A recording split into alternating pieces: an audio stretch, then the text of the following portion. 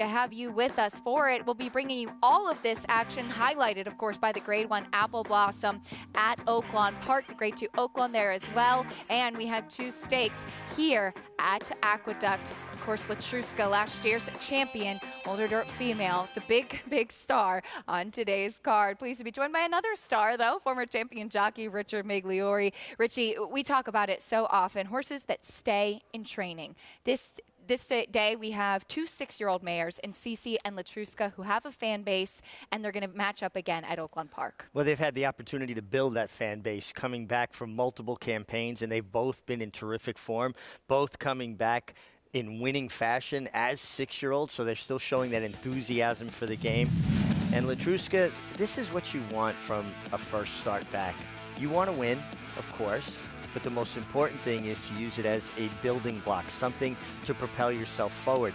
This looks like a paid public workout to me, Acacia. She's just cruising in the bridle, and I like when horses win easily with something left. Keeps the game fun for them. They're not having to go deep into the well. This was as good a comeback race as you could expect for a 6-year-old mare. She had an unbelievable 2021 that included 5 straight victories, including the Grade 1 Apple Blossom in April, which kicked off what would become a champion campaign. You might have said that campaign caught up to her in the Breeders' Cup Distaff, but it looks like she kicked off 2022 in fine fashion. It is our America's Best Racing race of the week, the Grade 1 Apple Blossom, a compact field, Richie, of 5 runners, but we do have 4 of them Grade 1 winners. Yeah, I mean, so it's a small but select field. Maracuja, good on her comeback. Clariere looks to me like she made a big step from 3 to 4. And then the 2 older mares, Latruska and Cece. I like Latruska a little bit better just because I think she wants the distance and I think she has a pace advantage. Today's races, presented by Claiborne Farm. We'll be bringing you races 1 through 10 at Aqueduct, featuring a Pick 6 carryover that starts in the 5th, Fast and Firm in South Ozone Park. We are fast in Hot Springs, Arkansas, as well as we'll bring you races 1 through 12 at Oaklawn Park, including that Grade 1 Apple Blossom. And there's no better time to join Naira Bets. Join today and receive a $25 free bet for the Kentucky Derby. That's 2 weeks from today. New members can also earn up to a $200 deposit bonus. Bet any track, anywhere, anytime, and join now at nairabets.com to earn that free $25 bet plus a $200 deposit match. Excited to see all of that action coming up later today. But as mentioned, it's a jam-packed show, and we have all of the talent on display today. Pleased to welcome in host Lafitte Pinkai and Hall of Fame jockey Gary Stevens with us at Oaklawn Park. Gentlemen, what a day coming up. He's all the talent, the Hall of Famer, Gary Stevens. This is one of the biggest days of the year at Oaklawn Park, Apple Blossom, where the fans get really fired up, Gary. But this one's a little bit different. It's an Apple Blossom like on steroids for the reasons they just mentioned. Champion v. champion. He just described and told you why Latruska is so special. Like, what makes Cece so special? Well, her acceleration, and she's been able to go from winning the Apple Blossom in 2020 to becoming champion sprinter of 2021, then coming back winning the Azera. It's just showing what versatility she has, and looking forward to see if she continues on this long-distance racing or 2-turn racing for the remainder of the year. And what about Cece giving her connections, and specifically Victor Espinosa, like a heart attack when she thought her job was done in the Azeri? Well, he knows her so well. He knew that he got in front too early. He didn't want her in front. And first thing that I asked Victor after this race, I walked out on the racetrack while he was still on Cece's back, and I said, was she just playing? He started laughing. He said, yeah, I need better competition. She's going to face better competition today. You touched on the fact that Cece, a reigning female champion sprinter, the Azeri, not a sprint. Apple Blossom, not a sprint. Like, that's what makes her exceptional. Like, the rare thoroughbred who excels at the highest level, Gary, regardless of circumstance. Absolutely, and when you ride these types, listen, the thing I enjoy watching the most about her is her acceleration. When he pushes the button, she does it quick, no matter whether it's sprinting or going long. And we saw the acceleration she had when she threw her ears up and stopped in the final 16.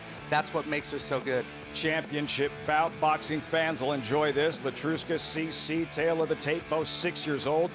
Petruska has the edge in experience and wins. A slight edge in Grade 1 wins and earnings. Both are multimillionaires. We'll have much more on this Petruska CC prize fight later in the show. Gary, you have been in this situation so many times. For jockey Jose Ortiz on Petruska, for Victor Espinosa on CC, what is their primary objectives early on? Well, the primary objective for Jose is to get a clean break, get into that first turn in good order. He's going to try and slow it down a little bit. I don't think he's going to be allowed that luxury because Victor Espinosa is not going to allow it, but there may be someone else that is affecting the early pace early on. We'll get to that later because on. Espinosa, he doesn't want to be in a position to chase. You don't want to be in a position of chasing Petruska early on. No, but Petruska is not going to get away with the 24 first quarter like she did in the Royal Delta. And even Cece can make sure of that along with Victor Espinosa. He is not going to allow her to go 24 and turn it into a flat-out sprint from the 3/8 pole. I think the game's going to be on early on, midway down the backside. You race within the race. Much more on the strategy and a deeper dive into the Apple Blossom a little bit later on as we get closer to post time. It's early, race 5 on the program. Meantime, horses on the track for the opener. $25,000 claimer, non-winners to lifetime, all for sale, all one for something. 3/4 of a mile dash. You're looking at the favorite in 5th, Risk, number 7 at 6-5. Debut winner in the summer of Saratoga 2020. That's the good news. Bad news, hasn't won since, but he does have Joel Rosario, Gary, in the saddle, and Steve Asmussen trains. Could be the start of a big day for this potent duo. Yeah, they're going to be hooking up all day long, and it all starts off right now here on with 5th Risk.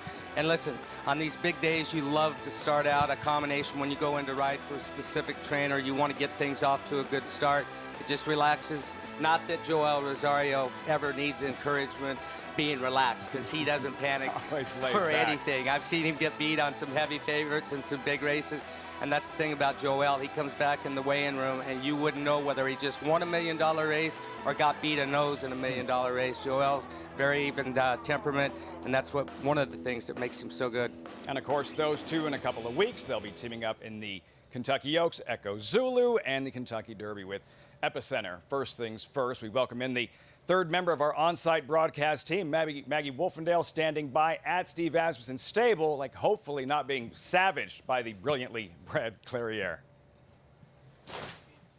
Let's face it, in this game, it's a lot about luck. But sometimes you start with the best in hopes of getting the best, and that's what they've done with this young lady here, Clairiere, being by Horse of the Year Curlin, out of multiple Grade 1 winner Cavorting, who won those Grade 1s as a 4-year-old and had the best season of her career. Well, Clairiere is looking to do the same now as a 4-year-old, as she kicked off her 4-year-old campaign with a dominant score against Allowance Company at the fairgrounds, eased up at the end, plenty left in the tank. And according to her Hall of Fame trainer and the winningest trainer in North America, Steve Asmussen, she has come back this year better than ever. And she always hinted at ability as a 3-year-old, winning such races as the Grade 1 Cotillion. But it seems as though the best might be yet to come for Clairiere as she takes on the champions today in Petruska NCC. We'll see if this 4-year-old can step up her game and emulate some of the pedigree that she brings to the table. Guys? Being such a good co-host, Clairiere, and why not? She's classy, right? The mom and dad champions, Curlin, Cavorting, 3-time Grade 1 winner. Remember last year's Apple Blossom, the fact that it was the 2 champions going in, Swiss Skydiver, Monomoy Girl, Petruska won. Today, a couple of champions, Clairiere trying to do what Petruska did last year. Yeah, and I'm in agreement with what Richie said at the top of the show, and that I think Clairiere, she's already proven that she's turned a corner from her 3- to 4-year-old season. And Steve Asmussen, not known for having his horses cranked up first time after the and layoff. they get better. Yes, and they better do. And better. Grade 1 Apple Blossom, 5th race on the program. The first on Apple Blossom Day, filing into the gate. Vic Stauffer with the call, first of 12 from Oaklawn. And Darling Joanna.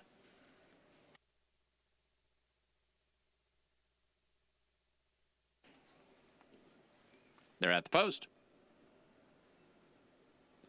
They're off. Knight's Honor broke well, so did Cypress Queen and Dixie Penny.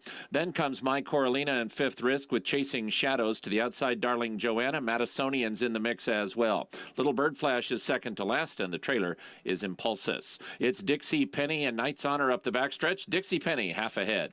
Knight's Honor is second by a length and a half to Cypress Queen and Fifth Risk, who moves up 3 deep. Then it's 2.5 back to My Coralina, Madisonian, and Chasing Shadows. Another 3 back to Darling Joanna and Little Bird Flash. Impulsus is still the trailer, and the leader is Dixie Penny, but Fifth Risk is traveling very well.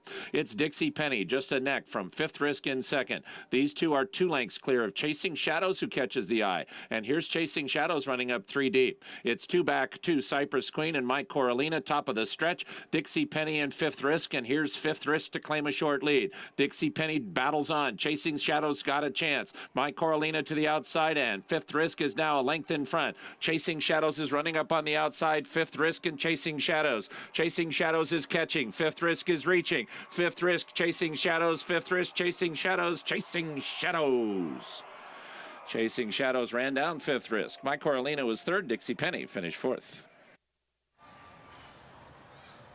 Exciting finish in the opener. Chasing Shadows on the outside. Ricardo Santana able to run down the 6-5 favorite late. Fifth Risk in the opener. Yeah, and no excuse for Fifth Risk. Joel Rosario had her right where he wanted to be. She's broke slow her last three races. She got away clean today. Had things perfect stock and trip, but go figure. Ricardo Santana, the spoiler in the first for Mr. Asmussen. Maybe some synergy. Looking ahead to the $1 million Oaklawn Handicap. Gary, Chasing Shadows, owned by Danny Caldwell, trained by Freddie Villafranco, rated our superstar, the 9-year-old in the Oaklawn Handicap. Yeah, and that's the way you want to start a day when you're running in a $1 million race later on this afternoon, Lafitte. Results when we come back. Also live racing from New York. Riders up. Horses in the paddock for the first of 10 at Aqueduct. Somewhat comfortable spring afternoon, just getting started on America's Day at the Races. Grade 1 winner and track record setter Lee. Like their sire, his runners have excelled on both dirt and turf, including these standout performers.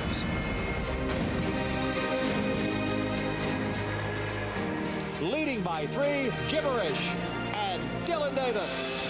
Out of a Galileo mare, this dual surface star has sired juvenile stakes winners on both dirt and turf. Lee, standing at Claiborne Farm.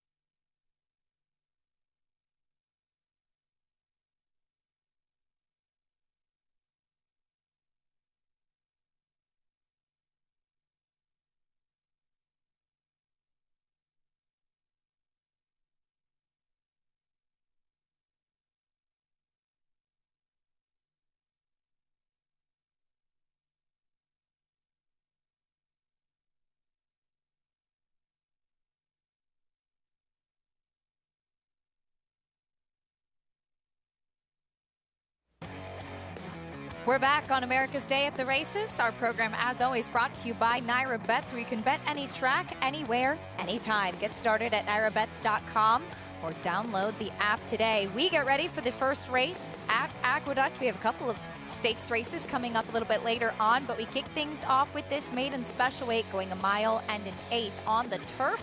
for 3-year-olds and upward. And a pretty wide open board right now, Richie, as everybody looks for the first win of their career. We'll get into the post parade with second-time starter for Todd Pletcher, Analogy.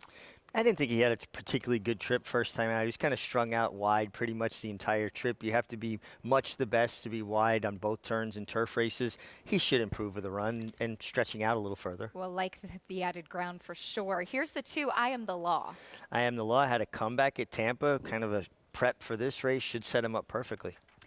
Scratch the 3 and 4. We go to the 5, Grand Key for Shug McGahee.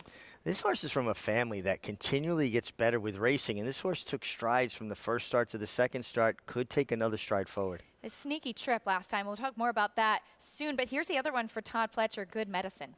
Yeah, another one that had a little bit of trouble, particularly early in the race going back to last November, if he's ready to fire off the bench. Number 7 is Balthus, Blinkers On. Blinkers On, first time gelding, kind of the complete makeover. I remember thinking that this horse would be probably eventually be gelded and be better for it, so I think he can improve today. And that's the field for the opener. Want to remind everybody you can play against your friends and fellow fans with the Showdown, a free-to-enter handicapping contest following the New York racing on our program. Place your picks now and watch your name climb the leaderboard to earn real prizes. Get started at NYRA.com/showdown. Early pick 5 kicks off here with these maidens looking for the first win of their career as we welcome in Liza Hendricks here with us in the paddock and getting a good look at these horses warming up on track. Liza, what are you seeing from these horses here for the opener? Thanks, Acacia. A couple of horses caught my eye in the warm-up, starting with the number 1, Analogy.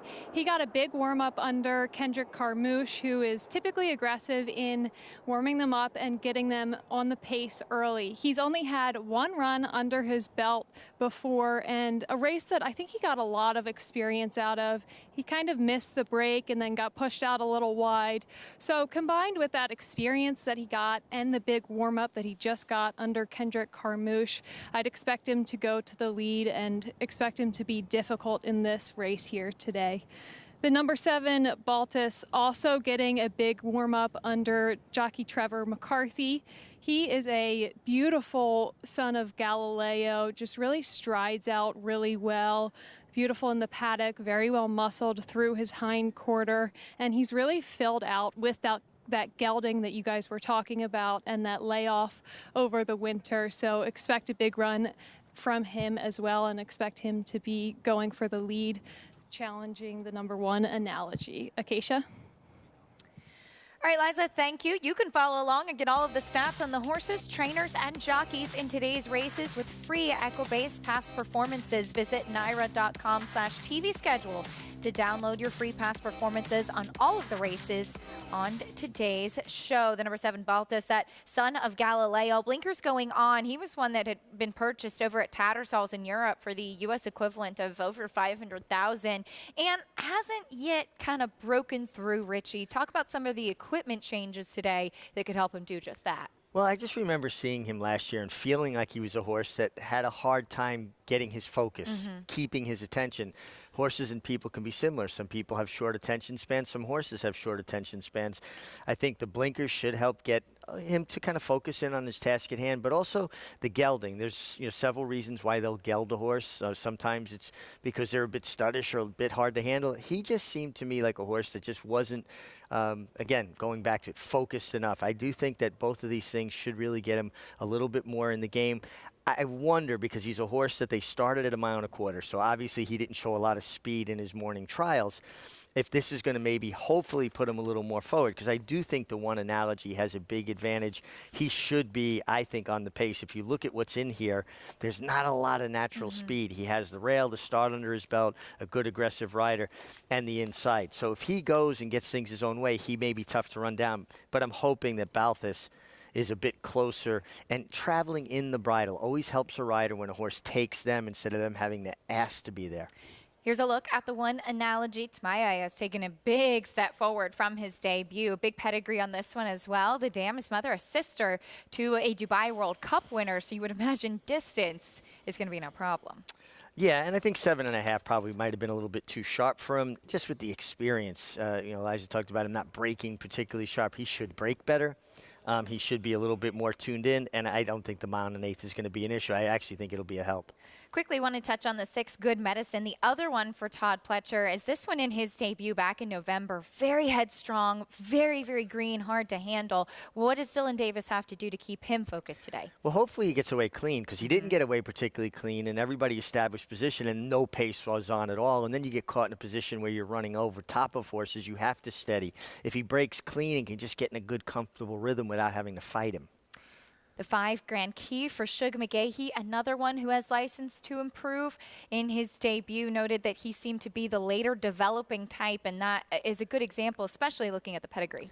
Well, the whole family seems like it took them 3, 4, 5 starts to really start to find their form. He actually started to find his form in the second start, so he could have another big forward movement in him. There's a look at Grand Key in those iconic black and cherry Phipps colors. He goes into the starting gate and gives the starting gate crew just a little bit of a pause there, and they managed to get him in. We'll get things started here at the Big A on the turf, going a mile and an eighth with these maidens. What a way to kick off the day. Here's the voice of New York Racing, John Imbrial, with the call. Set for the start of the opener.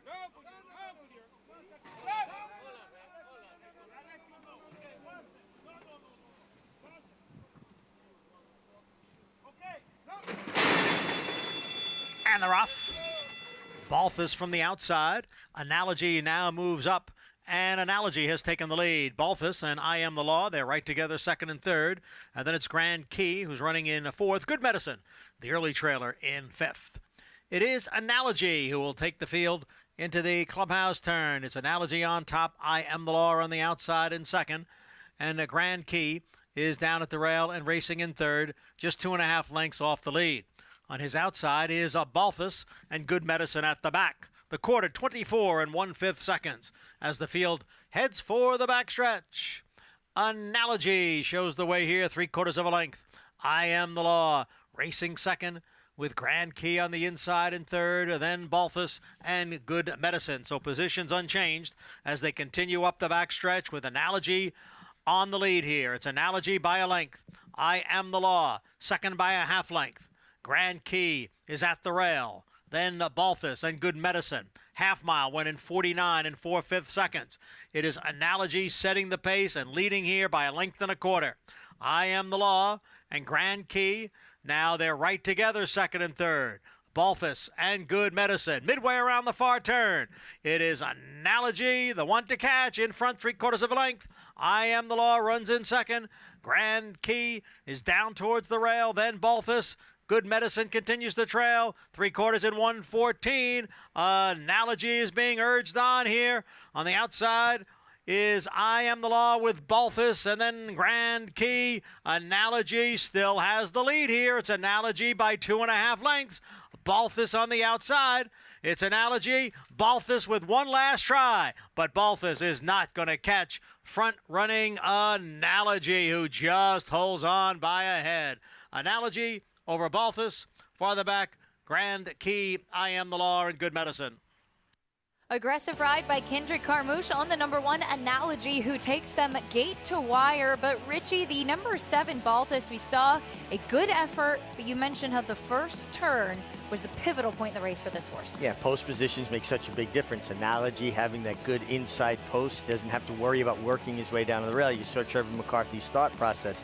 He's caught 3 or 4 wide going to the first turn, so he made the decision to take back to tuck in, and he gets beat a neck maybe at the end for everything. If you switch positions, or maybe even if he just goes on a little bit, it's a little bit different in the end.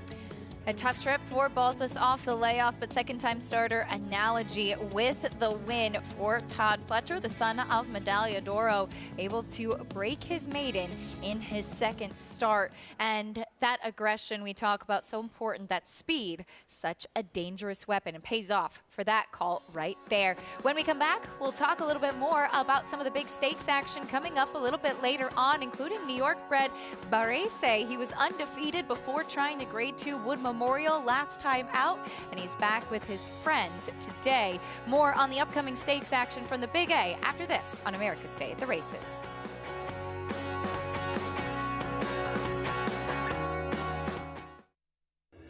Spun to Run. In the Breeders' Cup Dirt Mile, he defeated a loaded field that included multiple Grade 1 winners Omaha Beach and Improbable. His brilliant speed figures were among the fastest of any 3-year-old at a mile or more. And he hails from the legendary Danzig sire line.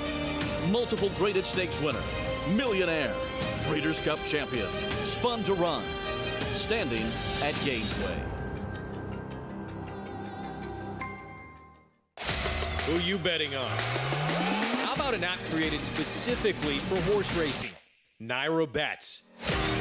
We specialize in thundering hooves, fist pumping, and boosting your bankroll with robust weekly promotions. And offer betting tips from actual horse racing experts. Bet all day and night, nationwide. Get the action and thrill of horse racing with Naira Bets.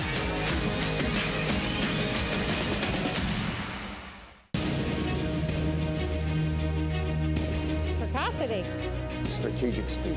Some speed at 2, but can carry it on through their later careers. Improbable, full of run.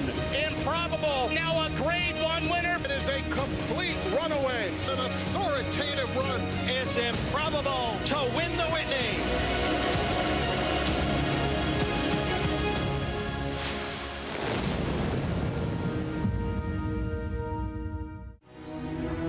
This season at Oaklawn, we've got more of everything. More of the top thoroughbreds in the world. More days of live racing. And the largest purses in our history. All at a completely reimagined Oaklawn. Come be a part of this historic season at Arkansas's only casino resort.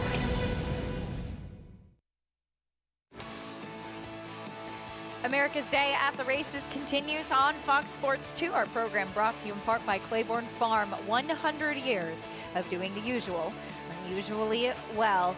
We saw aggression pay off in the opener at the Big A Analogy, able to take them gate to wire under Kendrick Carmouche. Yeah, good inside post. Kendrick got his position going forward, making sure he secured that forward position. Set a very moderate pace and had just enough left to hold off a very improved effort from the 7 Balthus. Here's another look at it. You see the number 1 in the Blue Silks, Analogy, taking them every step. Looked like we might have seen a little effort from the number 5 Grand Key on the inside, but it was the outside closing Balthus who had a tougher trip than the winner did and will have to settle for second. You know, it's kind of interesting, too. When Balthus got to the 2-horse, I Am the Law, he kind of hung on him for about 70 yards. He felt like he got next to him. Oh, I'm supposed to run with him. Once he got past him, then he set his sights on Analogy and closed with a flourish, but Analogy was long gone by then at 590 to win. Son of Medaglia d'Oro with the win. Back at Oaklawn Park, the first race also in the books. Into the winner's circle goes the number 9, Chasing Shadows, Ricardo Santana Jr. kicking off the day with a victory. Well, Chasing Shadows was on the hard chase to catch the favorite, the 7, 5th risk, which he did in the shadow of the wire at 29:40. Ricardo Santana running down the Steve Asmussen trainee under Joel Rosario, but good run from both horses. No excuse for the runner-up favorite. Big upset there, or at least a moderate upset in the opener over the favorite. But coming up a little bit later on, you always love seeing these cross-country Pick 5 wagers in action. It's a lot of excitement, 2 tracks, and here's a look at the sequence today featuring stakes races from Oaklawn and Aqueduct. It kicks off about 3:18 p.m., a 50-cent minimum, and really exciting to start things with a Grade 1. Well, to me, that's incredible. Starting off that sequence with the marquee race of the day. We're getting to see the championship out early on the card. At Aqueduct, and part of that sequence as well in the 8th race is the New York Stallion Series Times Square division. These are for horses sired by New York Stallions standing here in the state of New York, and a great opportunity to highlight those stallions. Of course, the race does seem to go around Barese, who was 3 for 3 at the start of his career. He tried much tougher competition in the Wood Memorial just 2 weeks ago.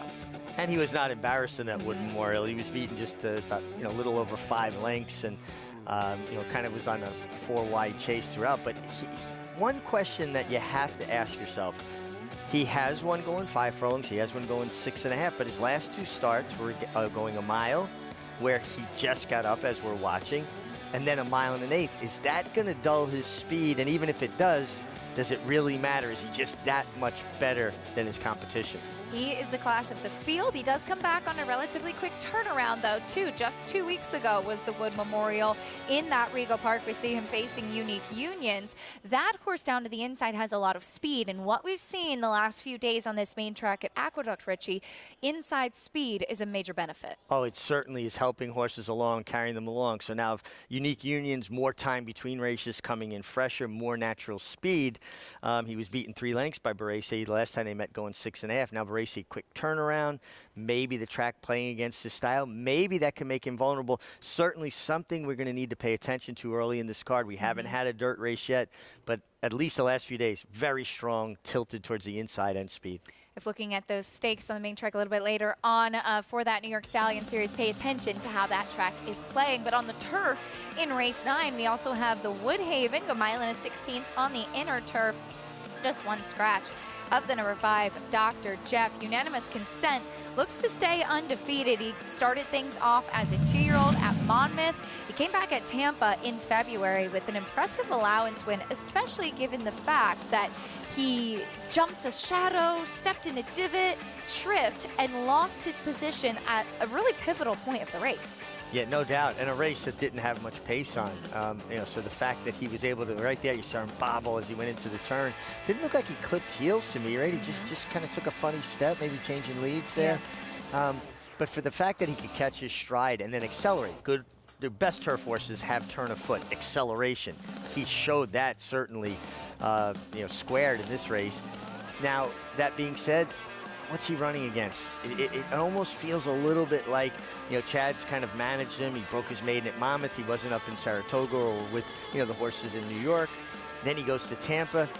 Is it that, he thought he was a little bit a cut below those? And maybe is he a little bit dressed up? I was impressed with this effort. But again, I'm not convinced about what he was beating was the quality of the kind of field he's facing today. He faces much tougher this afternoon with horses who have already been exposed against Stakes Company. You have the likes of Chanceau and Heaven Street, Maceta as well. Looking forward to all of those going postward a little bit later on in the Woodhaven. But trainer Todd Pletcher at Oaklawn, meanwhile, has a big chance for redemption. His Fearless was second behind Silver State in the Oaklawn Handicap last year, and he's coming back for the win later on today.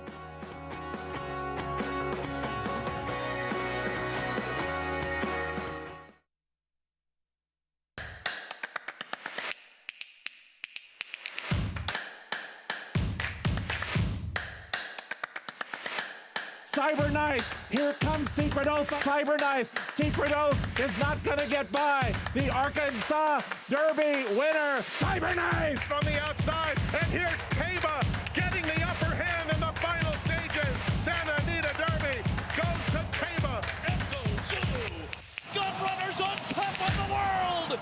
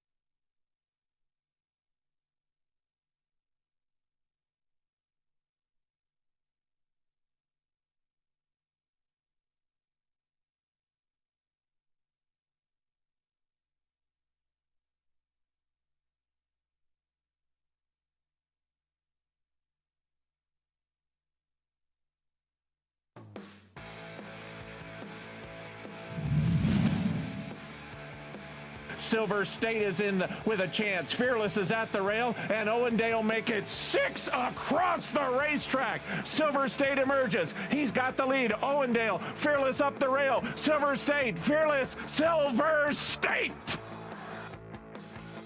There's a look at the 2021 Oaklawn Handicap. Silver State, the winner over Fearless. Silver State coming wide, Fearless along the rail.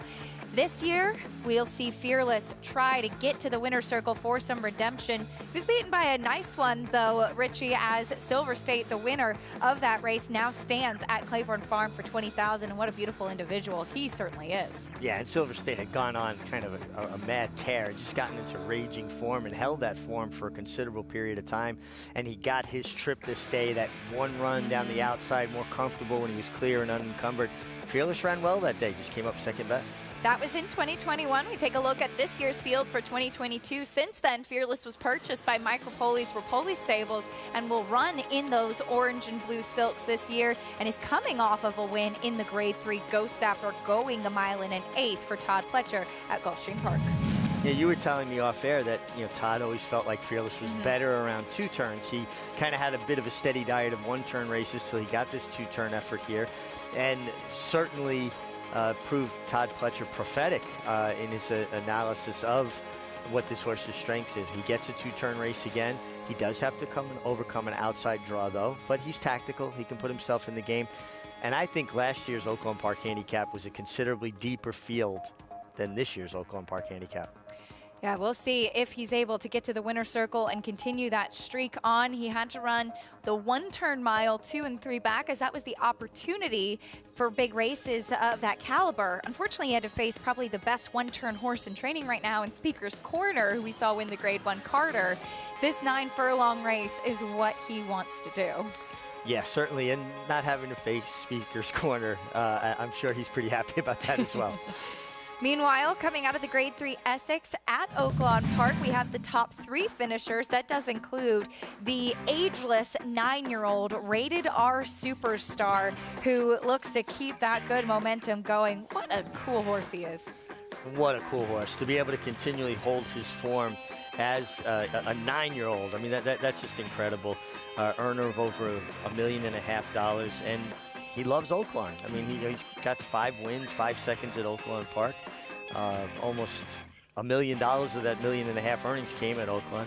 And he really finished the deal in the Essex. I mean, I thought he was good that day. He ran very well. We saw him in last year's Oaklawn Handicap. He didn't put forth a good performance, but he's coming in better form this year. And that also raises the question of a horse like Idol coming in from California, who at one point was one that seemed to be kind of reaching the top of the division.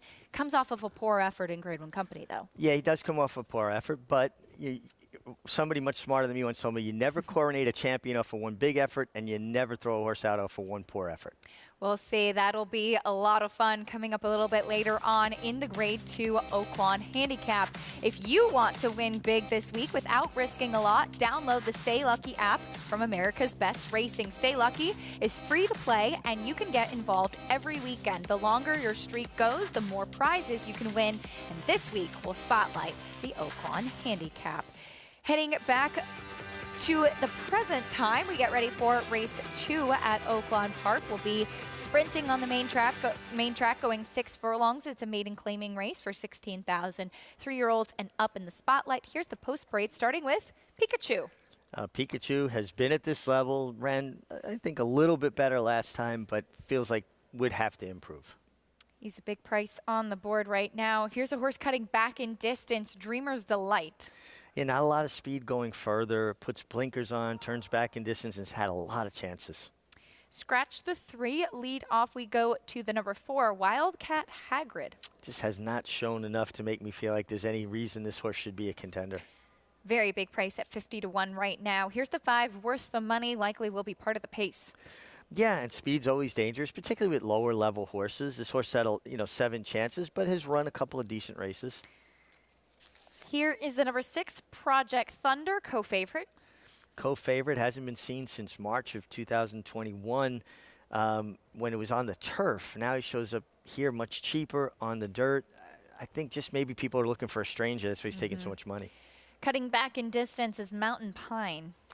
Mountain Pine, another one. Just hasn't shown a lot and doesn't have speed on the turnback. Here's Mr. Frost. Maybe another one that needs to improve. I just don't see it. I mean, it just hasn't shown much. Number 9 is Goodbye Charlie.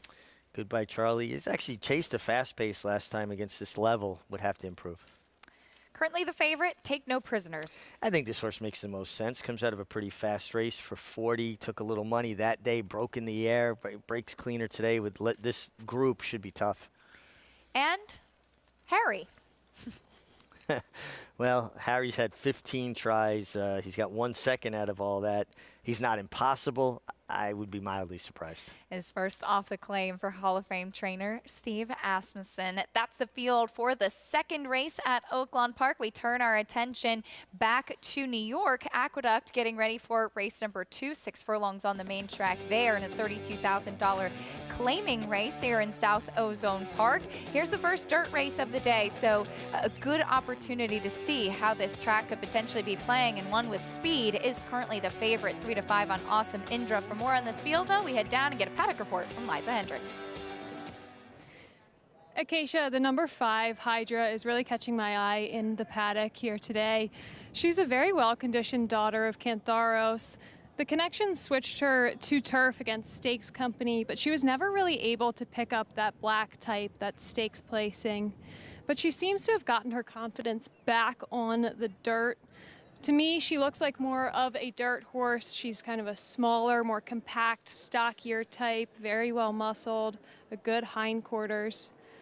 Another one who is a more of a sprinter type is the number 6 Suspended Campaign. She's also very compact, you know, stockier, what you'd expect from a dirt sprinter. She's getting a little bit of class relief here and a cutback in distance, but given that physicality, I think the cutback in distance should be no problem for her here today. Acacia.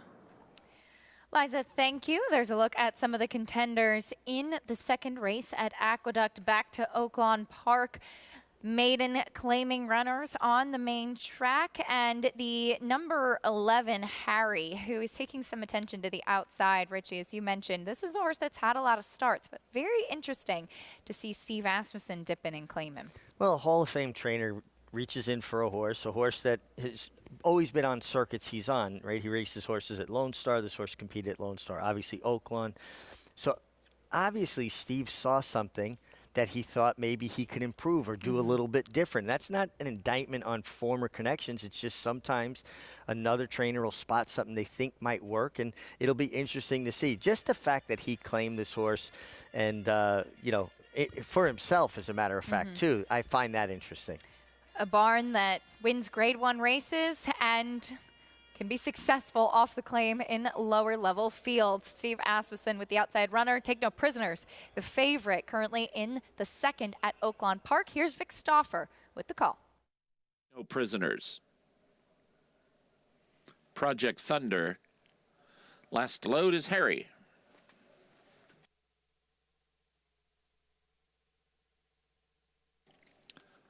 They're at the post.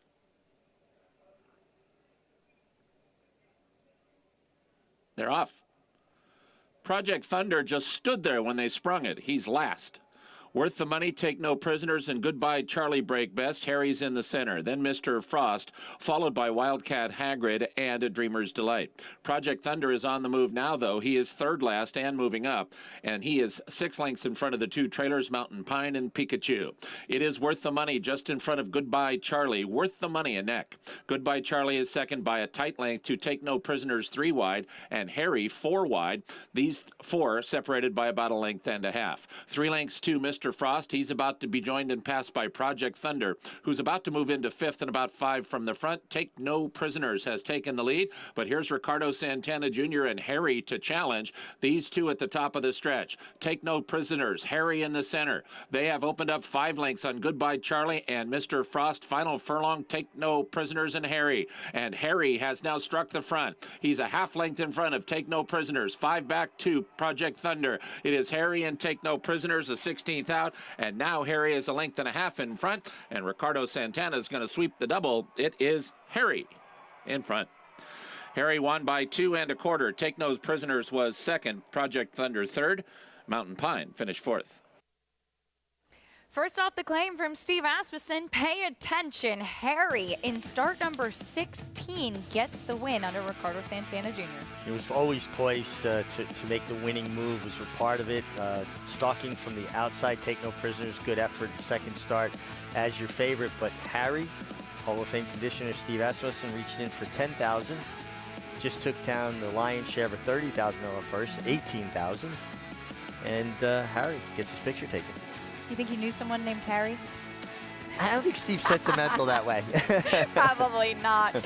Well, if your name is Harry and maybe you placed a bet, congratulations then. Harry with the win, first off the claim for Steve Asmussen. And it really is amazing to see. In a couple of races, he's got Clairiere, Grade 1 winner, and the Grade 1 Apple Blossom. And then here he is with a horse running for $16,000 that he claimed for $10,000 and having as much success with that type of move as the upper echelon races. Well, this is why Steve Asmussen's a Hall of Famer and the all-time North American winningest trainer, because he has every category covered and he excels with all types of runners from lower level to Grade 1. Just missing a Kentucky Derby. Could rectify that this year. Absolutely. He's got a big chance in the likes of Epicenter. Back at Aqueduct, meanwhile, we have race number 2 coming up next, and we'll get into the post-parade. First main track race of the day here in South Ozone Park. 4 to 5 on Awesome Indra Ritchie. Yes, she's in good form, but maybe the track will play to her hand. New York racing fans and people that wager on the races in New York are very sharp, and they know that she's the controlling speed on a track that has been tilted towards the inside. Scratch the 2 and the 3. Here's the 4th Quasar. Yeah, Quasar has been pretty far outrun in longer races recently at Parks. How is that going to translate into sprinting here? Coming off of a win, here's Hydra. Hydra should find herself in a good stalking spot. Not impossible. Dylan Davis will be aboard. Here's Kendrick Carmouche's Mount Suspended Campaign. Taking a drop in class for Dave Duggan, a trainer who does very good work, and maybe the drop in class is just what she needed. And Buston Bay to the outside. Buston Bay could hold the key to the race, because there's been times Buston Bay has shown speed, more recently been more of a stalker, but it'll be interesting to see how she warms up and what Trevor McCarthy what tactics he decides to use. You can earn a $25 bonus today just by playing with Naira Bets. Bet $75 each at Aqueduct, Keeneland, and Oaklawn Park today, and you can earn a $25 bonus. Win or lose, all you have to do is opt in. Visit NairaBets.com to opt in today. Always plenty of great promos going on over there at Naira Bets as we'll take a look at your favorite down to the inside, Awesome Indra, who does have that early speed, comes off back-to-back wins, and apprentice jockey Jose Gomez, who may be not as experienced as some other riders in this colony. He is well aware of the bias and how the track is playing.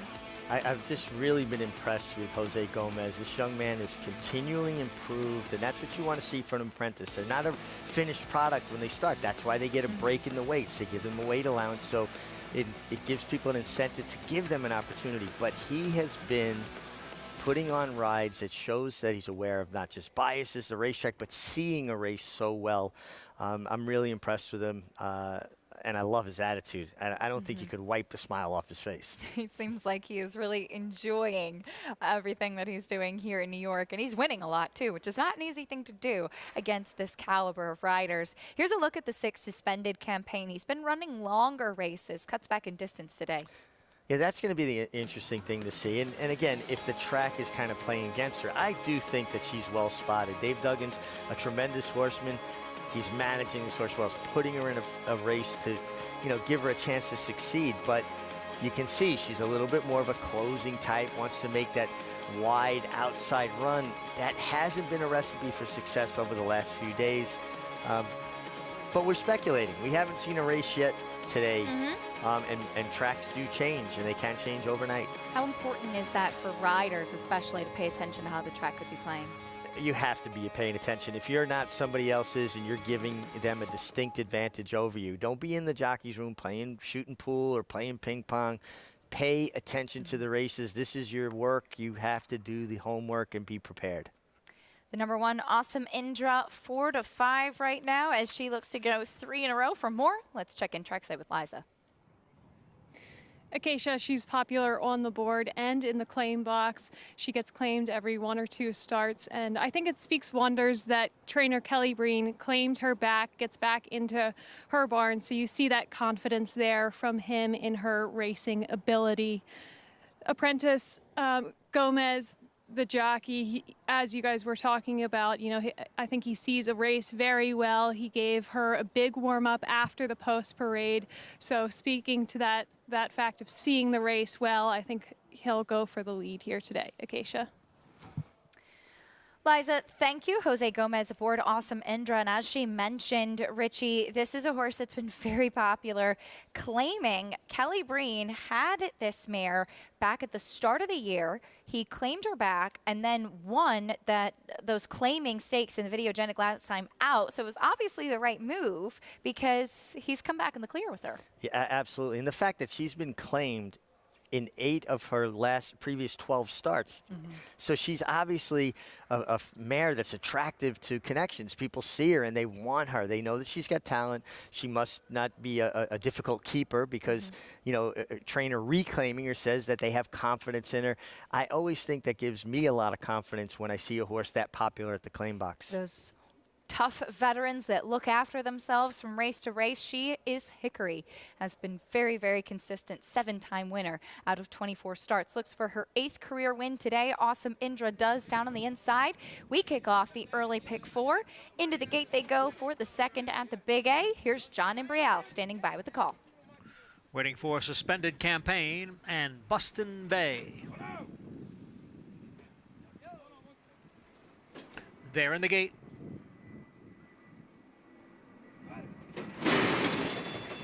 And they're off.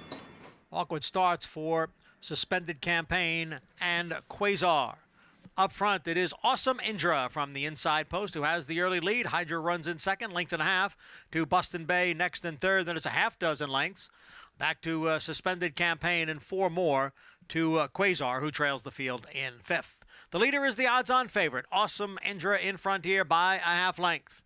And on the outside is Hydra, who's running in second, first quarter in 23 seconds as they move around the turn. Awesome Indra with the lead here by a neck. Hydra on the outside in second by 5. Then Bustin' Bay in third, another 4. Back to Quasar, and then Suspended Campaign. Up front, Awesome Indra on the inside and Hydra on the outside, and the two of them are right together through a half and 46 and 1. It is Hydra on the outside who has taken the lead from Awesome Indra. Bustin' Bay running in third with less than an eighth of a mile to the finish. It is Hydra in front. Then Awesome Indra. On the outside is Bustin' Bay. They come on for the finish, and it will be Hydra to take it here under Dylan Davis by a little more than 2. Bustin' Bay came on for second. Awesome Indra faded to third. Hydra makes it 2 wins in a row. The pace materialized on the front end as we had Hydra and Awesome Indra dueling into the stretch. This is why Dylan Davis is having the success he's having, coming off of being leading rider at the winter meet, understanding that he couldn't allow Awesome Indra to get an easy lead, and he put pressure on her from the start. Finally, he got Awesome Indra to give way, and he built up enough of a lead to hold up Bustin' Bay. But just understanding the nature of this track and putting the pressure on the favorite certainly made a huge difference. A very game effort from the 6-year-old mare by Cantharos, who makes it 2 wins in a row for trainer Jeffrey Engelhart. Seems like everything out of that barn has been well meant coming here to New York. Oh, absolutely. They're really hitting on all cylinders. And, you know, so many of these horsemen that come out of Finger Lakes, obviously his dad, Chris, his brother, Jeremiah, but, you know, Dave Donk and Charlie Baker, they just learn, Jimmy Bond, they learn how to get the best out of horses, and they start with lower level horses. And it really teaches them such basic ground rules about horsemanship, just tremendous horsemen. Number 5, Hydra with the win under Dylan Davis. We'll bring you prices and more after this. And then we'll talk a little bit about the history and the importance of the Grade 1 Apple Blossom champions and incredible racehorses who have been successful in that race multiple times. Passiana, Azeri, and Zenyatta. We have 2 looking to add their name to the history books today.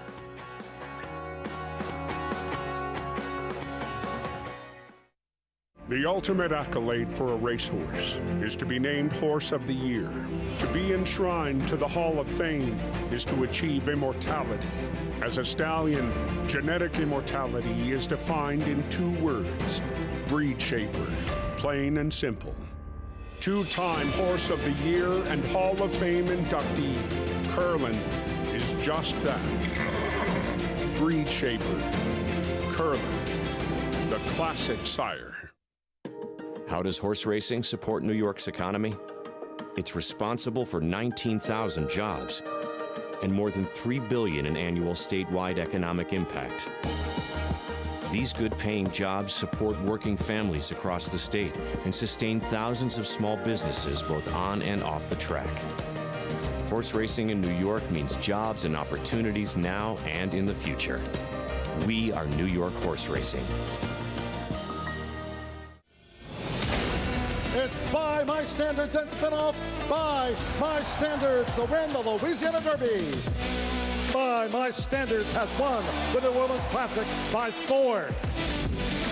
By My Standards wins the Oaklawn Handicap. By My Standards attack. Rushy By My Standards to the wire. Racetrack Television Network brings you every race, from every track, on every screen, every day. With monthly packages starting as low as $5, RTN gives you great value and access to more live HD streaming and race replays than anyone. Visit RTN.tv today to sign up and watch on almost any device, including Roku and Amazon Fire. RTN has packages that start at $5 per month.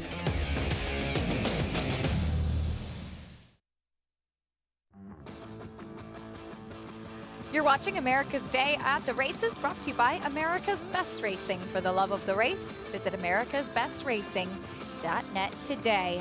A strong ride and a gutsy effort, the winning combination for Hydra for trainer Jeffrey Engelhart. Dylan Davis in the saddle as she pulls the slight upset. Yeah, 6-year-old daughter of Cantharos put the pressure on and kept on resolutely. One of the things that impresses me so much recently about Dylan Davis, look how strong he finishes, Acacia. You know, he's really matured, not just mentally in his approach and his discipline and how he looks at a race, but physically he's really developed into one of the stronger finishes we have. And I can't tell you how much he looks like his father, Robbie Davis, on a horse. It's just incredible to me. I had the privilege to ride Robbie, tremendous race rider, and Dylan looks so much like him on a horse.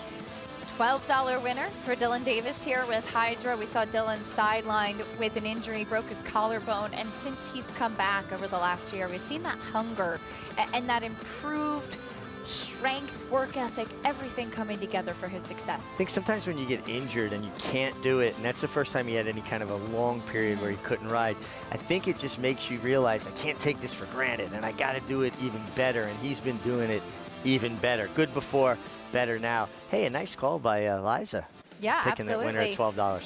Dylan Davis in race number 3 will be aboard the 3 Cara's Dreamer. We'll look to pick up another win. Here's a look at these 3-year-olds and olders, the New York bred filly and mares who will be contesting this race, going a mile on the inner turf. We'll talk more about that race in a moment, but we send it now over to our colleagues at Oaklawn Park and Lafitte.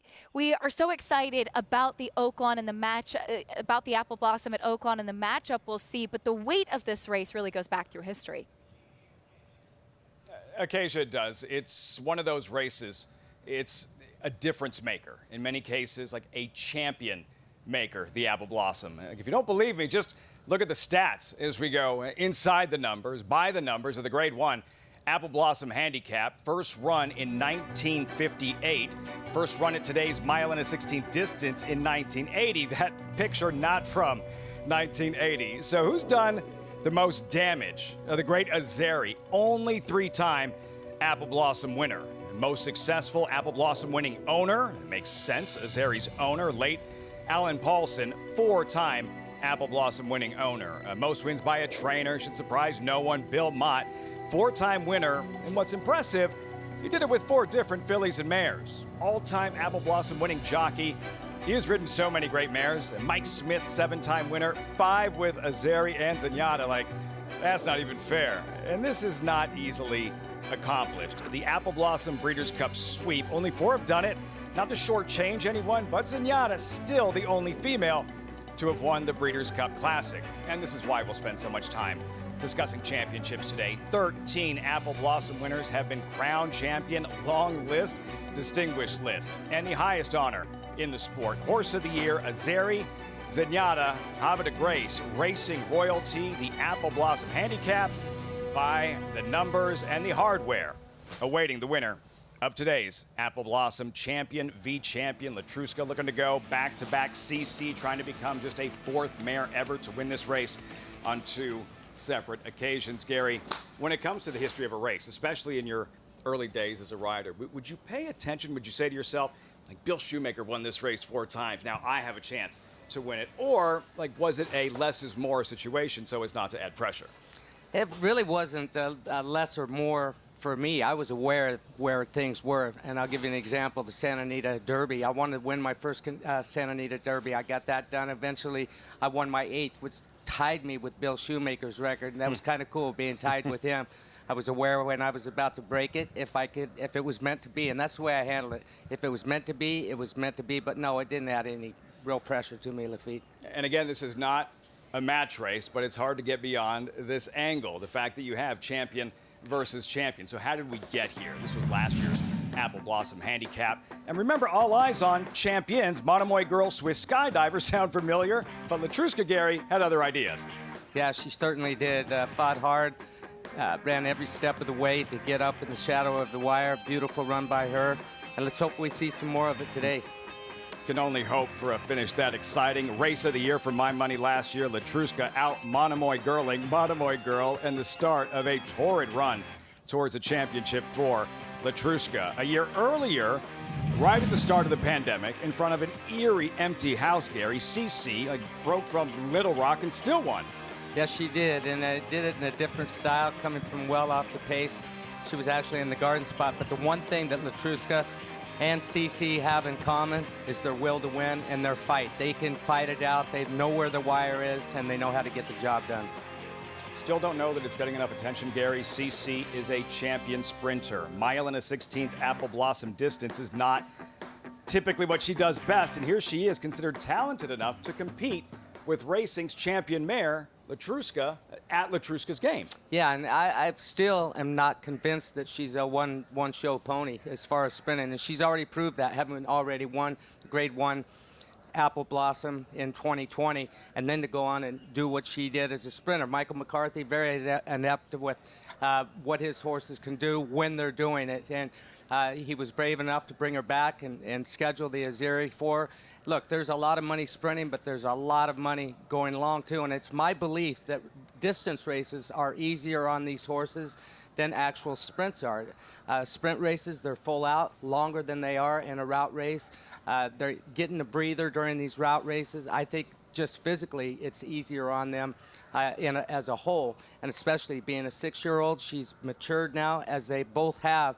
But if Michael McCarthy can go on and pick his spots, which he will do throughout this year if she performs well today, you can bet that he's going to be trying to win a championship for distance this year with her. Yeah, this one is different, getting closer and closer. In just over an hour, the Grade 1 Apple Blossom Handicap occasion. Richie, guys, and I know that we talked about that we had 2 champions going head-to-head last year in this race, but still, this is such a rare scenario in thoroughbred racing. Well, Lafitte, we don't get the opportunity to see things like this happen very often. Richie, the only other example I could think of in recent years, in 2017 in the Pegasus World Cup, we saw Gunrunner, who was Horse of the Year, an older dirt male, face West Coast, who was the champion 3-year-old. But that's an example of a rising younger horse. You don't get older mares like this coming back in the same division. 2 seasoned veterans, 2 seasoned 6-year-old mares, both champions at what they did last year. One going longer distances, older champion mare. One going shorter distance, champion sprinting mare. I think it's a great matchup, particularly this early in the year. I'm still of the opinion that CC probably doesn't really excel at the mile and season. She's good enough at it. She's won at it. She's won this race. I think she's better sprinting. I think that's really her wheelhouse. And she's facing a mare, Latruska, who has proven this is what she wants, and she should be freewheeling on the lead. And Gary alluded to something earlier. Victor Espinosa on CC is going to have to adjust his game plan to try to attack at the right time and put pressure on Latruska, approach it somewhat like a match race, and I think that makes him play Latruska's game. It's interesting. It's great to see it this early. But we also talked off air. There's really no big sprint races or one-turn races for fillies and mares right now. So Mike McCarthy, who's a great horseman, always has that option if it doesn't appear this is going to be her best. But if she goes ahead and beats Latruska today, it does open up a whole new pathway for him. Not missing anything on the sprint calendar right now, and a big opportunity to stamp herself as a big contender in this distaff division. We get on to the third race at Oaklawn Park. Maidens sprinting on the main track, 3-year-olds and upward. Here's a look at the field of 7. Nice to see people lined up along the rail for a big day of racing at Oaklawn Park. Oh, you know they're excited about it. They love their racing down at in Hot Springs at Oaklawn, like New Yorkers and everybody who descends on the Adirondacks for Saratoga in the summer. That enthusiasm, so infectious there in Hot Springs, Arkansas. Here's a look at the field. We will get into the post-parade. Steve Asmussen looking for another win on the card. Of course, he has the young Clairiere waiting in the wings in just a few moments. He has a first-time starter to the rail, though, Vabiska. Yeah, a horse with a nice work tab out of a mare that's had 2 foals. Both of them were winners from top-notch connections. They know how to win with firsters. Colt by Dominus. Isaac Castillo in the saddle. Here's the second-time starter, Grapnell. Grapnell, I thought ran okay first time. I thought kind of didn't break really sharp, kind of moved into the race in the middle of it. Didn't take any money on debut, but could improve. That one trained by Ron Moquette. He also has this one, Sinner's Sin. Yeah, coming off of a couple of real good efforts after the first start, which was in the mud. Certainly very logical. Nick Zito with a first-time starter, Feliciano. Yeah, by Run Happy. Certainly we've seen a lot of good Run Happies, but horse not taking a lot of money on debut. Here's the other one for Steve Asmussen, a big pedigree for Suppressor, who has had a lot of chances. A lot of chances and turns back in distance. How is that going to translate here? The full brother to multiple Grade 1 winner, I'm a Chatterbox, looking for the first win of his career. Here's Times Union. The cleverly named Times Union by Union Rags. Another one not taking tremendous amount of money on debut. And Alpha Whiskey to the outside. It's going to have to improve off the first start. Was chasing a caught 4 or 5 wide throughout, though, there. That's the field for race 3-2 for Steve Asmussen on what could be a very big day for him. And he's standing by with our Maggie Wolfendale. And Acacia already has a winner on the card, looking to keep things rolling here. Steve, you send out 2 maidens, one with quite a bit of experience and one without. Suppressor, though, turning back in distance. It looks as though it's something you've been successful with. Talk about that decision to turn him back to the 6th. It's a good spot for him here. He ran a very solid run, at the first stretch, or the first wire mile here. Just didn't quite hold on the last bit. Came out of the race in good shape and thought this was a very good opportunity to back him up to 3/4.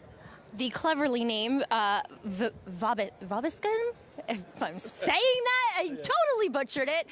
But wow, a 4-year-old making his first start, but he is a big boy. Extremely large horse. One hole, I don't think will do him any favors today. He needs to get away from there cleanly, and you saw the size of him. He's carrying quite a bit of weight for a first-time starter. Clairiere, though, she's the star of the show. The up-and-coming 4-year-old has that lovely pedigree, and I know you were really pleased with what you saw in that allowance win for her first start of 2022. Oh, she is. What a special mare. Racing royalty with the pedigree that she has. Nothing but a star since she came in. Had an excellent 3-year-old year. Won the Grade 1 Cotillion, beaten 3/4 in the Breeders' Cup. Little break at Stone Street, Ocala with Ian Brennan, and came back in better than ever. Loved her first run this year. Obviously excited about today's Apple Blossom. Can she run down Latruska? Are you hoping the other fillies soften her up a bit? Well, like a mile and a 16th here, Latruska, success.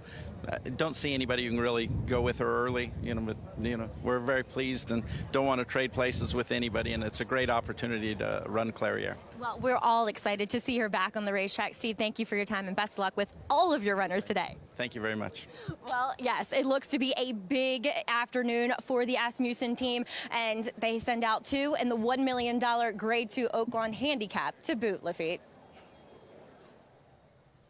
So much going on, deserves its own graphic. Steve Asmussen stakes runners today, loaded. Clairiere, as they mentioned in the Apple Blossom, Stellar Tap, Long Crow, Oaklawn Stakes, Super Stock, last year's Arkansas Derby winner in the Oaklawn Handicap. And don't forget, Asmussen has Echo Zulu, Epicenter in his back pocket for the Kentucky Oaks and Derby in a couple of weeks. Gary, as for one of his runners in this race, hold the phone. We have to jump from the rundown for a sec because speaking of racing royalty, we have a live look at the reigning champion, the defending Apple Blossom winner. There she is, Gary, the 6-year-old mare Latruska today, trying to become just the 4th two-time or multiple winner ever of the Apple Blossom. Yeah, and she's a special mare.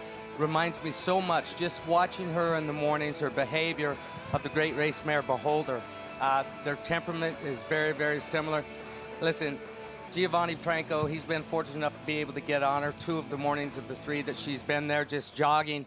1 lap the first morning, 2 laps the second morning, but the first morning he came home and I says, how was it? And he said, man, he said, she's got attitude, she's got a little temper. He said she's powerful and she's fast. She's got all the ingredients of the perfect racehorse. So she's listening to you. I, she's listening to you. It's a live look at Latruska there.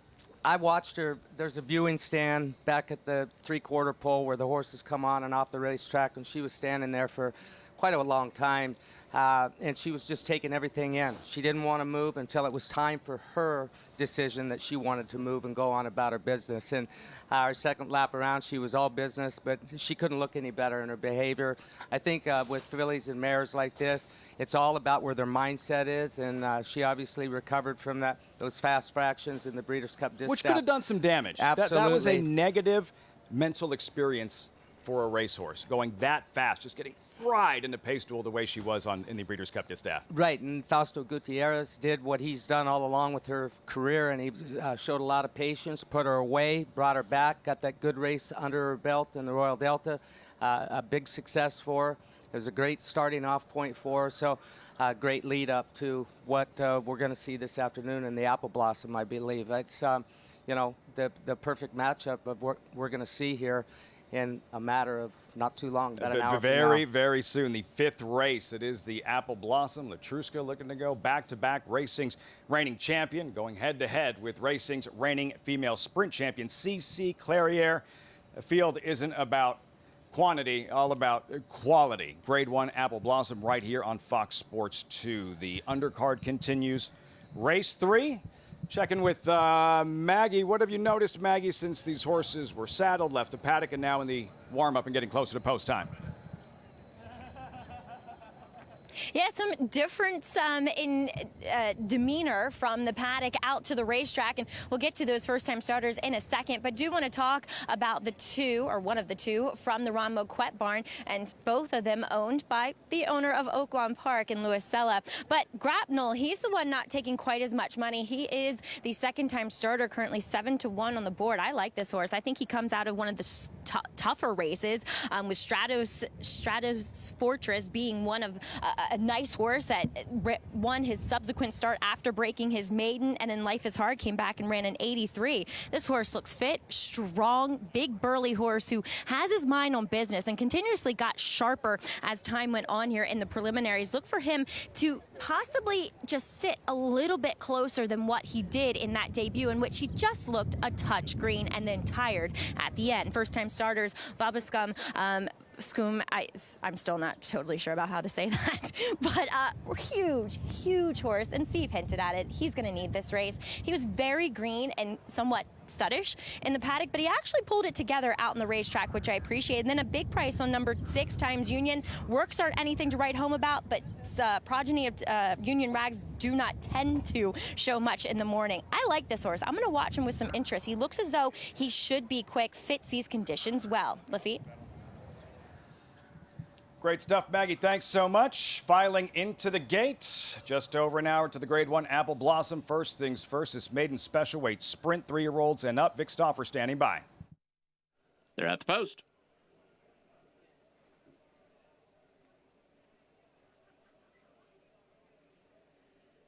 They're off.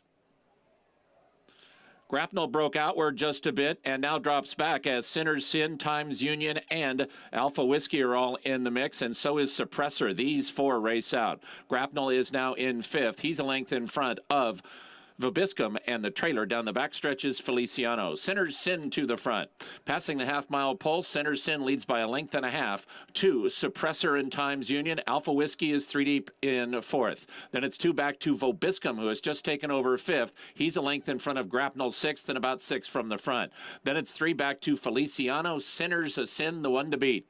Sinner's Sin has the lead. It's a 2-length advantage over Suppressor, but here's Vobiscum to move up into third. Grapnel trying to follow him, but he's still 5 from the front. Sinner's Sin, the leader. He's a 2-length leader over 2 Asmussen trainees, Suppressor and Vobiscum. Then to the outside, and Times Union, Sinner's Sin. Suppressor is getting just a bit closer. Then Times Union, Sinner's Sin in front. Suppressor and Times Union. Sinner's Sin just a half length. Suppressor, Times Union to the outside. Sinner's Sin reaches. Suppressor attacks. Times Union even to the outside. Feliciano, Sinner's Sin, Times Union. Times Union got up in the final stride over Sinner's Sin. It's close for third between Suppressor and Feliciano. Wild finish in this third race at Oaklawn. The first-time starter, Times Union, with Martin Garcia. Late surge, graduates in his debut for the Hall of Famer Jerry Hollendorfer. Yeah, it comes with this big run at the end of the race. That's tough to do for a first-time starter, overcome all that traffic and everything. It looks like the 3-horse was home free. Sinner's Sin, 5-horse Suppressor in the mix of things. Jerry Hollendorfer, Hall of Famer, his assistant Dan Ward. They've had a heck of a meet here at Hot Springs this summer, or this winter, excuse me. Marked down another win for the Hall of Famer. And not afraid to take a shot in the Apple Blossom with the longest shot on the morning line, Miss Imperial, the only filly or mare not a Grade 1 winner in the Apple Blossom, but it could be that kind of afternoon. It's worked out for Hollendorfer in the past, taking shots. He won a Breeders' Cup race at 40-some-odd to 1, Dakota Phone in the Dirt Mile several years back, and here a victory in the third race. Times Union in his debut. What price was he? Anyone? Voodoo Economics? Anyone? Nothing. I'll tell you what, 14 to 1. 14 to 1 Times Union. That mare will not beat 14 to 1 in the Apple Blossom. Live look at Latruska, tucked away in her stall. For now, she'll be loose soon as showtime approaches for the Grade 1 Apple Blossom from Oaklawn. You're watching America's Day at the Races on Fox Sports 2.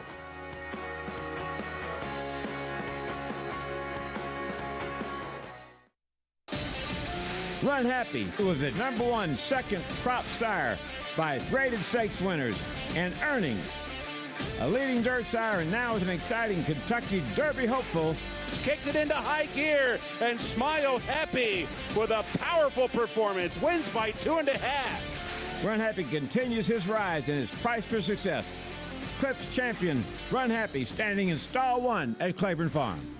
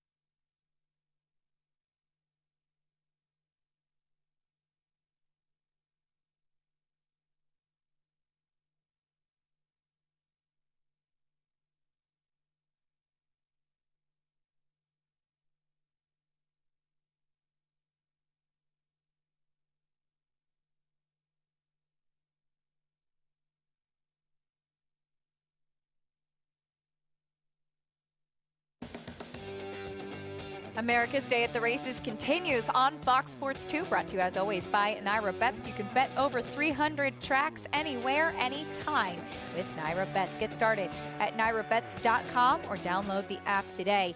It's time for the third race at Aqueduct. Moments ago, we had the post parade. We'll go through it, Richie, starting with the favorite currently. She's the one. Broke her maiden last December, coming off the fast pace to win sprinting. See a bit more of a sprint pedigree on the female side of the family.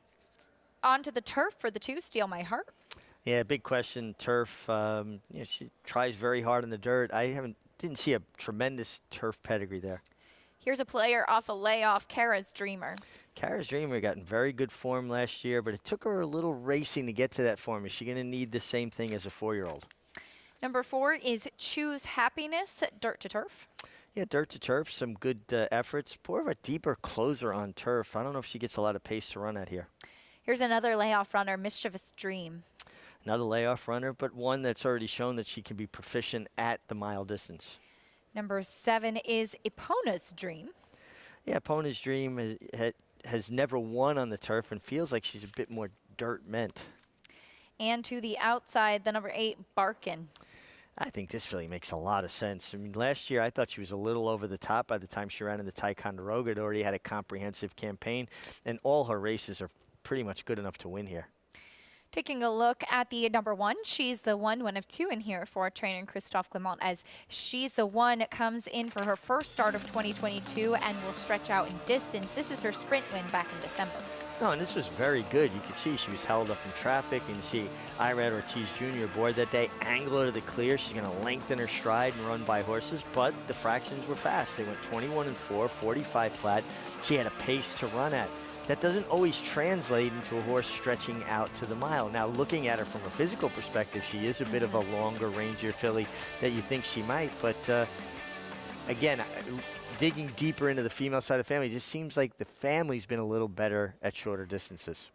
Filly out of Jetem, who's been a good producer for Penny Hallman's Mary Legs Farm. For more on this field, that we go trackside check in with Liza Hendricks.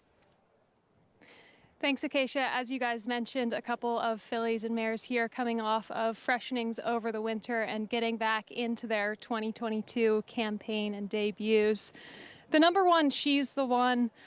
She adds distance here, as you guys mentioned, but physically looking at her in the paddock, I think she'll be able to handle it. She is a little bit of a longer type, as Richie mentioned. She's had 4 works back since her winter break. She looks fit and she looks ready to go. She's clearly a versatile filly. Her stablemate, Mischievous Dream, another one coming off of a layoff. She started off her career as an impressive 2-year-old, and she's a stakes winner, multiple stakes place, making her a very valuable broodmare prospect for Patricia Generosio. But to me, in the paddock, she looked a little nervous, on her toes. She was a little bit washed out, and then they gave her a little sponge off. So all of that you see on her isn't just sweat, it's from that sponge off. But not really sure if that's how she typically is in the paddock. I thought that she would have been a little more professional here. Acacia? Liza, thank you. Mischievous Dream, she is typically a filly who can live on her nerves a little bit. She does come back for the first race of her 4-year-old season. As Liza mentioned, she was successful in stakes company prior. Looking to the outside, though, on the 8, Barkin, Richie, this is where you landed. Yeah, I think this filly, her race in the Canadian up in Canada going a mile and 1/8 was good. I thought by the time she got to the Ticonderoga, she was just a little over the top. I think she'll run her better race today. They're all in. Here's John and Brielle with the 3rd at the Big A.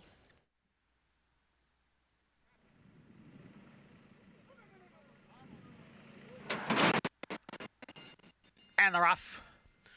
Mischievous Dream is out for the lead, quickly joined by Steal My Heart, and Steal My Heart goes on with it. Mischievous Dream and She's the One, they are right together, 2nd and 3rd. Then it's the duo of Cara's Dreamer and Epona's Dream. Barkin is 6th, and at the back of the pack is Choose Happiness. They race around the clubhouse turn, and it is a big long shot here. Steal My Heart, who has the lead by a little more than a length.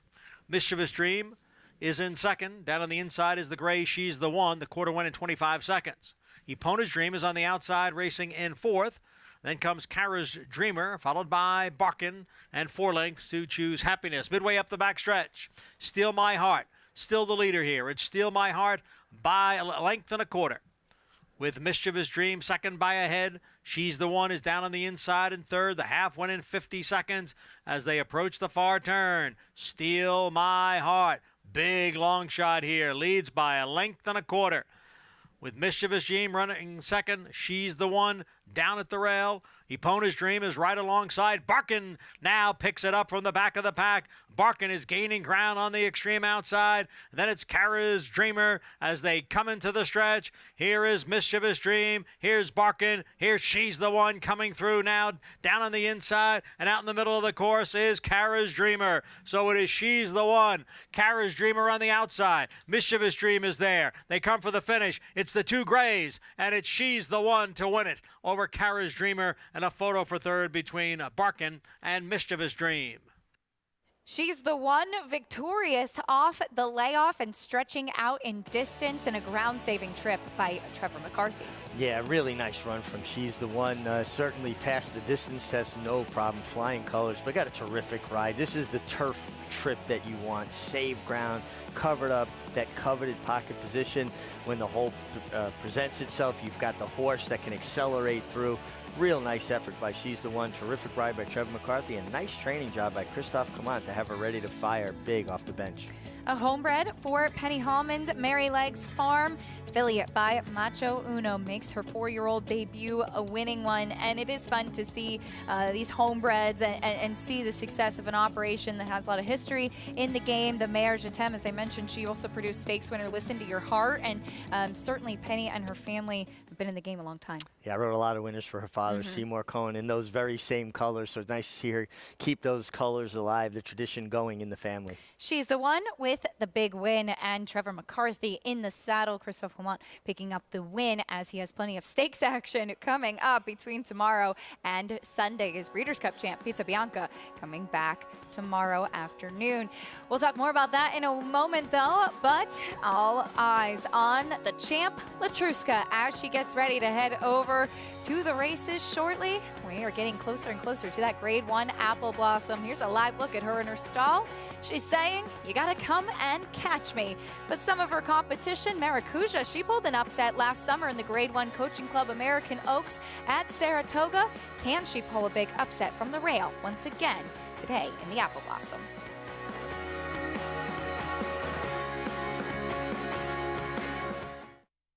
Irish Hill and Duchess View Stallions, proudly standing the ultra-fast, multiple stakes winning son of Uncle Mo, King for a Day, the only horse to defeat 2019 3-year-old champion Maximum Security. Well, King for a Day was basically a clone of Uncle Mo. I mean, good speed, the ability to carry it over distance of ground, real professional horse and a really cool horse to train. Sire maker extraordinaire Uncle Mo, represented in New York by King for a Day. Visit ihdvstallions.com to book your mare today. Who you betting on? How about an app created specifically for horse racing? Naira Bets. We specialize in thundering hooves, fist pumping, and boosting your bankroll with robust weekly promotions. And offer betting tips from actual horse racing experts. Bet all day and night, nationwide. Get the action and thrill of horse racing with Naira Bets.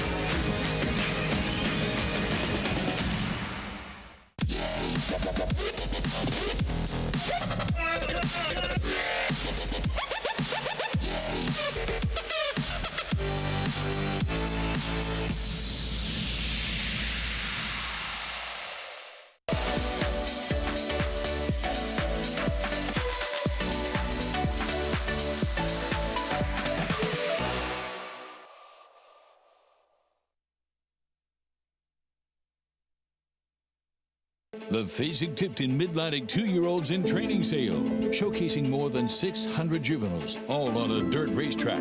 Recent Grade 1 winners include Beyond Brilliant, Gamine, Gut Stormy, and Switzerland. Graded stakes winners Informative and Morello, plus stakes winners from coast to coast. Among the nation's top juvenile sales by Grade 1 wins. Join us after the Preakness, May 23rd and 24th in Timonium, Maryland. Where will you be?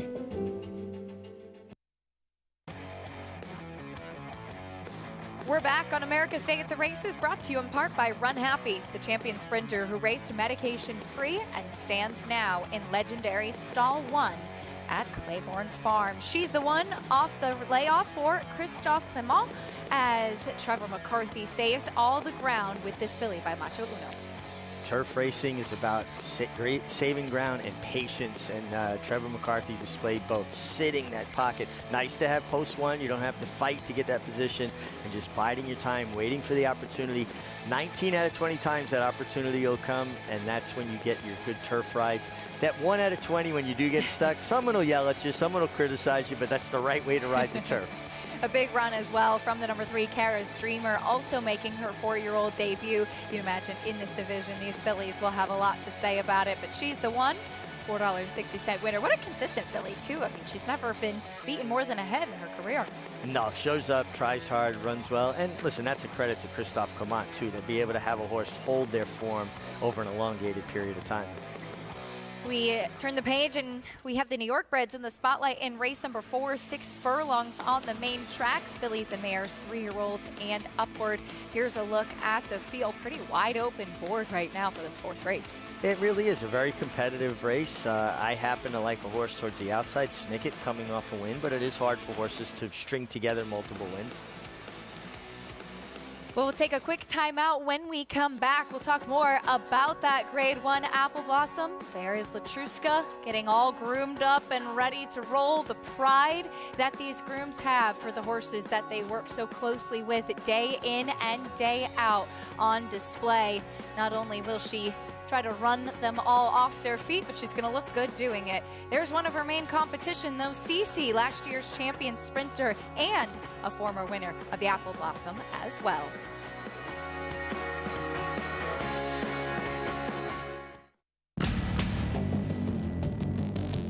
Whether it's Division 1 or Grade 1, top athletes have certain traits in common. Speed, strength, class, versatility, and most of all, willpower.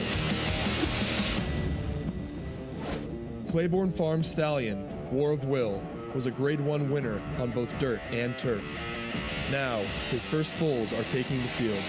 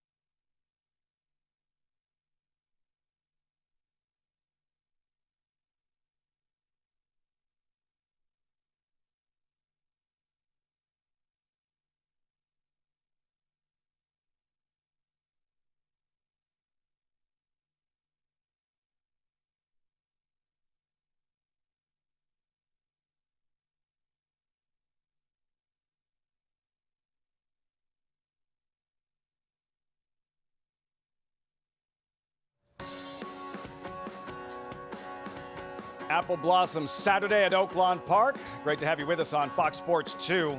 You're watching America's Day at the Races as we are less than an hour from the main event, 57th running of the Grade 1 Apple Blossom Handicap. Now, we know this isn't a match race, but when you have a situation like this, champion v. champion, it's difficult not to look at it like a heavyweight fight. So we're going to treat it as such. In one corner, the defending Apple Blossom winner, Latruska. In the other corner, the 2020 Apple Blossom winner, Cece. Ladies Ladies and gentlemen.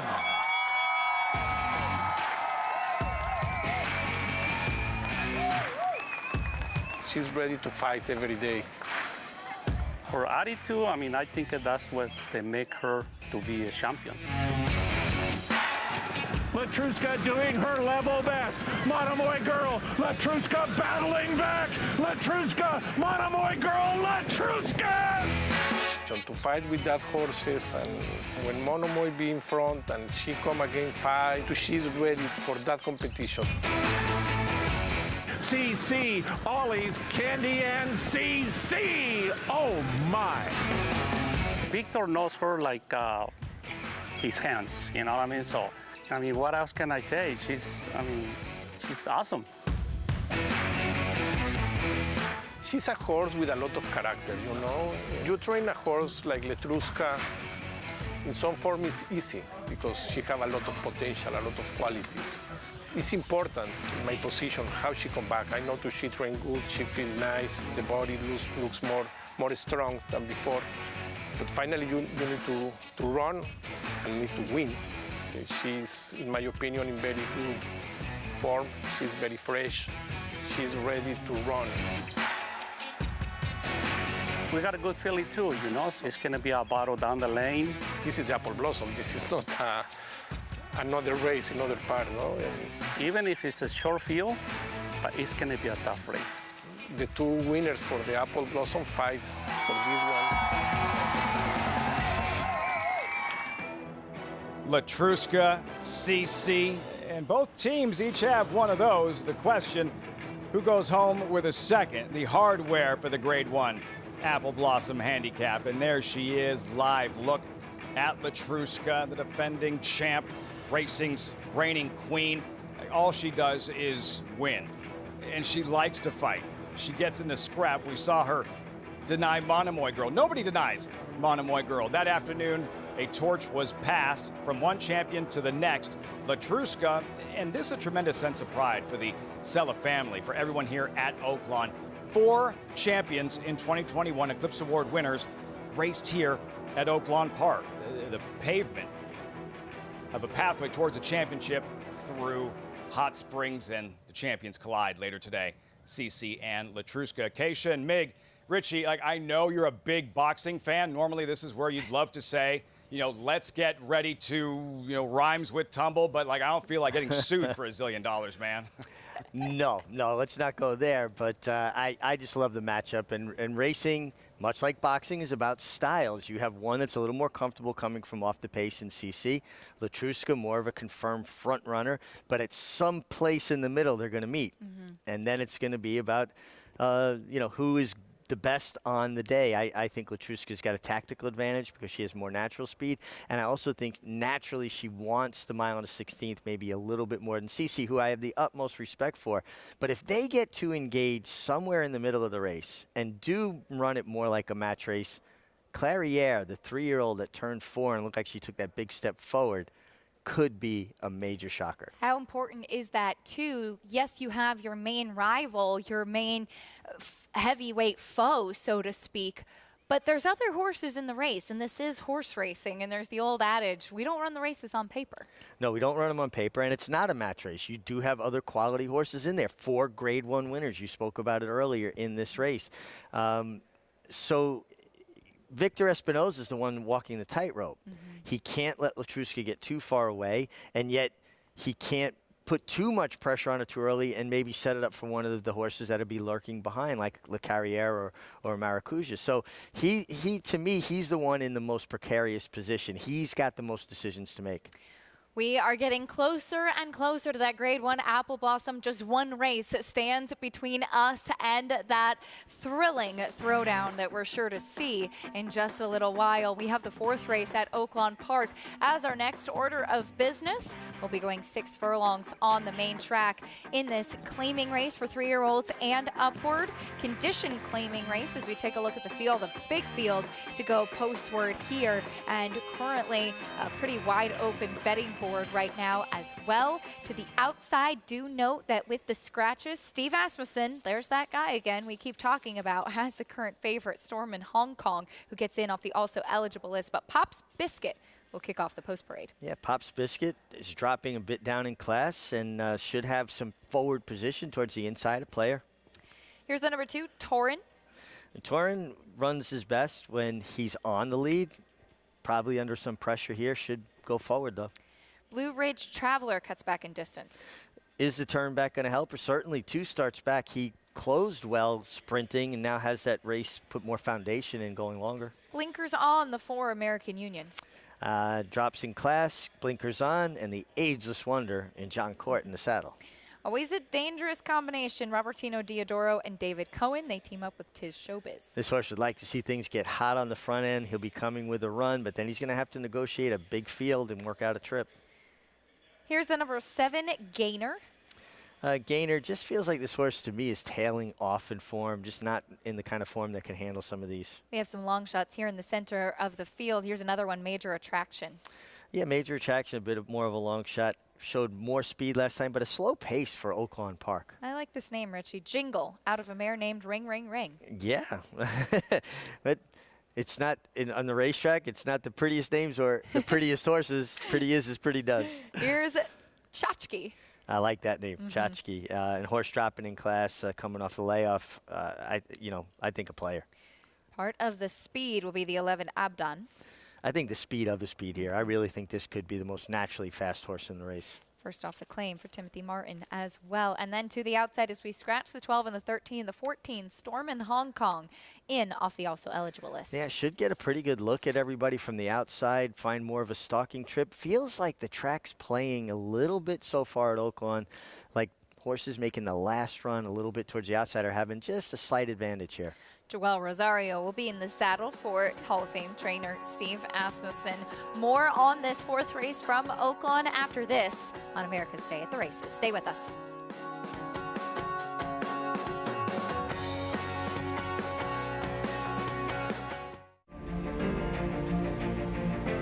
Idol perfectly timed. Idol gets up under Joel Rosario to win the big gap.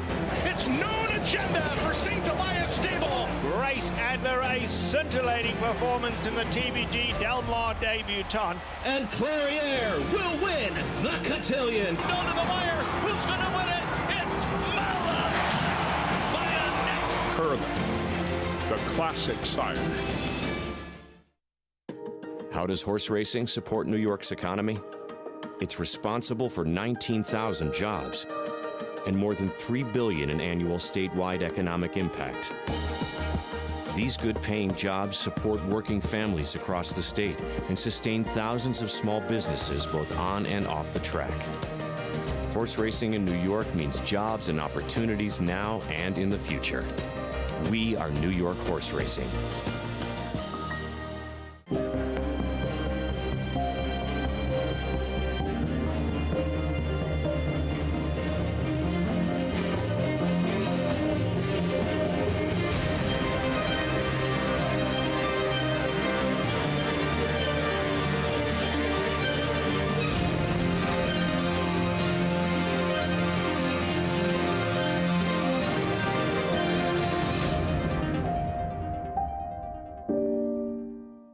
Racetrack Television Network brings you every race, from every track, on every screen, every day.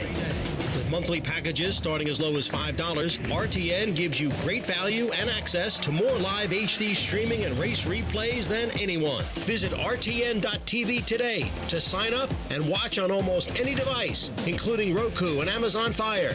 RTN has packages that start at $5 per month.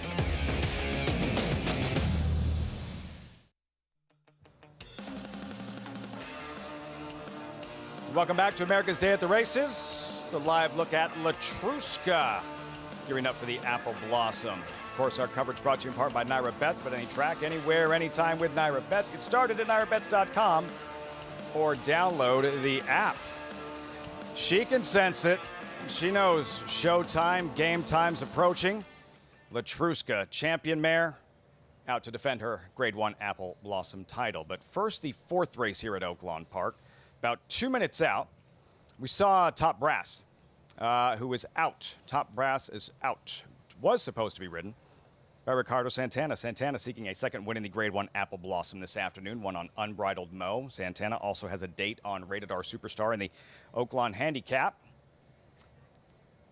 And for Santana, so again, we've mentioned, and as Acacia and Gary and Richie continue to remind you, Apple Blossom, not a match race. Funky things happen in thoroughbred racing. You remember the coaching club American Oaks, with all eyes on the Kentucky Oaks winner Malathaat, who is now a champion.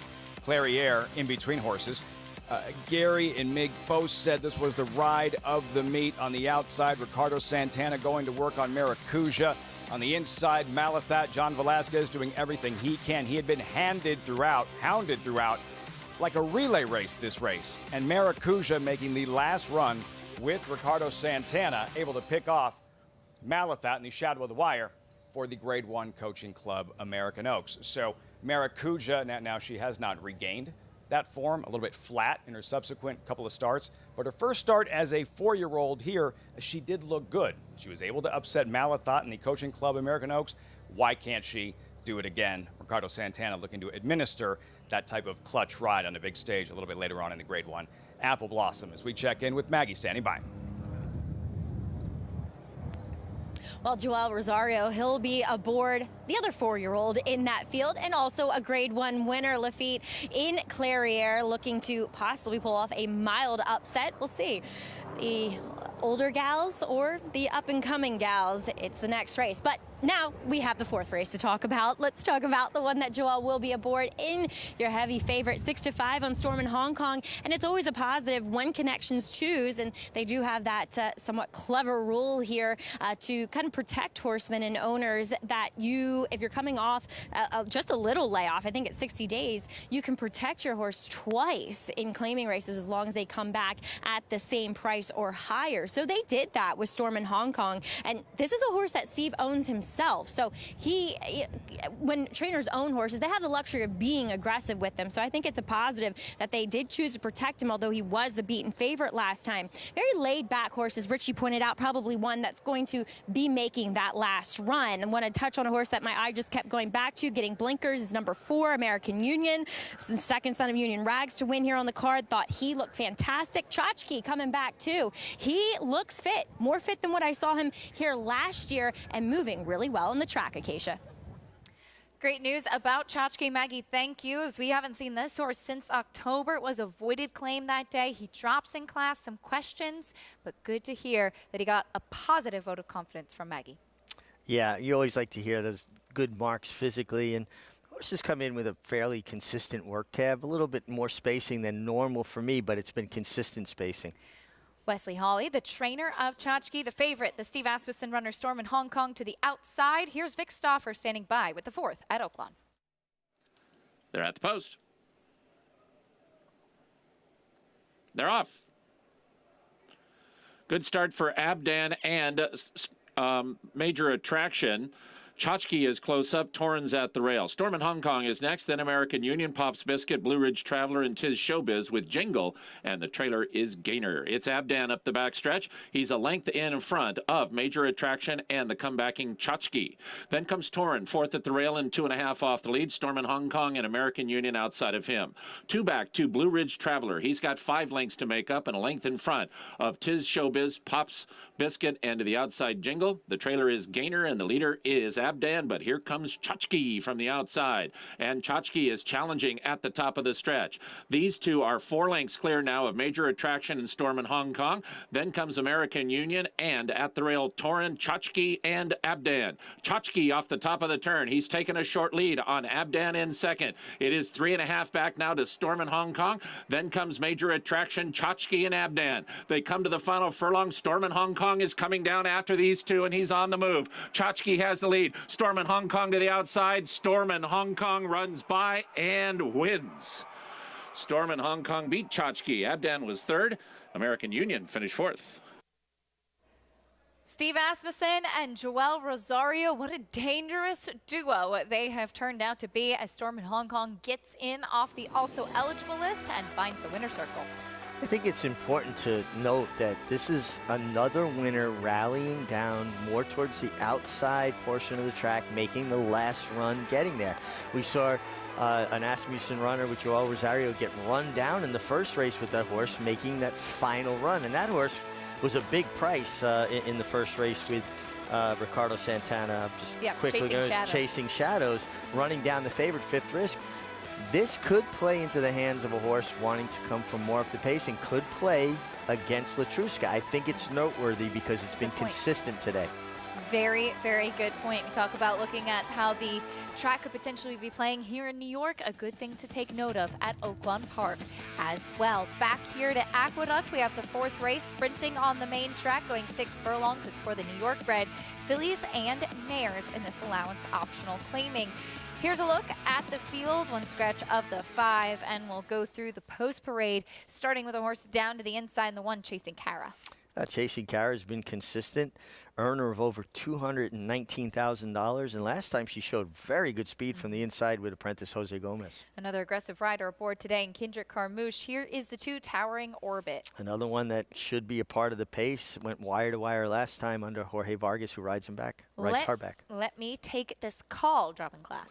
Another horse, when she runs her best, is a part of the pace. Ruben Silvera, he's not bashful about going. We've seen that pay off for him here in New York. Impassable Donna is next. Impassable Donna has been laying up closer to the pace recently, but a horse that is comfortable coming from off the pace well, acting up a little bit there, not really wanting to go to the pony. And for a horse that's run 13 times, I'm just not crazy about that.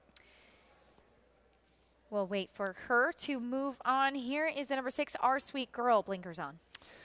Blinkers on for another one that could, lurk somewhere in behind the pace, making the second start for Horatio De Paz. Snicket finally found the winner's circle last time. I think Snicket's really nice filly. She just showed good speed last time, but actually rated just off of a horse before making her run. And full disclosure, I was visiting with Dave Duggan this morning at his barn, and she could not look any better. She was one that had a habit of finishing second. Unfortunately, she lost Dylan Davis. They parted ways 2 starts ago, but last time out, she was able to come back and make amends. Trevor McCarthy got to be aboard that day. But being outside, this day too, gave Trevor the opportunity to, just kind of attend the pace, not have to go on and kick clear and make all the pace. And then when he asked her to run in the stretch, she had a lot left. So just being able to hold her up a little bit, save her a little bit more. And Dave Duggan, a trainer that, flies under the radar a little bit. It's just a terrific horseman, does a great job. Snicket, Trevor McCarthy going to be in the saddle once again. She's now a 5-year-old mare. For more on the current 3-2 favorite, let's go to Liza Hendricks. Acacia, she looked great in the paddock. Really liked what I saw. Very well muscled. The first time I've seen her in the flesh, so I really liked what I saw from her in the paddock. And she's found her groove recently and seems to be doing well. As you mentioned, won under Trevor McCarthy. So I'd look for a big run out of her today. Just quickly, the number 4, Impassable Donna, did rear up just after the post parade, and Jose Gomez did a great job to hang on to her, then got back onto her, and she kind of took off a bit. So she's on her toes. Acacia? Liza, thank you. Impassable Donna will be in post position number 4. We'll see where she lays in the running of this race. There goes Snicket. Voice of New York Racing, John Imbriel standing by as we had, it looks like that was Impassable Donna lurching forward in the gate. Yeah, she ran into the doors. Now, she will be inspected by the attending veterinarian to make sure that she didn't injure herself when she hit the doors. She seems out of sorts today. She's acting up. She was acting up with the pony. Liza talked about her rearing up. Now she kind of, acted up in the gate and hit the front doors and knocked them open. So I take these all as negatives. When you get an older mare with this much experience, a 5-year-old mare acting like this, she just seems like she's not on her game. Not a good sign for Impassable Donna. There is apprentice jockey Jose Gomez as they back her out of the starting gate. And as Richie talked about, attending veterinarian Sarah Hinchliff taking a look at Impassable Donna, making sure that she is okay.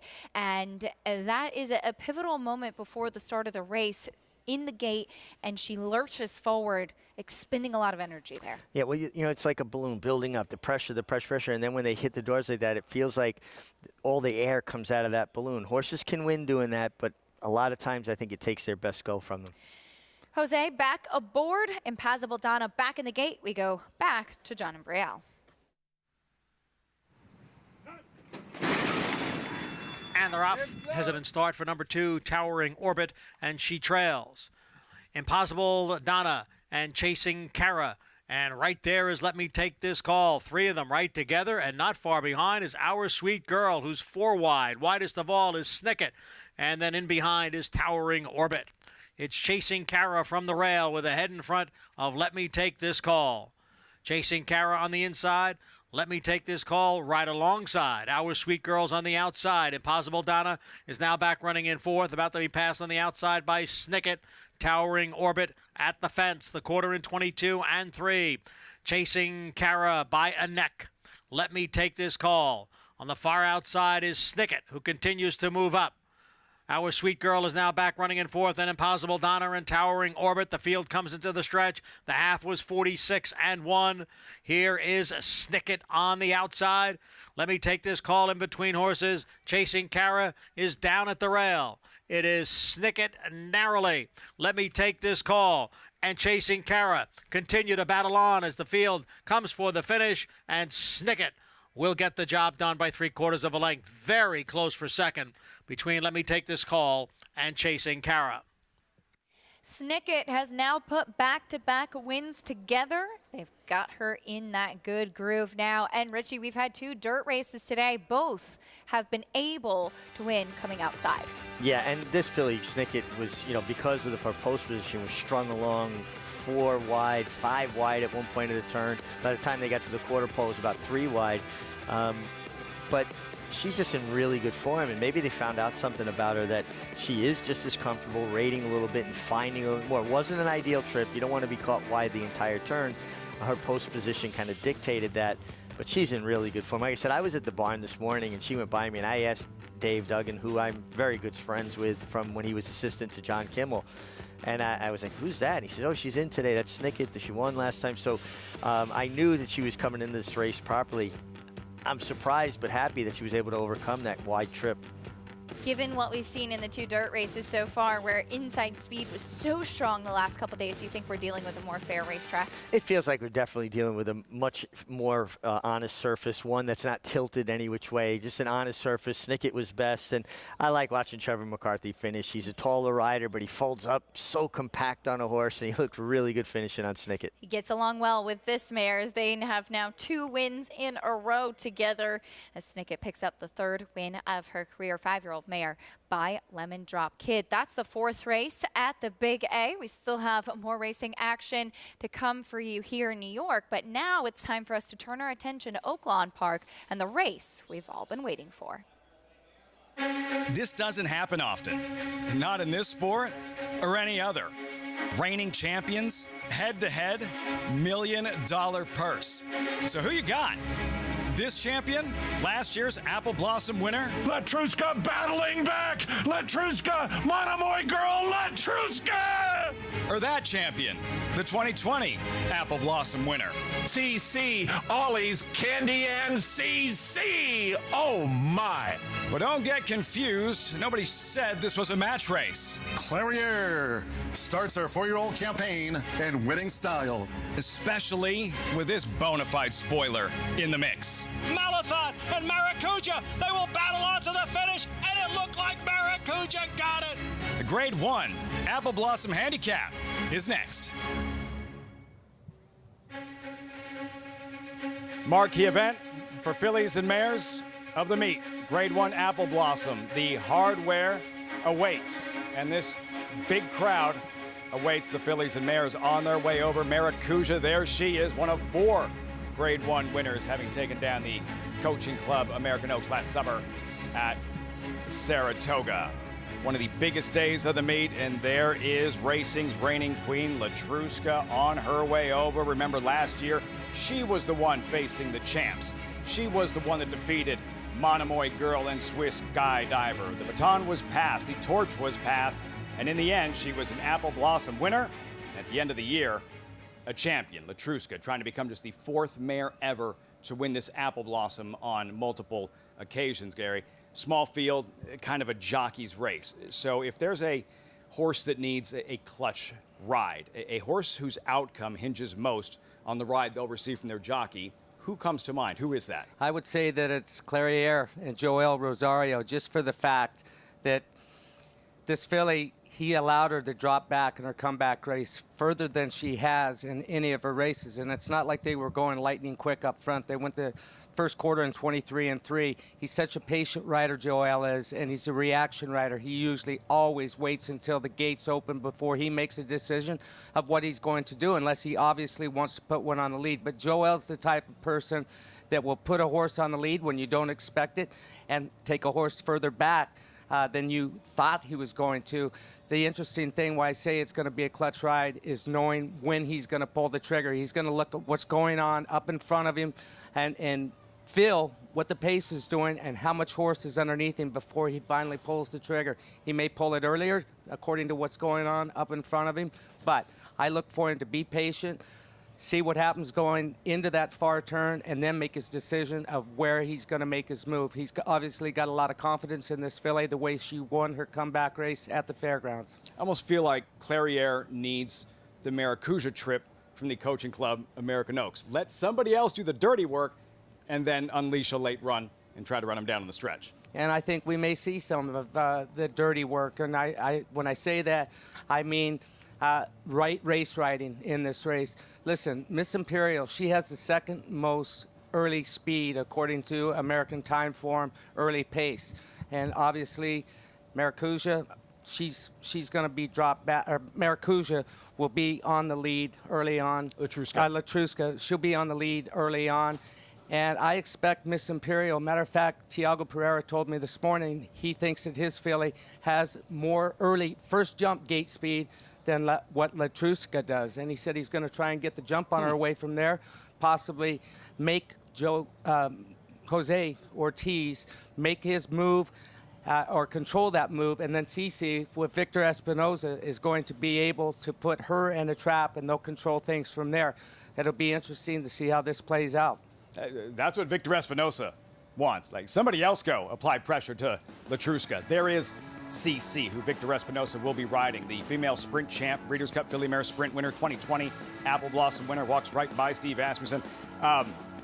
Gary, the connection in terms of CC and her family, you wrote her mother, Miss Houdini. Rode her mother and her granddam. I rode Magical Maiden as well. They were both outstanding fillies. I won the Del Mar debutante on both of them. Gritty, gritty horses, and that mare is still alive. And Clement Hirsch, who was Bo Hirsch's father, the owner of CC, owned them both. It's the best horse that he ever owned, and that family generation still goes on with CC. The champion, former Apple Blossom winner, the Apple Blossom winners collide. Coming up here shortly in the main event, $1 million Grade 1 Apple Blossom Handicap. When we come back on one of these biggest days of racing at Oaklawn, live look there at CC for trainer Michael McCarthy. Can she take out Latruska? Can she register a second win in the Apple Blossom and make off with the hardware? We'll find out in 18 minutes. Introducing a stallion, as top class as they come. In 22 career starts, he won or placed in 12 graded stakes, competing in 15 grade ones, earning over $1.7 million. His undisputed speed is evidenced by 7 100-plus buyer speed figures, a 3-time grade 1 winner, Raging Bull.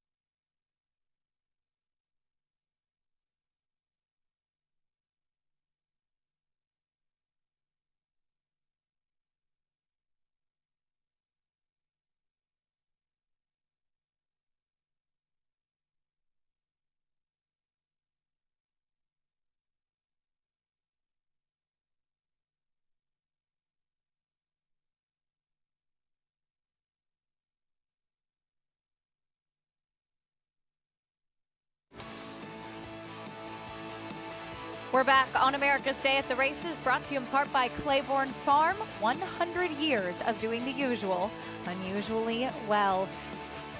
I want to remind everybody that you can take part in the cross-country Pick 5 sequence. It's an all-stakes sequence today, and it kicks off right here at Oaklawn Park in the Grade 1 Apple Blossom Features Racing from Oaklawn and Aqueduct. 50-cent base wager. And again, things start in just a few minutes with this 5th race, the Grade 1 Apple Blossom at Oaklawn Park. Our Anthony Stabile put together a cross-country Pick 5 ticket. You can head over to NYRABets.com and check out all of the information there, as Anthony will stand alone in the Grade 1 Apple Blossom with Clairiere. An aggressive move there to kick things off for a $56 ticket. Also in the sequence is the 8th race at Oaklawn Park. That is the Oaklawn. He's using all in there. At Aqueduct, we have the 2 stakes involved as well. In the 8th race at the Big A at the Times Square, the New York Stallion Series, he is going with the 4 Mo Danson and the 6 Mr. Lair, or excuse me, 1, 2 Unions and Barese, and 4, 6 in the 9th, the Woodhaven. That is the number 4 Fort Washington, and the 6 Unanimous Consent, using 4 horses in the 11th at Oaklawn Park. And that will wrap up the cross-country Pick 5 sequence in the Grade 2 Oaklawn Handicap. Again, go to NYRABets.com for more information on that cross-country Pick 5 sequence. But Richie, it's time just about for the Grade 1 Apple Blossom. Horses leaving the paddock here in Latruska is 3 to 5, and cannot wait to see what they have in store for us in this race.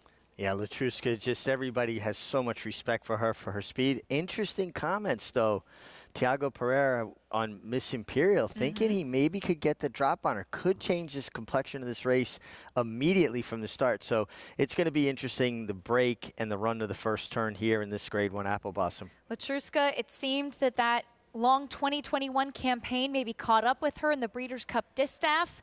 It looked to me like she took a big step forward back to her old self in the Royal Delta. Maggie Wolfendale, what are you seeing from Latruska today? Well, Acacia, it looks as though the weight's back on, and she is sharp. When she came over, making her way into the paddock, unfortunately, I guess for her, the water truck came by, and it was making this really loud ticking sound, and that got her revved up. She's since settled down once they got the tack on her, but she has that fire in her belly. She is ready to go. And yes, as you hinted at, she looks as though, physically at least, and mentally, is back to the good Latruska that we saw early on and pretty much through the rest of 2021, minus that Breeders' Cup Distaff. Though Cece, now, like I said, I didn't get to see her for the Ballerina last year. Last time I saw her was as a 3-year-old when she came to Belmont for the Acorn. But wow, is she grown and filled out? She physically is the most impressive mare in this race. She's a tank, but she's also gotten longer in her frame too, where it doesn't seem as though those longer distances, and obviously she's proven it, being an Apple Blossom winner herself, that they're out of her wheelhouse, and she has got her game face on. Like I said, Cece, she is making the best impression pre-race so far. And then there's Clairiere, who is looking to step up and make a name for herself and live up to that pedigree. But as Steve Asmussen, her Hall of Fame trainer, pointed out, she has certainly grown, she has certainly filled out, and she has really taken that step forward from 3 to 4, really, truly. And I like her disposition here today. She just kind of bowled herself up a bit more than what she used to in those 3-year-old races when I saw her. This is an excellent field, guys, and I'm so excited to see these filly and mares throw it down on the track. Maggie, thank you. Got chills hearing Maggie's analysis of these really talented fillies and mares. There's a look at Clairiere, but wow, the sight we saw from Cece, she has really come with her best foot forward today. No doubt. I mean, this is a tremendous matchup. There's a lot of intrigue for a small field. One thing we've seen in the past, Acacia, there are trips in small fields because everybody's aware of where everybody else is. You can key on horses. You can't get lost in. Man, she does look powerful. Look at the hind end on her. She really is filled out in all the right places. I think her and Clairiere both look outstanding. And we heard Gary talking a bit about his relationship with the family. Cece, you mentioned to me that that kind of burliness, that robust frame runs in Cece's pedigree as well. Yeah, sure. The maternal grandsire belonged to me, was a very stocky, powerfully built horse, very good horse, raced here in New York. Elusive quality is going to give her more of that range, too. Filly by Curlin, Clairiere. We heard Steve Asmussen earlier with Maggie talking about the regal pedigree from this filly out of multiple Grade 1 winner cavorting. This is her comeback race at the fairgrounds, her first start since finishing 4th, flying late in the Breeders' Cup Distaff with that very fast pace. And something that we discussed earlier that Maggie had brought up is that she switched back to her inside lead because there wasn't really anybody around her. Is that what you took from this in this easy performance? Yeah, sometimes horses will jump back to their inside lead because they're trying so hard, they're finding more. I think she just lost focus. Look, she just kind of, her ears went up. You saw her, as soon as she did that, she kind of jumped to her left lead, drifted in a little bit. Joel Rosario tapped her on the shoulder just to get her attention. I think it was just a matter of her losing focus because she took that field with consummate ease. Joel Rosario gets a leg up on Steve Asmussen. Clairiere, she's been in the money 9 of her 11 starts. I think as a 3-year-old, perhaps a little bit frustrating in that she was running well in these big races, but tended to come from so far off of it and was finally able to break through with that Grade 1 win in the Cotillion. Yeah, she got the kind of right kind of racetrack that day. Outside closers were definitely having an advantage. You know, listen, in Saratoga, in both the Coaching Club, American Oaks, and Alabama, she was a little bit taken out of her game, particularly in the Coaching Club, trying to keep Malathat honest, and it set it up for Maracuja. And I think that was a great example of when you kind of change your horse's style to fit the race, how you can be ripe to be picked off. I think she gets the trip she wants today, settling into Joel Rosario's hands.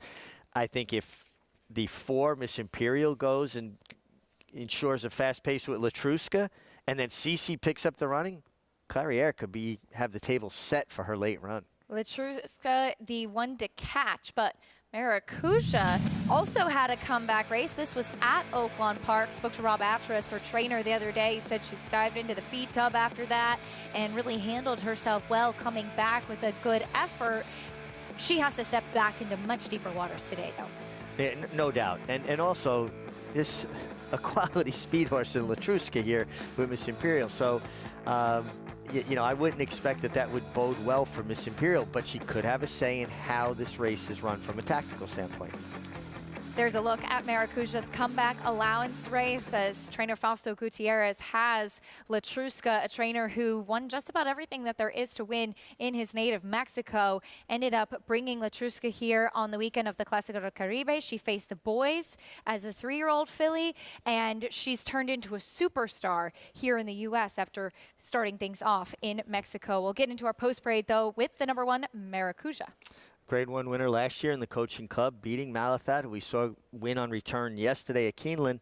She needs a fast pace. If they go fast, she will be finishing. Will it be good enough? She is 15-1 on the board right now, a Grade 1 winner as a 3-year-old. This will be just her 2nd time facing older horses. On her toes today. Really on her toes, was really on her toes last time, even more so than this time. I thought maybe a little over the top last time. So even though she's on her toes, not quite as revved up as last time. And Latruska is going the opposite direction. You may see her in the back there. She is typically a mare who is accompanied by the pony in the preliminaries. Maggie talked about how sharp she was, and as a result, she's going the opposite direction. Yeah, just anything they do to kind of keep her as composed as possible. Here is the #3, Clairiere. Just keep on coming back that I feel like there's an upset in the making here, and Clairiere makes a lot of sense to me. Miss Imperial, she is a multiple stakes winner up in Canada. And has speed and could have a say in the outcome of this race. Don't know that she's the quality of the best in here, but she does have speed. And last year's champion female sprinter, here's Cece. Cece's good. She looks like she's grown up even more, making a beautiful physical impression. You know she's game. You know she can get the distance. I still think she's better on one turn, but you got to respect her. Fausto Gutierrez, the trainer of Latruska. What a special horse for him. And he's standing by now with Maggie. and you wouldn't meet anyone more gracious and humble about their champion mare than Fausto, and such a pleasure to catch up with you yet again. And here we are for another Apple Blossom, Fausto. Now, talk a little bit briefly about how we saw her break away from the rest of the field here and just keep her quiet away from the rest of the horses. Yes, the idea with she is, we speak this all the time. No, she's a very explosive horse with a lot of character, and the idea is to she don't stay stand, or she like to go and run and be far to the sound, to the public. Anyway, she have 6 years old, and I think to every day she make much better. And as you said, she's 6 years old. It's a testament to you and the job that you've done with her to keep her going like this. How much hard work does it take to keep a horse like this at such a peak level? She's a very special horse, you know, and we know for a long time, 4 years, the time go very fast. And I try to make every day something different with her, to have the mind in other situation. Of course, she's a very strong, solid horse with all these characteristics to run this kind of races, but this is the point, no? Just, I know she have all the energy. This is the reason why I don't like to work her a lot. Right. Well, she'll be on the front end. That's the game plan, right? Thank you, and we see. It's not a secret. She have one style, and imagine if at that time we make change. No. Not happening. You've gotten her to be a champion, and congratulations on that, and best of luck here with hopefully getting another Apple Blossom. Thank you. We cross the fingers, and this is a very tough race, but she's a horse. She is special, Fausto. Thank you so much. And Lafitte and Gary, she is sitting on go, that's for sure. Fast, classy, accomplished Maggie Latruska, pictured 4 to 5, 18-time winner. After she won this race a season ago, she rattled off 6 of 7. Her only loss in the Breeders' Cup Distaff, a multi-millionaire, Gary. Highly, highly decorated, and the fact that she's back for her 6-year-old campaign, that's just a huge win for racing fans. It is a huge win for racing fans, along with Cece. Coming back for her 6-year-old season. We're seeing more and more of this. I love it. They're offering so much money now that they're keeping these good horses running longer instead of turning them out, heading to the breeding shed right away. It shows the sportsmanship of all these owners. You know, and none of these 4 Grade 1 winners avoided each other. That's the beauty of this. They all showed up. Let's go. Let's dance. Well, here's the thing. You have, of course, the Breeders' Cup originally designed to decide championships in the fall, right? It's only April, but just like in a college football, when 2 top 5 teams get together in September, that game could have championship implications. This race could have championship implications, just like it did last year. I would say that it's going to have championship implications no matter what the outcome is. Are we going to see Maracuja jump up today? Are we going to see Clariere take another step forward? You know, it's interesting. She dares the devil for Fleury Racing. Staten Fleury, she was a possible for this race. I spoke to him. I said, are you going in the Apple Blossom? He said, she's already in Kentucky, Gary. She shipped out of here. He said, you know, you're supposed to pick the best place or the easiest place for your horses, the worst company for your horses, and keep yourself in the best company. And he said, this is basically the Breeders' Cup. He said, we'll keep it on the radar, but she's not here today. Path of least resistance for these 5 fillies and mares, and specifically the champions.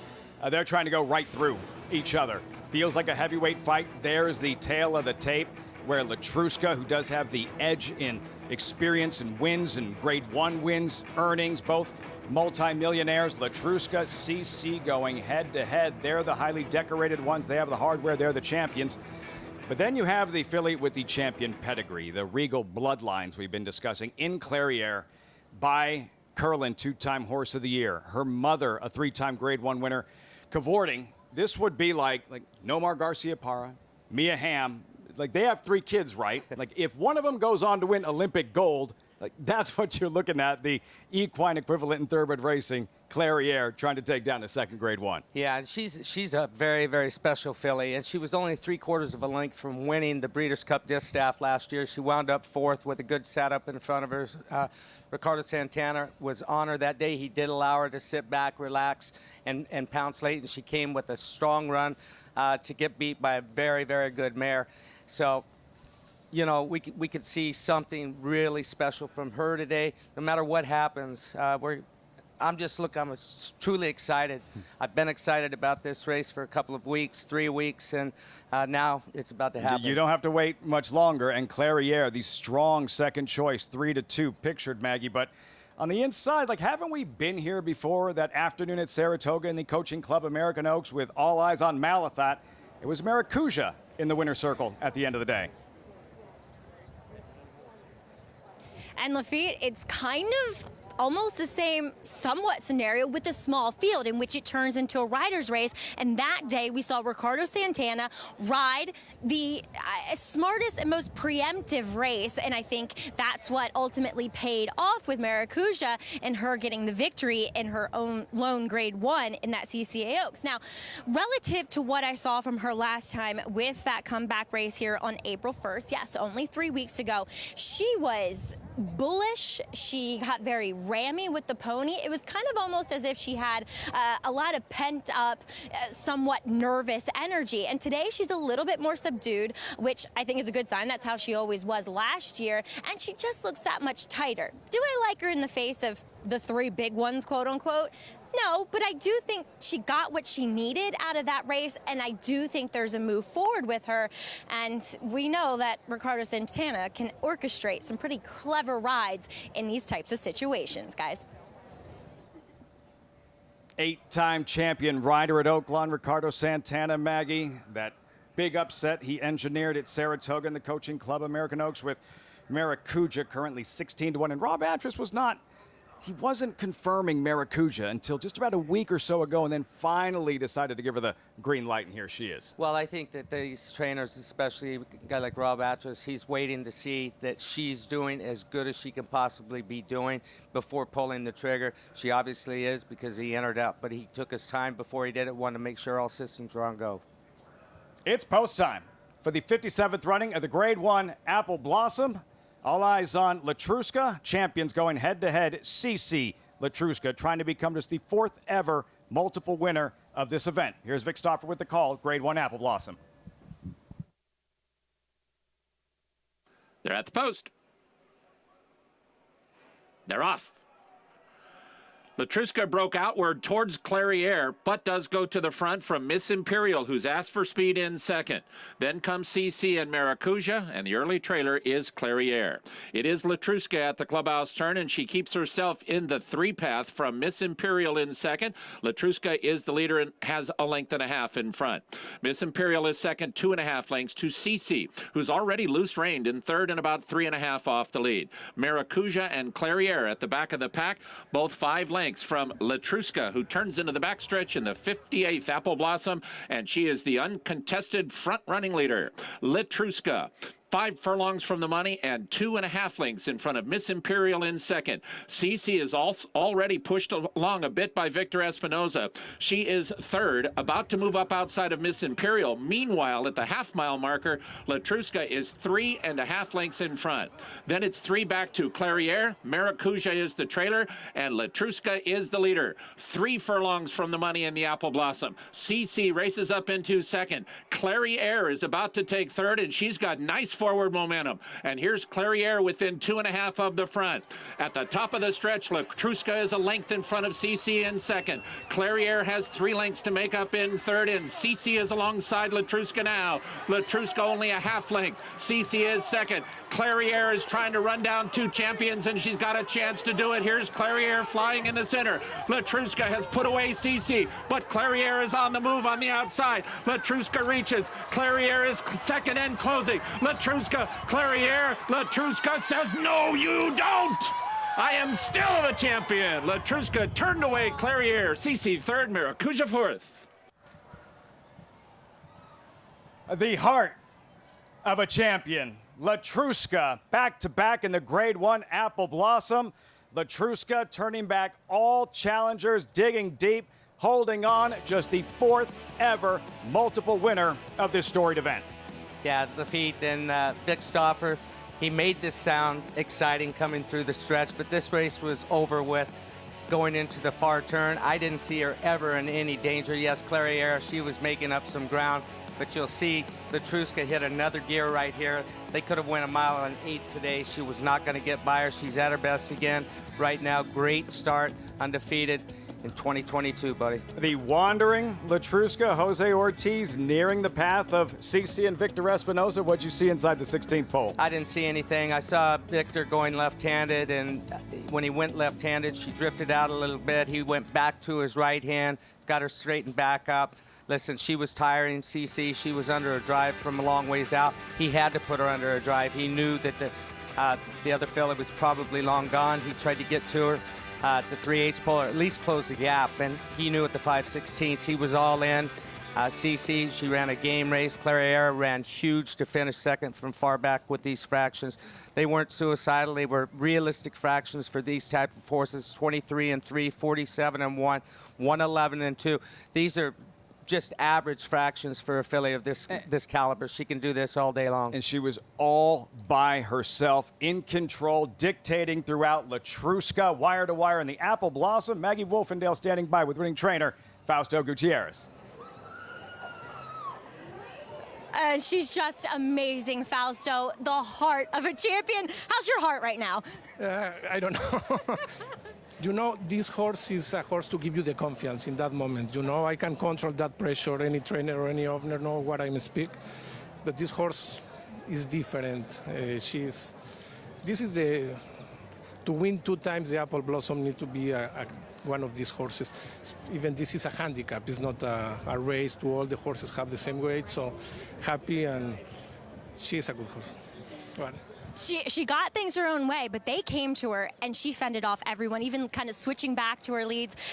That's a special horse. That's a horse who knows how to win races. Exactly. She have a record to tell this, no? I hope we have Latruska for more time, and we need to enjoy and celebrate. She's one of the big ones on the history of the races. Congratulations again, dual Apple Blossom winner. Thank you. Oh, Fausto, and it's just so much fun, guys, to root for a mare like her, because she just shows up and lays it on the line every time. And hopefully, with this campaign this year, we will see her in the Breeders' Cup Distaff, and maybe the outcome will be a bit different. Reigning champion Latruska, that is the long-term goal. They will celebrate this one. What a show put on for the crowd here at Oaklawn Park. Latruska back-to-back in the Grade 1 Apple Blossom Acacia. So the names are Paseana, Azeri, Zenyatta, Latruska, the only multiple winners ever in the Grade 1 Apple Blossom.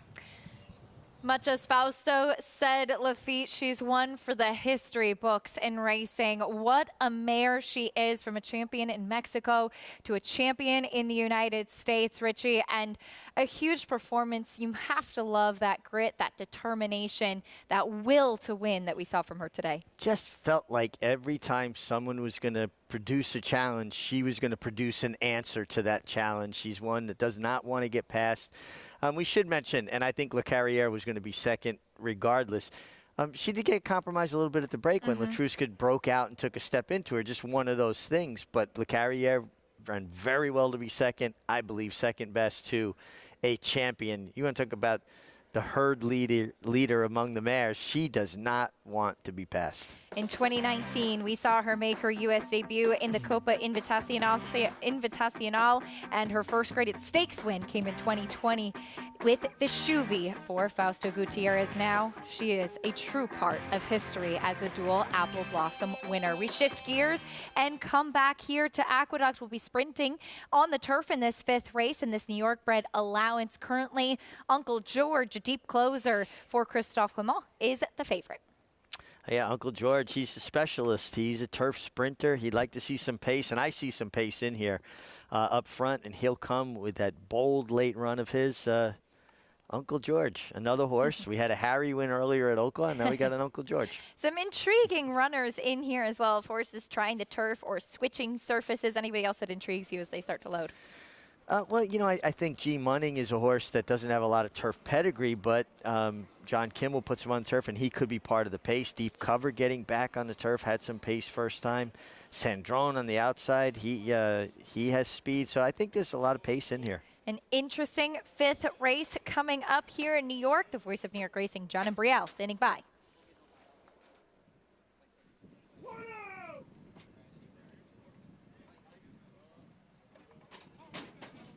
Set for the start of race 5. And they're off. Number 3, Uncle George just walked out of the starting gate and trails the field. Surprise Boss and a Deep Cover. They are right together here in the early going with Sandroni next in 3rd. Ballyshade Extreme Outside runs in 4th. Kid Doro is next in 5th. Then it's Volkert in 6th, followed by Marble Moon, G Munning, and Uncle George is at the back. Up front, it is Surprise Boss, the leader here by a little more than a length with Ballyshade and Sandroni right together 2nd and 3rd. The quarter went in 23 seconds. Deep Cover sits back now in 4th, almost 4 lengths from the lead. Then it's Kid Doro, followed by Volkert. They're at the top of the stretch now with Surprise Boss, the leader. Ran the half in 45 and 4. It is Surprise Boss in front by almost 3. Ballyshade, Sandroni, Deep Cover, all of them giving chase. Volkert is coming on late now, but it is Surprise Boss who has built a 4.5 length lead. And Surprise Boss will start the pick 6 at a price of 9-1. Photo for second between Deep Cover and Volkert. Surprise Boss now 2 for 2 on the turf, as this one much the best in this win. Yeah, son of War Dancer, just who's become a really good sire in the state of New York. Surprise Boss, Kendrick Carmouche basically said, I'm going to the lead. Everybody else figure out what you want to do. He put the one Deep Cover in tight. Eric Cancel was forced to steady hard down the backside, lost position. Deep Cover did well, I believe, to just eke out second along the inside. But Surprise Boss with a very aggressive and decisive Kendrick Carmouche goes gate to wire. I remember in Saratoga when this horse won sprinting on the turf, Jose Lascano, who had ridden him in his first couple starts, said, I think this horse wants to run on the grass. And he was absolutely right, as this colt is now 2 for 2 on turf. And that aggression showing off, unfortunately, for the favorite, Uncle George. He typically doesn't show speed, but particularly far back today. Yeah, usually he at least breaks okay, and then he drops back. Today he really broke slowly, walked out of the starting gate. You know, I hope we get to see a head-on down the backstretch and see how tight the one Deep Cover was put in by the eventual winner, number 6, Surprise Boss. Well, we'll clean up Aqueduct in a moment, but back to Oaklawn. It was a true champion and a big performance from Latruska in the Grade 1 Apple Blossom, ridden to victory by Jose Ortiz, who's ridden her in her last couple of starts and certainly gets along well with this 6-year-old mare. Latruska, the favorite at 4-5. Clairiere took a lot of money as well. Boy, she took a lot of money, and she justified that money. She ran extremely well. She was second to a champion and had to overcome a bit of trouble herself. CC took her best shot. She's the one who had to make that first run at Latruska. And sometimes when you give your best shot at a horse that can't get by him, it kind of starches you a little bit. A trip to Oaklawn, well worth the flight. Jose Ortiz standing by with Maggie. And yeah, getting the job done with Latruska, as you just handed her her best weapon, Jose, and that is her speed. She was quick away from there too. Yeah, she broke really clean, and as soon as we hit the first turn, she just pulled her ears up, and she was just cruising around there. I was very happy the way we hit the backside. When a horse does that, how much confidence does that give you as a rider? You know, a horse like her, she's very nice, and when she relaxes well and she's happy and comfortable, that's what you want to see. She fights all the way down to the end. You see her kind of swapping leads. Is that because she's imploring herself to kind of get more out of the tank? I think so, yeah. When she felt the horses outside, she switched to the left lead, and I could feel right away she gave me another kick. So I knew they were close. And then I pulled her, make a cross, try to get her back on the right lead, and she did. But she did get out really nice, yeah. Jose, she's not the only favorite you'll be on in a $1 million race. You'll be on Fearless for the first time for Todd Pletcher coming up a little bit later in the Oaklawn Handicap. Brother, giving you any insight on him? No, Fearless is a straightforward horse. I've been riding against him plenty times, and he's a very nice horse. He ran very good last time, and today he got a good position for his racing style. So hopefully we'll be forward, close to the pace, and make one run, yeah. Best of luck on him, but congratulations on the champ. Thank you. All right, Jose Ortiz orchestrating just what Latruska wants to do. That's go to the front and fight it out to the end, guys. Maggie, thank you. Latruska and Jose Ortiz, what a performance. And I loved what Jose said, Richie, about when she put her ears up and relaxed. You could see that early on with her ears straight forward, how happy she was on the front end. It's such a gift to a rider when a horse does that too, because then every time somebody tries to make a bit of a move or a challenge to you, you'll feel them kind of tense, and one of those ears go back, and they let you know if someone's inside of you, outside of you. It's like radar, and it really, really helps a rider out. What a champion. You mentioned, too, some of the tactics that Jose Ortiz employed early on, setting the pace, keeping her a little bit off the rail. I think he paid attention earlier in the day. It seemed like horses making that outside rally were getting the best of it. Well, you're not going to take her speed away, but maybe if you get out in those good paths, but he purposely put her out in about the 4 path and parked her in that position. You guys want to go inside of me? Go ahead, because it appears like maybe the outside portion of the track at Oaklawn is an advantage. As we heard from Maggie, Jose Ortiz will be on another favorite coming up a little bit later on in the Oaklawn Handicap. That's Fearless, posted to the outside, looking to make it 2 wins in a row. And yes, his brother, Irad Ortiz, did pilot that horse to victory last year. We'll see if Fearless can get some redemption today after finishing second in the Oaklawn Handicap last year. More on that after this.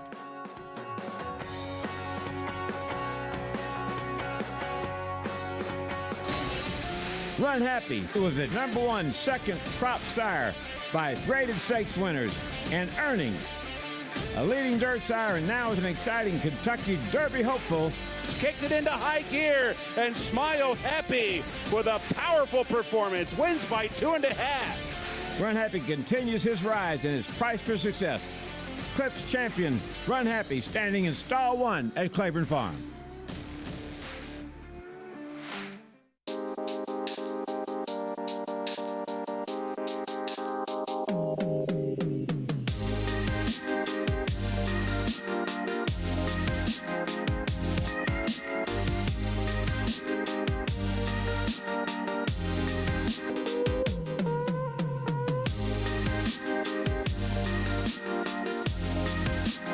Stay fabulous.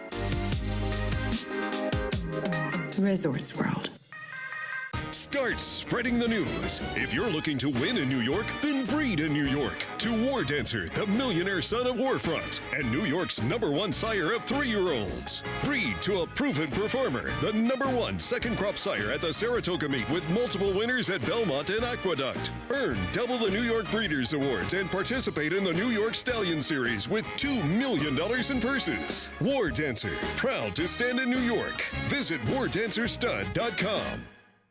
If you're looking into racing partnerships, you should know they're not all the same. When you partner with Bond Racing Stables, you become a member of a growing family of racing enthusiasts, all guided by 3 generations of experience in thoroughbred breeding, training, and racing. Share in the excitement at Saratoga and Belmont Park, where we've graced a winner's circle with winners like Giacosa, who was bred, born, and raised here at our Song Hill farm. Get more than just a partnership. Become a member of the Bond Racing family. 3 generations of thoroughbred excellence. We're back for more on America's Day at the Races, brought to you by America's Best Racing. For the love of the race, visit americasbestracing.net today. At Aqueduct, it was the #6 Surprise Boss under Kendrick Carmouche, aggressively ridden, and now remains undefeated on the turf. I like when riders are decisive and they execute a plan. Even if it doesn't work, I like that they go in with that thought process. And you could see Kendrick Carmouche had one thing on his mind. I'm putting this horse in the lead, and I'm going to control the race. And when he was able to take that inside position away from the one deep cover who got put in tight and had a steady, the race was over. Maybe he was best anyway, but I like decisive rides. And this horse now 2 for 2 on the turf, and we wound up having a dead heat for second here. Ooh, yeah, very tight on the wire between the 5 Volkert and the 1 deep cover. We'll take a look at the photo. Yeah, you can't figure out who's the winner there. Yeah, so got a dead heat, but Surprise Boss at $20 for horse now undefeated on the turf. 2 exactas for you, both paying well, $34, 6-1 for $1, and $37 for the 1,165. Excuse me. 1,180 for the 50-cent pick 5. A nice return there. Hopefully you had it. Surprise boss.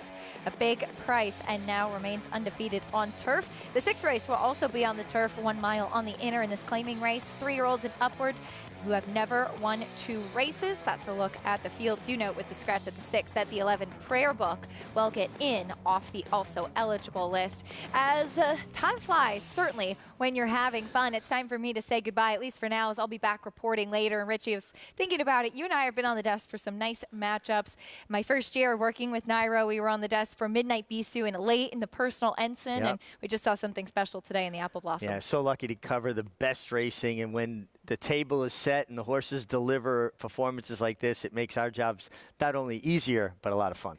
Latruska, a true champion, and what a performance in the Grade 1 Apple Blossom. But there's a lot more still to come from both New York and Oaklawn Park on America's Day at the Races. We hope you'll stay with us. Greg Wolf standing by to come up on the set here in New York to take you the rest of the way. Is a little bit later on, Barese will be back amongst New York breds in the New York Stallion Series. We'll talk more about him and the rest of the stakes action left on today's card.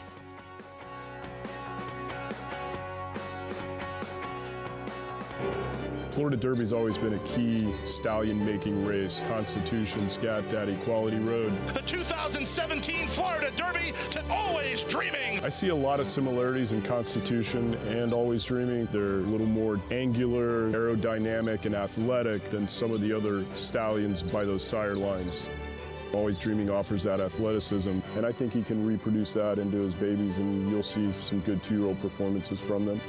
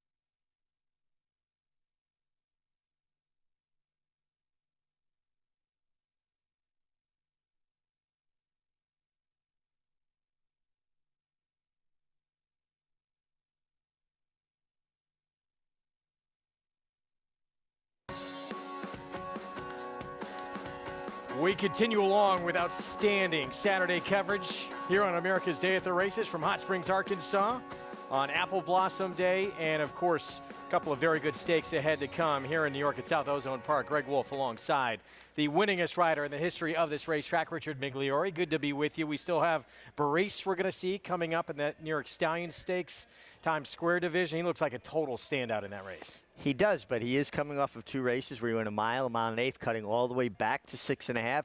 If that dulled his speed, could that make him ripe for an upset? I don't think the track is playing as strong to inside speed as it was. I think it's a much more fair racetrack, honest racetrack, if you will, and that helps Barese because he will be coming from off the pace. All right, we'll get to that one coming up a little bit later on in the card. We're going to head back to Oaklawn Park right now. Race 6 is next with the Apple Blossom in the books. What a performance by Latruska. This race will kick off a pick 4. It's a mile and a 16th. $12,000 starter allowance coming up. And Verrazano first from the rail on quite a roll right now. Claimed off of Steve Asmussen. He won that race when he was claimed. He comes right back and wins again for Chris Hartman. Yeah, he's a horse that's in great form, has an inside post that I like going 2 turns, but I think it's been evidenced at Oaklawn that you don't want to be on the rail. You know, we saw Jose Ortiz purposefully put Latruska out in the 3 or 4 path. I think that this horse needs to kind of wend his way off the fence to get his best go. We'll get a look at him in a moment. He's a 5-2 favorite. There's a lot of ways to go, though, in this race. Yeah, besides, as you said, a post where you don't really want to be right now. And there's big numbers all across this board. The 10-horse Slick Silver, Robertino Diodoro. He's got a couple in here. I actually thought his other horse, River Echo, the 7, had a bigger look. That's kind of who I like, and I think he could get the right kind of trip again, finding himself in a better portion of the racetrack. At least that's the way it appears to me, that you just are taking the worst of it if you're not out in the 3, 4, 5 path. Well, we're going to see Verrazano first here in a moment. This horse he'd gone long before, and he'd won going longer before, but he'd been sprinting recently. They'd stretched him out off the claim. Chris Hartman did to a mile, responded with a win. Now he's going to try and get a mile and a 16th. He's only tried it once, did not hit the board. Well, I mean, he's got sprint speed, and he was able to stretch it to a mile. Was it a case of the first time stretching to 2 turns or this best time, or is he going to find another forward movement? Here's Generator, 17-1. Tiago Pereira will be aboard. Horse that showed improved speed last time. Does he revert back to more closing tactics this time? Futile, just claimed, been a popular horse in the claim box, 13-time winner. Yeah, I'm always interested in horses that are popular in the claim box because it speaks to people having confidence. They see something in this horse that's attractive. Honorary Degree. This is Sprinter stretching out to 2 turns for the first time. Blinkers come off. I think that's the speed of the affair. You have to think this horse is going to show speed coming out of sharp-paced sprints. This horse, some big numbers out of town at Delta Downs, Buckster Hooter. Yeah, how does that translate to Oaklawn Park? It didn't last time, but we'll see. Yeah, his rider, Rye Eichelberry, had a couple of wins yesterday. River Echo, here's one of the 2 Robertino Diodoro runners. I like this horse. I think he's going to get the right trip sitting just off of the speed. Another contender, 7-1 on a horse who just went gate to wire at this distance here, Call of Honor. Yeah, improved speed last time, but a much slower pace than I anticipate seeing today. The other Diodoro horse, of course, he is one of the top claiming trainers in the country. Here's Slick Silver, David Cohen. You know, it seems to me the 7 and him being the same price, I like the 7 better. I think this horse may be a bit of an overlay. And Eagle Pass, this horse would love to see a hot pace up front. He may get it. He could get that fast pace he's looking for. And again, a day that it just appears like horses making that last run towards the outside, having the best of it. 10-time winner on Eagle Pass outside at 9-1 with Isaac Castillo. 3 minutes to post here in this 6th at Oaklawn. It starts a pick 4 in Hot Springs. We'll be back to bring it to you live right after this. Undefeated Grade 1 winner Mastery was a multiple graded stakes winner at 2, including this victory in the Los Alamitos Cash Call Futurity. Now his progeny are bringing top dollar in the sales ring, and his first runners are hitting the track.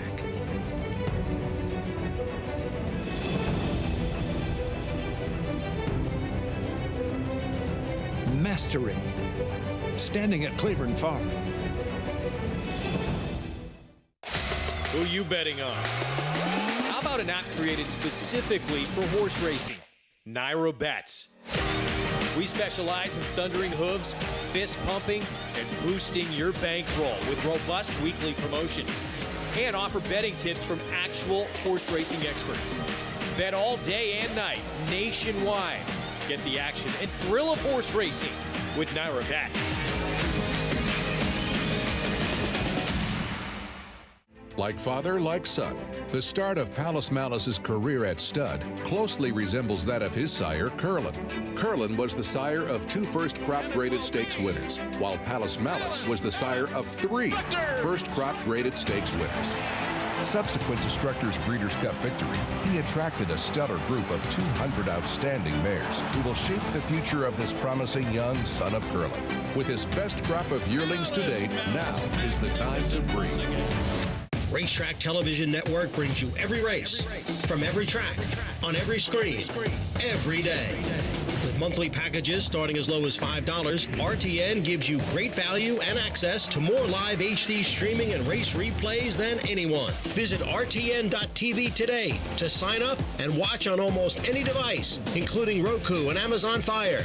RTN has packages that start at $5 per month.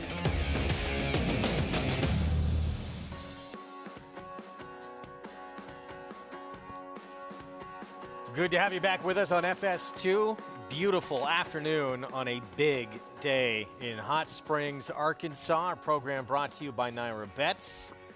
New members, if you have not joined yet, take advantage of that offer. Free $25 Kentucky Derby wager and a $200 deposit match at sign up. Derby 25, that code to use to take advantage at NairaBets.com or on the app. 6 races next. Late pick 4 starts here. Wow, this is a lot of money on Verrazano first, and what I thought was a much more wide open race, but we'll see. This horse trying to win 3 in a row, and there he is. 1 at 6 furlongs. New barn, claimed by Chris Hartman. 1 stretched out to a mile. Now he'll try and win at a mile and a 16th. Yeah, and listen, the horse is running very good buyer speed figures, has been running extremely well. But I think there's enough pace in here to more than keep things honest or, heated on the front end. And he's drawn inside, which my opinion is the inside is not where you want to be today at Oaklawn Park. Good thing, though, he doesn't have to be the one on the lead. He can be a little bit tactical. Usually horses that are stretching out from sprints that go gate to wire or pretty much gate to wire don't do as well when they have to rate off of other speed. Not scaring the betting public away. So there he is with that green cap, John Geraldo, 6-5 favorite. We'll get back to Oaklawn for the running of that race in a moment. Right now, New York, race 6. Start of the late pick 5. This race, non-winners at 2 lifetime, 1 mile on the inner turf. And here's actuary Dylan Davis. Got to run on the dirt, shook off some of that ring rust, gets back to the preferred surface for a good horseman and a good post. Malibu Star, Jorge Vargas Jr., and a horse just claimed. Just claimed, making turf debut here. Some turf breeding, particularly on the dam side, by Giants Causeway, certainly a very accomplished turf runner. Alabama Mo at 10-1. Yeah, another one trying the turf for the first time. Eddie the Great, Ruben Silvera, 7-1. Eddie the Great, out of a turf mare, that 6-time turf winner, stakes, New York bred stakes winner. Jackie Davis, rider change. It is Jackie Davis on the 5. Yeah, this horse is going to have to find better than its form that it's shown up to this point. And by the way, they are loading at Oaklawn. So final chances to wager on that race if you want to get down there. 7 is Exalted Charm. Kelly Breen, speed here. Speed with a hot riding apprentice. No real turf pedigree to speak of. And there's Oaklawn, left-hand side of your screen. The 8, Sonic Speed for John Kimmel, comes off a win. Off a win, but for Maiden 25, it's a little bit tougher, but good run last time. See Noble Conquest next. Jorge Abreu, trainee. It hasn't been seen since September in Saratoga, but getting class relief. 8-1 next door. Ghostmon, Trevor McCarthy already having a big day. Having a big day, riding well. This horse gets back to the turf, but as of yet, has yet to win on the turf.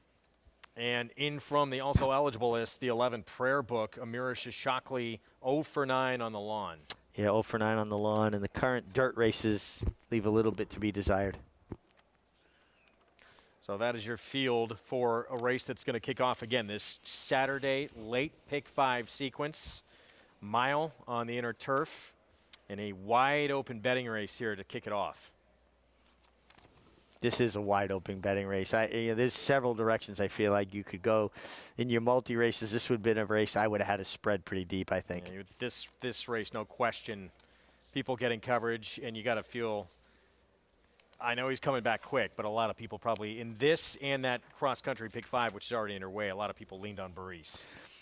If it was the same racetrack that we saw yesterday that was definitely tilted towards inside speed, I would have maybe given an upset chance to, Baris could have gotten beat. I don't think so, the way the track appears today. It just seems like a much more honest, fair racetrack.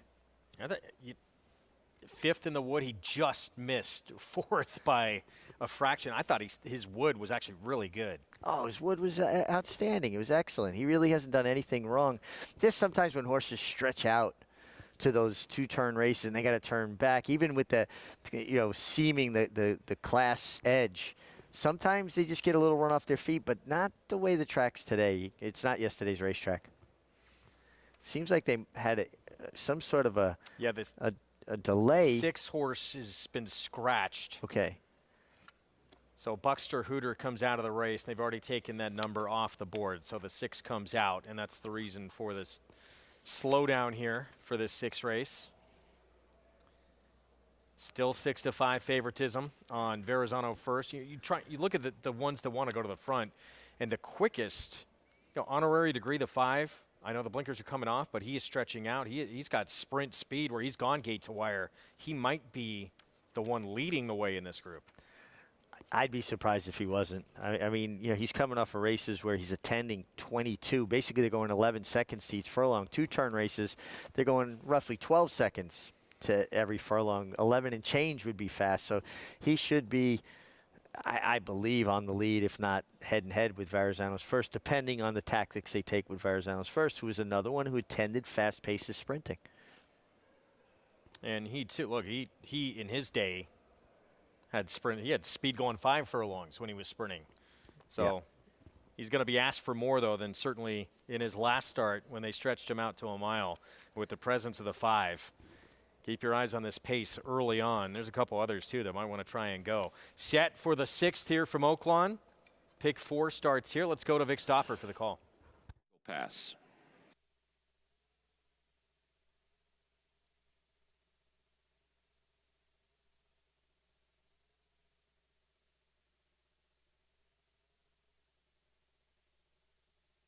They're at the post. They're off. Verrazano First broke a stride slow, but now he's fast along with Call of Honor. These 2 race quickly. Then comes Feudal. Slick Silver's in the center. His stablemate River Echo just inside. Generator is next, and the early trailers are Honorary Degree and Eagle Pass.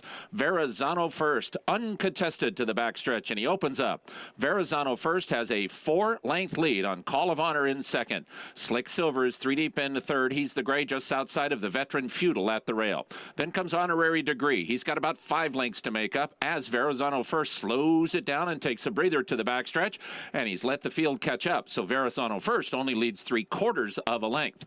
Then comes Call of Honor into the outside Honorary Degree. Slick Silver is in and amongst horses with Eagle Pass outside, then River Echo and at the rail Feudal, and then desperately last to Generator. They run past the half-mile pole with Verrazano First, the leader. Verrazano First, 3/4 of a length to Call of Honor in second. Then it's a lineup of 5 horses trying to go after him into the far turn. Eagle Pass and Honorary Degree are next. Then 2 back to Slick Silver. Feudal's at the rail. River Echo's inside of him. And Generator is desperately last. And Verrazano First has lost the lead. It is a new leader, Call of Honor, at the top of the stretch. He leads Honorary Degree 3/4 of a length. Eagle Pass is next. Verrazano First is gone. Slick Silver has 4 lengths to make up. Top of the stretch, Call of Honor is the one to catch. Call of Honor has a 2-length lead from Honorary Degree. Slick Silver splits horses to the outside in Eagle Pass, then River Echo. Call of Honor has the lead, and he's 3 lengths in front. Slick Silver has run into second, but it's Call of Honor, a 16th out, and he's got a 3-length lead. Slick Silver and River Echo second and third. Call of Honor in front. Call of Honor beats Slick Silver 2.5. River Echo was third. Honorary Degree finished 4th. Well, no response in the stretch from Verrazano First. That win streak comes to an end. It's Call of Honor. He's put together back-to-back wins now. Yeah, and he stalked the pace set by Verrazano First. Verrazano First was glued to the rail. He was out a little bit more in the 2 or 3 path, and he powered home. Maybe he was just the best horse, but he certainly had the right position. Francisco Arrieta aboard for the win. Thomas Van Berg off the claim at 7-1.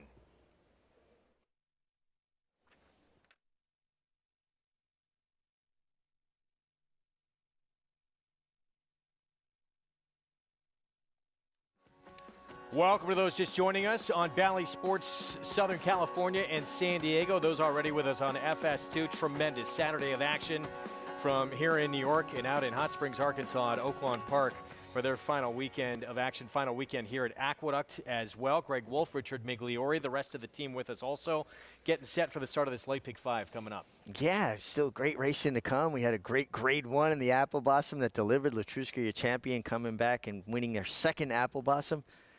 I like a horse in here at a price. Eddie the Great out of a really good turf mare, Freudian. First time turf. That is the 4 at 8-1 right now. This race to kick off this late pick 5. For those just joining us, it's a mile on the inner turf, non-winners at 2 lifetime, and wide open from a wagering standpoint. The favorite is the 8 right now, Sonic Speed. For John Kimmel, does come off a win. It was on the turf. It's for 25 maiden claiming a Gulfstream, and took 5 tries on the grass to get that first win. We'll see how that Gulfstream form translates. It was his first time going long on the turf, so he is 1 for 1 at the distance on turf. Let's pick 5 for those playing. Includes that New York Stallion Stakes Times Square division, the Woodhaven as well, with unanimous consent, undefeated for Chad Brown. Good luck to all getting involved. John Imbrial with the call to get us started.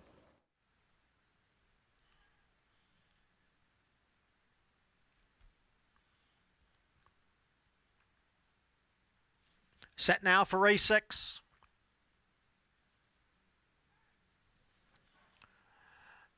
And the rough. Actuary and Malibu Star from the inside. Eddie the Great is in between horses as Exalted Charm now moves up to grab the lead. Exalted Charm is the leader. And then it is Malibu Star who is running in a second, and alongside is Eddie the Great, who's advancing a spot from 3rd. Far outside, it's Prayer Book in a 4th, forced to go wide there, along with Ghost Mon. Up front, the leader is Exalted Charm. And Eddie the Great races in 2nd. Malibu Star down on the inside in 3rd. Prayer Book on the outside in 4th. Then comes Ghost Mon, who's next in 5th. Actuary down on the inside runs in 6th. Sonic Speed is next in 7th. Then the gray, Ocean Deep. On the outside is Noble Conquest. And farther back is the trailer, Laban M. Mo. The quarter in 24-1, the half in 48-1. Exalted Charm leads by a length and a half. Eddie the Great in 2nd, with Prayer Book in the clear on the outside in 3rd. Malibu Star down towards the rail, runs in 4th. Then it's Sonic Speed and Ghostmon. They're together. Actuary is down at the rail. And then Ocean Deep, followed by Noble Conquest. They're at the top of the stretch. 3/4 went in 1:12-1. Here's Eddie the Great now to take a narrow lead, but Sonic Speed is moving up on the outside. Exalted Charm down towards the inside, and it is Sonic Speed who has come away with the lead. Exalted Charm continues to battle on, along with Eddie the Great. Farther back it is Noble Conquest and Actuary. They come for the finish. Sonic Speed won by almost 3. Eddie the Great got 2nd. Exalted Charm was 3rd. Sonic Speed now has put together back-to-back wins on the turf. John Kimmel, Eric Cancel. Well, maybe they just found the distance he always wanted to do on the turf. Nice gallop out for him, still striding out well. Good to see my friend John Kimmel in the winner's circle. Eddie the Great, listen, he tried hard. 2nd at 9-1. Rounding out my exact, I used them all around. How many races did you win for John Kimmel? A lot. He was. We were a really strong team for about 5 or 6 years. We did a lot of good together and had a lot of fun doing it. Sonic Speed, that last win came early February at Gulfstream. Waited until now to return and goes back-to-back. 5-2 is the favorite to start off this late pick 5 on our Saturday card here in New York. Yeah, and boy, he just was straight and strong. You know, sometimes horses are drawing away. It's just because other horses' strides are deteriorating. His stride is just not deteriorating. He ran through the wire. Look how he's reaching out. Jumped back to his left lead there, but he still got that good reach to his stride, and he galloped out well, like maybe he'll even want to go further. So 2 in a row for this 4-year-old son of McLean's Music. 5-2 favorite in a race that looks so wide open. It's the favorite, but a long way to go in this pick 5 sequence. Apple Blossom in the books, but a couple of really good stakes still ahead in Hot Springs, including that Grade 2 Oaklawn Handicap, 1 1/8. And Todd Pletcher's Fearless was chasing maybe certainly one of the best milers in the country right now at Speaker's Corner for a couple of starts. Got away from him, went a little bit longer, and he dominated in the Ghost Sapper. Well, he was chasing Speaker's Corner. He was just on a mad tear around 1 turn. When he got back to 2 turns, which Todd Pletcher has said this is more of a true 2-turn type of horse, this is the race he delivered in the Ghost Sapper. He just powered away at will. Normally, I'd be a little bit worried. Outside post, not the way the track is at Oaklawn today. I think he gallops into the race the right way, stalks from the outside, and it's going to be pretty formidable. Son of Ghost Sapper, winning the Ghost Sapper by open lengths there, wins by 6. Got some good horses he's got to deal with, though. Obviously, you know, so much talk about the 9-year-old rated our superstar. He's going to get a lot of attention as we get closer to that race. He's been very good at Oaklawn, but now as a 9-year-old, it's unbelievable, really. He's the best he's ever been in his career. He's like fine wine. He gets better with age. I mean, his last race was as good a race he's ever run, and he powered away through the stretch. And he's already shown an affinity for Oaklawn. I mean, 21 starts there with 5 wins, 5 seconds. Over 900,000 of his more than 1.5 million in earnings have been at Oaklawn Park. So he's a horse for the course, and he's in good form.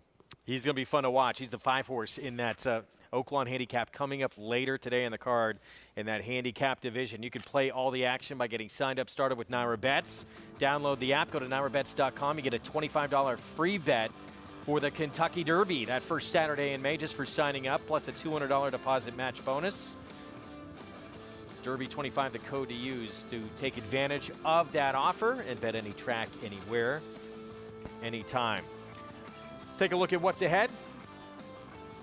A lot still coming up. The best still to come on our program. This is presented by Claiborne Farm. Races 7 through 10. That New York Stallion Stakes Times Square division with Baris back in action.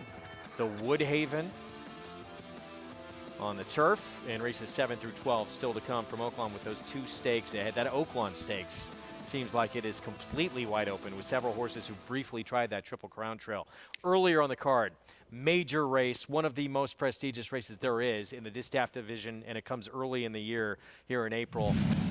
2 champions going head-to-head, and the new face, kind of, I wouldn't say a new face, a Grade 1 winner, but the up-and-comer in the division in Clairiere. I thought Clairiere really ran well, comported herself well. Latruska got to set the fractions comfortably, ears up.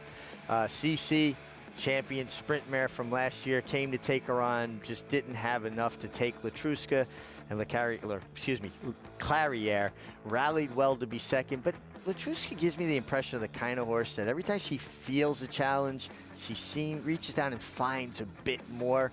So I'm not sure that they would have got by her. She showed us that last year, obviously, in that personal ensign, which might have been her greatest moment last summer. That was just incredible that all the runners that took shots at her in that race, and she was still able to finish at 1 mile and 1/8. Yeah, you look at this race, obviously this 1 mile and 16th, but the reigning champ coming back, the first race back for her, she didn't face a lot, and it was a pretty easy time.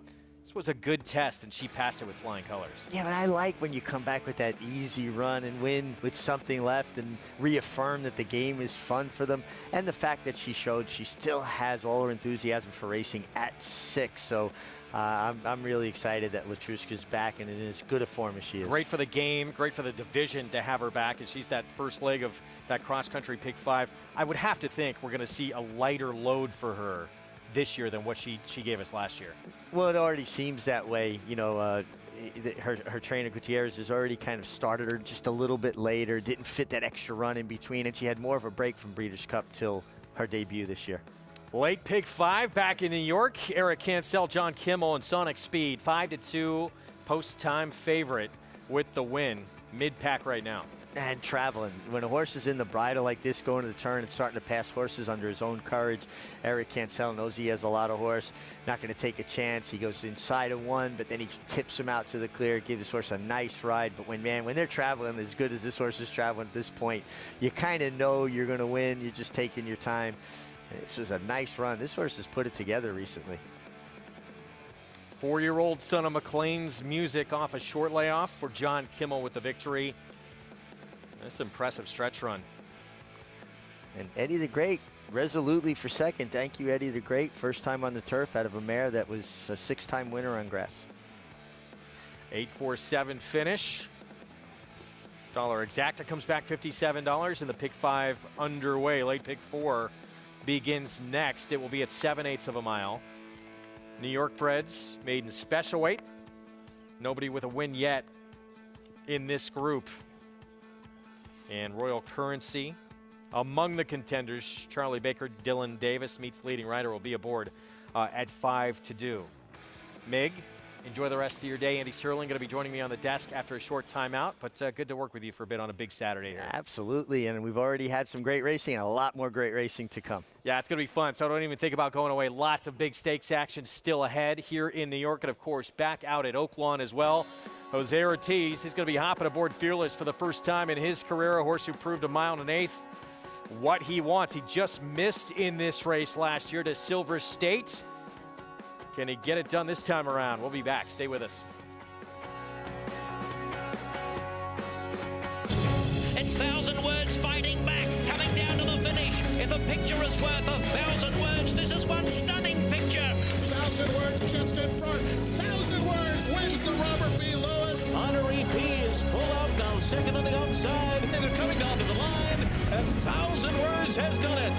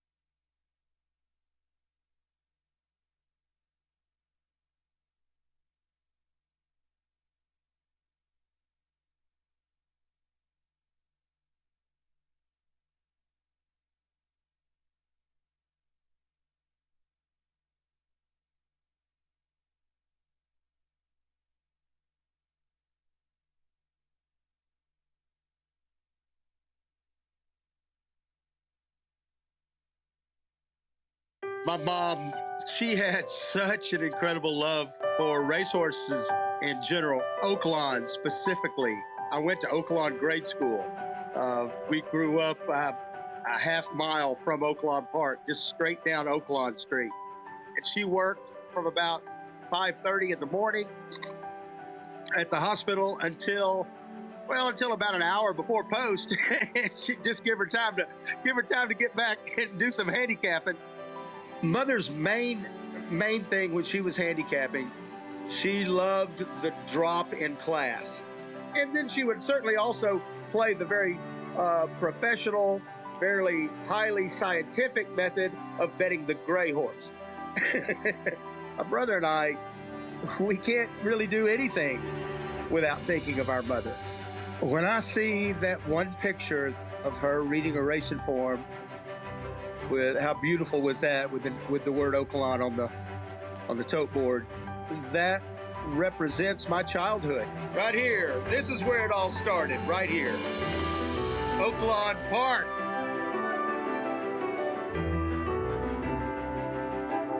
Well, pretty incredible history at Oaklawn, including the Clinton family loving to go to the races out in Hot Springs. Our program brought to you in part by America's Best Racing.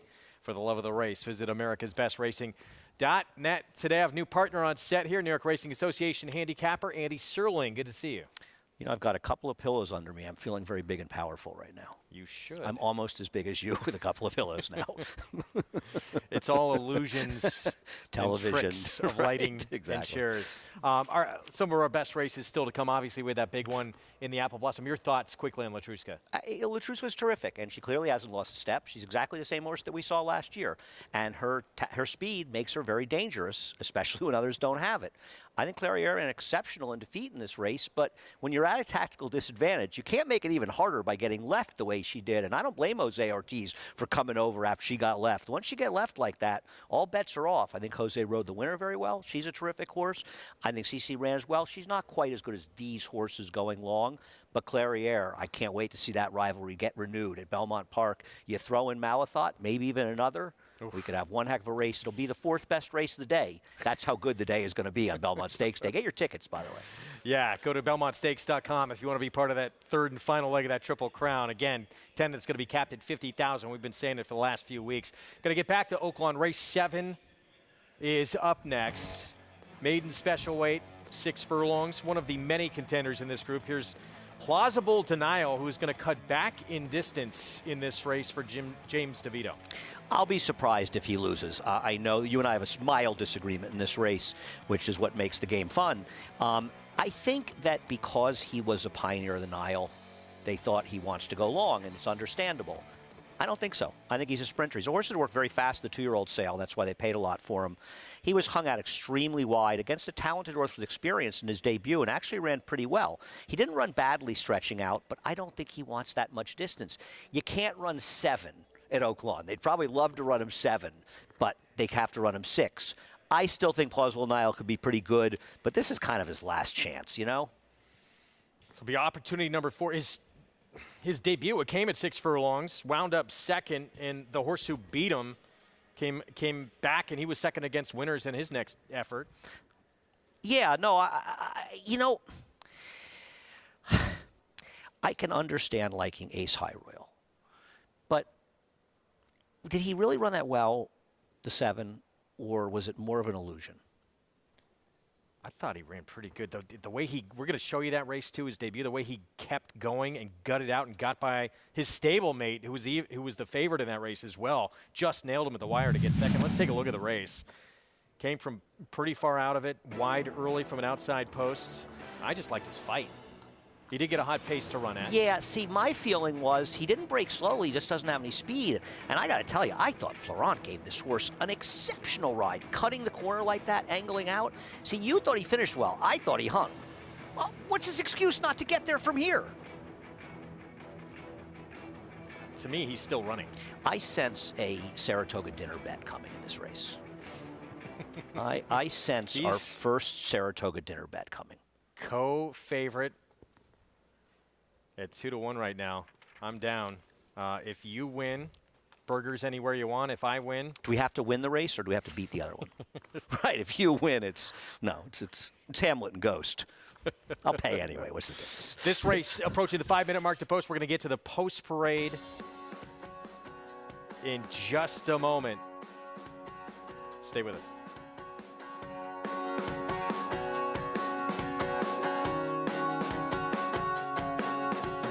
Union Rags, proving Lane's End's tried and true stallion-making formula. A formula that leads to success for our partners and our stallions. He's a leader in his sire crop by graded stakes winners and Grade 1 winners. He's a commercial standout with multiple million-dollar sales and a 6-figure yearling average. And with 4 full books bred at 50 and 60,000, he has even more exciting progeny in the pipeline.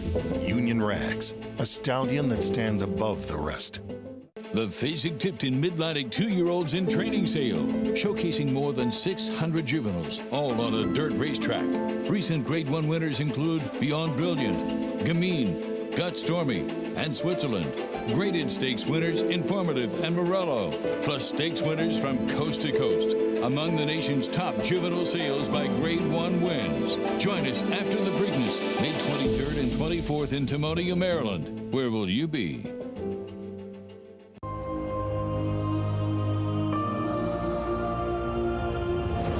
Always been keen on the Sunset Tappet. You know, we've done well with him. You know, he's broken out quite well. He's a beautiful mover. Potentially a really nice 2-turn horse going forward.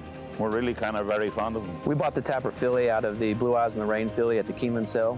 What we really liked about her was obviously her physique. We liked the way she moved, and we just fell in love with her from the start, really.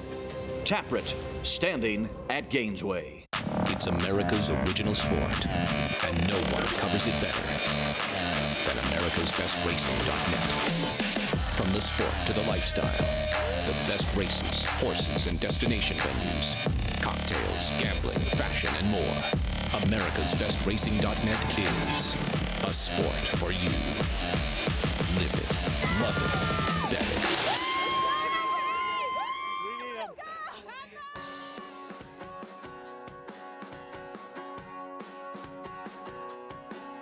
We're back on America's Day at the Races on FS2, regional networks out in Southern California. Good to have you with us. 7th at Oaklawn. Going to get to this post parade here. It happened just a few moments ago. Get a look at this field coming up. We're going to start with a first-time starter on the rail, Tonka Warrior, 27-1. We're 4 minutes to post coming up. I think tough race for any first-time starter, Greg. And this one, there's just no pedigree really to speak of and not taking any money. McLean Robertson trains. Will get Lasix for the debut as Son of Cupid. Next door, it's a horse who actually chased Major General in his debut, and he showed speed at Saratoga last summer. We haven't seen him since. He feels like a $1 million buyback, or somehow Stone Street stayed involved because they bred him. The problem is the other two speeds with him in the pace ran first and third, so okay horses, but bad performance. Royal Consort, this horse you would think wants to go, and the horse who beat him last time, he finished ahead of Happy Boy Rocket, who we're going to see in the stakes race coming up. He's got to be forward in here. He did improve off the claim, but this is tougher. Big price on Momayez. Blinkers go on. He's just had so many chances. He's not untalented. He's just had a lot of chances. I don't think he's 36-1 though. That is crazy. Yeah. I mean, he has ability. He could this be is start number 9 12-1, but I don't think he should be that price. Right? Favored against 75 maiden claiming last start. Here's Mean Jakey, Steve Asmussen, 7-2. I think one of the reasons you prefer this one over the two is Joel Rosario's riding this one, so you would think that's the one they like more. Not that I like either one of them. By you mean the betting public? One. The universal you won. Thank you. They, them. Portsmouth, John Court for Tim Dixon. He looks a little overmatched here. Now the favorite, Ace High Royal, start number 2. In this corner, we have Greg Wolf's runner, the Florida bred. By Gentleman's Bet, you don't see a lot of them. We'll see. Can he show more speed in his second start? Yeah, his sire stands for $1,300. The 9 was bought for $375,000. Here's a first-timer overslept. This horse actually has some real pedigree. He's a half to some okay horses. I want to say it's strong tide. 2 of the 4 foals were pretty good. And back to favoritism, the grade of the outside. Blinkers coming off Plausible Denial. I like the cut back on this horse. I feel that he's the one to beat in here, but he's also the favorite. Well, with more on the favorite on the outside, let's check in with Maggie Wolfendale. Guys, I want to know if I can get in on this side burger lunch wager, because I could really use a cheeseburger right now. But anyway, I'm a little dubious about the favorite Plausible Denial, because when I went into this race, I thought, oh, cinch, because I didn't like him going long in his last start when I was here a couple weeks ago.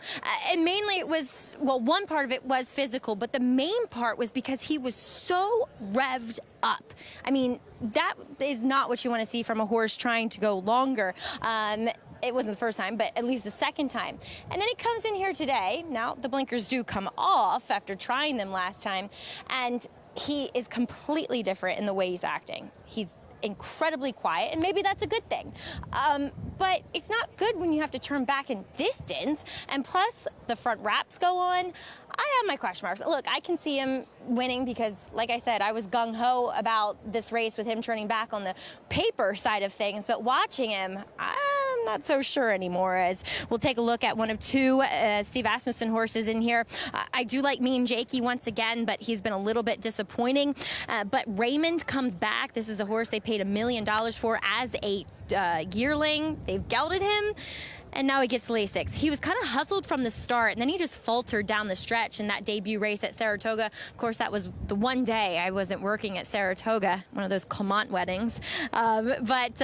He comes in here, he looks incredibly fit. He does strike me as a horse that eventually wants to go longer, because watching that debut, it seemed as though he got run off his feet a bit, and he's a very long, tubular horse. Acting up a bit with the pony when he first got out on the racetrack, looks as though he's settled somewhat, but does look very ready for this return to the races. And then there's Ace High Royal. Greg, I'm with you. I did like the debut race. I agree with Andy, though. He broke fine. He just wasn't quick enough. We'll see if he's any quicker today. He does look incredibly fit. I don't know what he looked like first time, but he looks ready to go, and I like the way he's been bouncing on his toes, just kind of keeping that bundle of energy like a little ball filled with water that's ready to explode, but he hasn't done it yet, which I appreciate. So he was the one that looked the best of any of these maidens. Guys? Mag, we can't get you a cheeseburger down to Oaklawn. I mean, we would. If one of us could get off the set, we'd be happy to drive it down. But I'll tell you, here's the bet. The 3 of us will go to dinner. You and Greg can split the check if the 7 beats the 9. I'm sorry, 7 beats 9. I'll pay for all 3 of us. If the 9 beats 7, you guys can split the check. How's that? Saratoga. You have to spend the evening with us. That sounds like a deal, Greg. Are you in? No, I'm in. Greg can have us to go. Maggie and I will stay together. That's fine. That sounds even better. Kidding. I would love to be there. Let's make it happen. That's fine. All right. It's a bet. I'll say this. Deal. Nice. We're all in. It'll be either way. You can't lose. It'll be good company. It's a winning bet. This horse is getting way over bet, don't you think? Which one? The horse we're looking at. I agree. Because he's got to get faster. No, but I think when you looked at this race, you probably thought that you don't think on thoroughgraphs this horse is fast enough. I don't think he needs to get faster. Okay, I think though you would have expected the 9 to be around 3-2, 8-5, somewhere in that range. Maybe you get it like 5, 2, 3. Not a big price, but one thing Greg, people love horses that close. Because a lot of the horses, they do it in the front end. They think closers. And listen, maybe, and you would think that maybe in his second start he'll be more professional and have a little more speed, right? See what happens. I'm just excited about the bet. My first bet at Oaklawn today. That's why we love this game. That's right. Open up that Naira Bets account, too. You can't bet for food there. It's real money. Well, it's eventually, doesn't it all eventually turn to into food, Greg? Most One way or another. of it in my lifetime does, anyway. Yes. So there's Ron Moquette's Ace High Royal. We'll see what happens here. Start number 2, Jose Ortiz aboard, and Jose's still with a big afternoon ahead. He's going to be on Homebrew, and of course Fearless in that Oaklawn Handicap. Yes, went down there. I saw him here yesterday at Aqueduct. I spoke to him. He's really getting around. Do we think Raymond's the wild card if somebody upsets one of these 2 horses? I think Raymond has absolutely has to ability. be him, right? Because we don't know if he's good, but he could be good. And right now you're getting 6-1 to find out. I think may have dropped to 5-1. See how close he is early. He was pretty close in that debut. New gelding, Lasix, and blinkers off for the 2. A lot of changes. Vic Stauffer with the call. Here's the 7th from Oaklawn.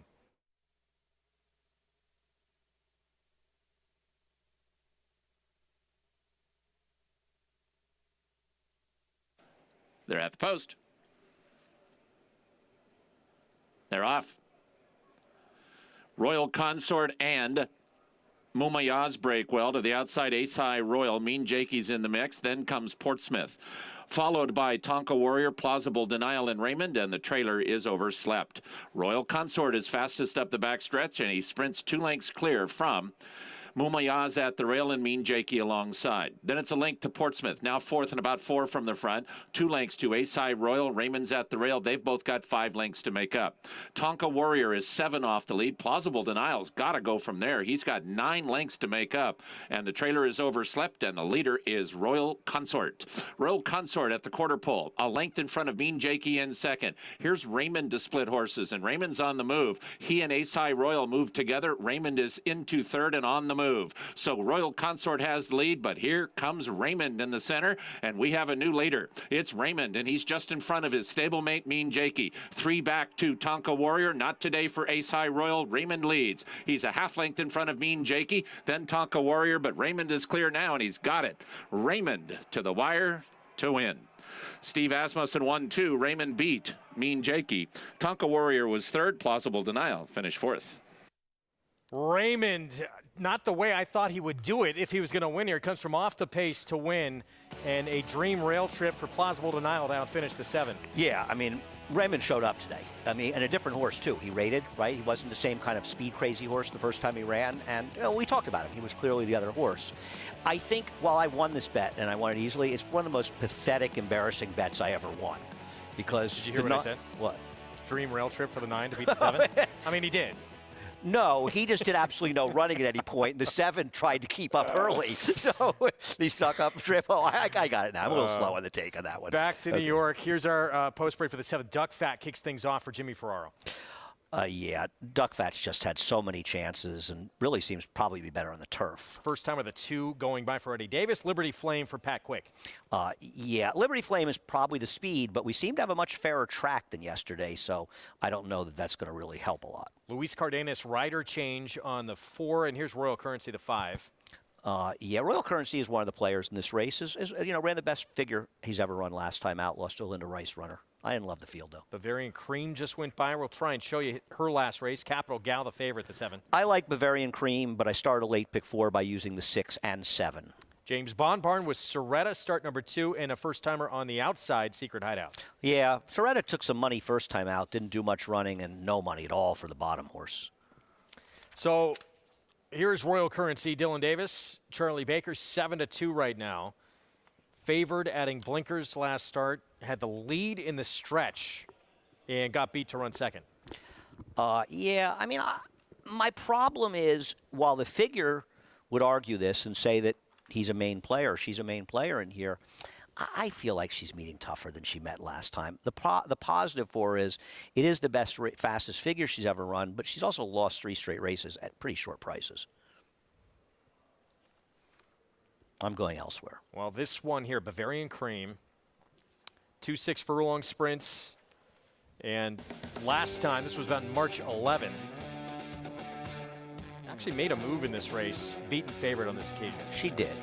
There's an argument that the rail got very good for a period of time. There's also an argument that that's an illusion. But this was certainly run like a rail race. The winner was a bit of a price, who improved dramatically. And the way the 6 made the move, Bavarian Cream, who was not the 6 in this race, number 9, but 6 today, you would have thought she'd sweep by. And the fact that they all hung sort of chasing the outside leads me to believe that there may have been something going on in that race. I thought her first race was better than it looks, where she had a bit of a trip that day. Track seems to be playing fairly, so today is put up or shut up day. Unless she loses, in which I'll say that she got beaten by a bias. That stretch was strange to see with no one improving any position throughout. And it felt like it should have gone the other way when you saw him coming in the stretch, right? Post time coming up for this 7th. We welcome back to the program Acacia Courtney Clement. Thanks, Greg. And we'll talk about a couple of the logical players, starting with the number 7, Capital Gal, who got a big warm-up out there under Eric Cancel for trainer George Weaver. Now, this is a filly that does look like she is well spotted here in this race to go 7 furlongs. I think the extra furlong should actually suit her quite well because she is a little bit longer in her frame. While she's not an overly big, imposing type, she is well muscled in the hindquarters, enough to say that she took something out of that first race. Still, I didn't love her. The number 8, Soretta, in here, she's another one. Just wish that she was carrying a little bit more substance to her. She's a little bit lighter framed. But overall, she was one that immediately caught my eye when I first walked out into the paddock.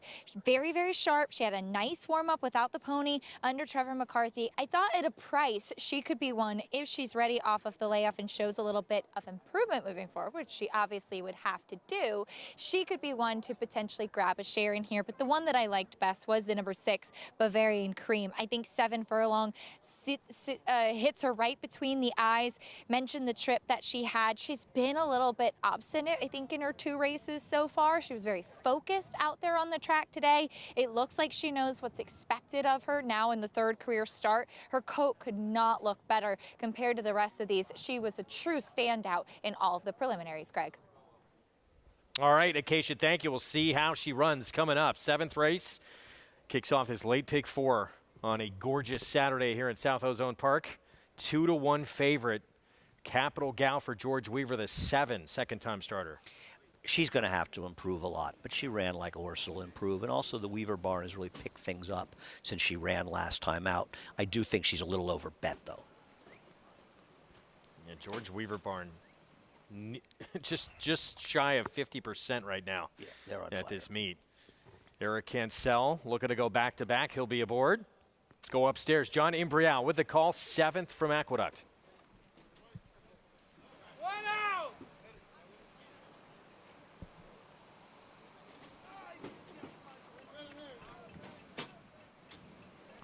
They're all in.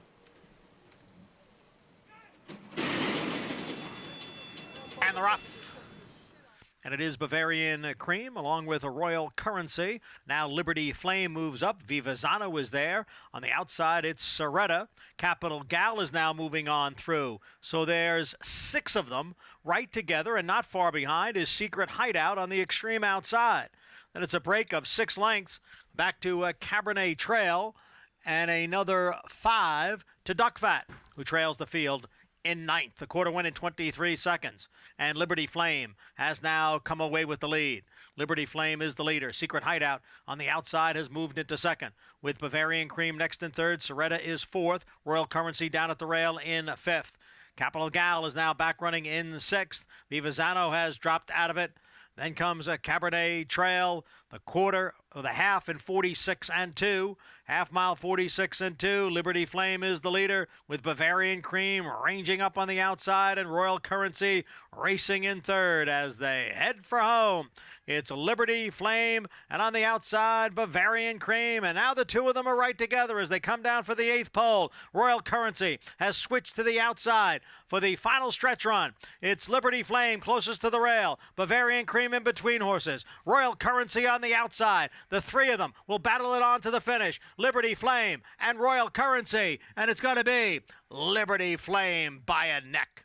Royal Currency was 2nd. Bavarian Cream finished 3rd. Liberty Flame, Kendrick Carmouche, Patrick Quick, 3rd time the charm for this filly. Like I said, the rail got good. The horse that ran 1-2 were on the inside. Liberty Flame, I guess she needed her last start. She seems to have improved today. You know, Bavarian Cream looked at her measure top of the stretch. She absolutely couldn't finish in this race. Perfect trip for Royal Currency, just not able to get it done. And Capital Gal, a total no-show. Bavarian Cream, that's 6th, looked poised to pounce and backs up instead to 3rd. Dylan Davis on Royal Currency made this tight in the end. Looks like 3-5-6. Sounds right to me. So Kendrick Carmouche aboard 5-2 on this 3rd time starter. We'll have the prices for you when we come back from a short timeout. Stakes action next when we return out at Oaklawn. It's the Oaklawn for 3-year-olds, Stellar Tap. He was briefly on the Triple Crown Trail for Steve Asmussen, seeking the first stakes win of his career coming up. And Home Brew been freshened since a disappointing New Year's Day run in the Smarty Jones for Brad Cox.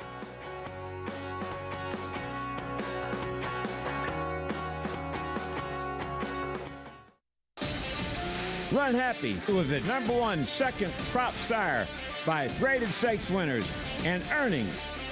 A leading dirt sire and now with an exciting Kentucky Derby hopeful. Kicked it into high gear and Smile Happy with a powerful performance. Wins by 2.5. Run Happy continues his rise and is priced for success. Clips champion Run Happy standing in stall 1 at Claiborne Farm.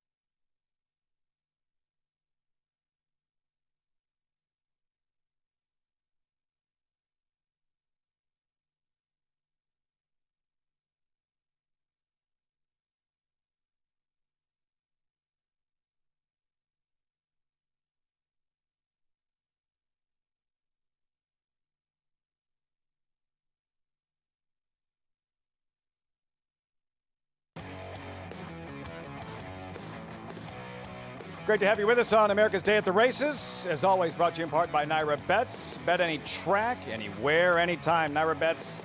Get started at nairabets.com or download the app. We're back alongside the Hall of Famer Gary Stevens. I'm Lafitte Pinkai. One stakes race down. What a run by Latruska in the Grade 1 Apple Blossom. Still have the Oaklawn Handicap, $2 million event of the afternoon. And coming up here, the Oaklawn Stakes for 3-year-olds, Gary. Now, The best 3-year-olds in the country, they're running in a couple of weeks in the Kentucky Derby. What makes this race so important, the opportunities, the money available for those second and third tier 3-year-olds throughout the late spring and summer around the country. Yeah, you've got your A teams, your B teams, and your C teams, and you can make a lot of money managing your horses, finding these races, whether it's the West Virginia Derby. Just dodge the big horses and find these pots with big purses. I mean, this is $150,000. You see where you're at. You're racing with your own company, and you can just shift them around track to track and find the right racetracks and make a lot of money. Yeah, you avoid the Epicenters and the Zandons and those types running in a couple of weeks. There is Epicenters trainer Steve Asmussen, and he has the morning line favorite. You're looking at Stellar Tap, Gary. His place in history is secure. That was victory number 9,446 in the career of Steve Asmussen at Saratoga. Problem is he hasn't done much since, and in his most recent effort here at Oaklawn, kind of a sluggish start right from the beginning, and then things got a little bit more problematic. Yeah, he took a little bit of a bobble leaving there. Right front buckled a little bit. He recovers from it, but as you see here, he's starting to get headstrong with Joel Rosario. Joel's got some of the best hands in the game. He's not listening to him right now. You can see that head going up and down.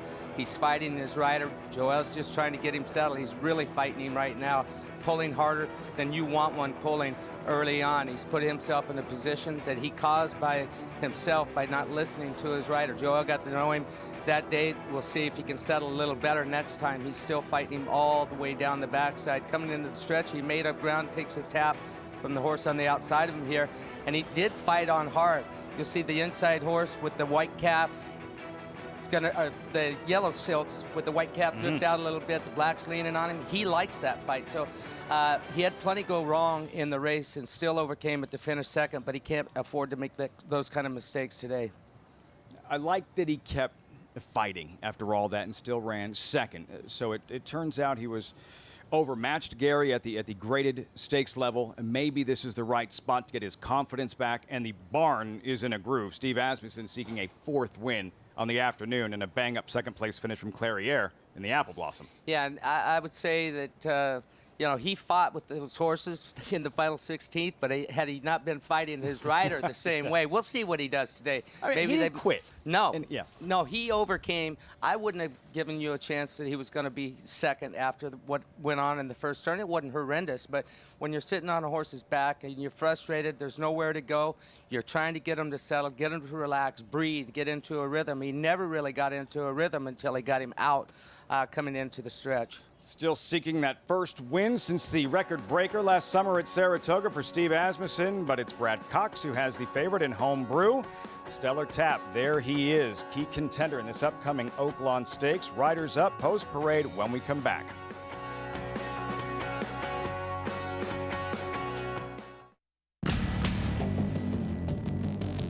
Whether it's Division I or Grade 1, top athletes have certain traits in common. Speed, strength, class, versatility, and most of all, willpower. Claiborne Farm Stallion, War of Will, was a Grade 1 winner on both dirt and turf. Now, his first foals are taking the field.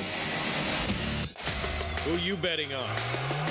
How about an app created specifically for horse racing? Naira Bets.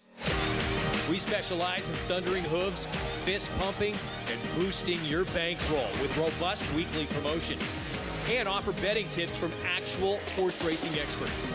Bet all day and night, nationwide. Get the action and thrill of horse racing with Naira Bets. The ultimate accolade for a racehorse is to be named Horse of the Year. To be enshrined to the Hall of Fame is to achieve immortality. As a stallion, genetic immortality is defined in 2 words: breed shaper, plain and simple.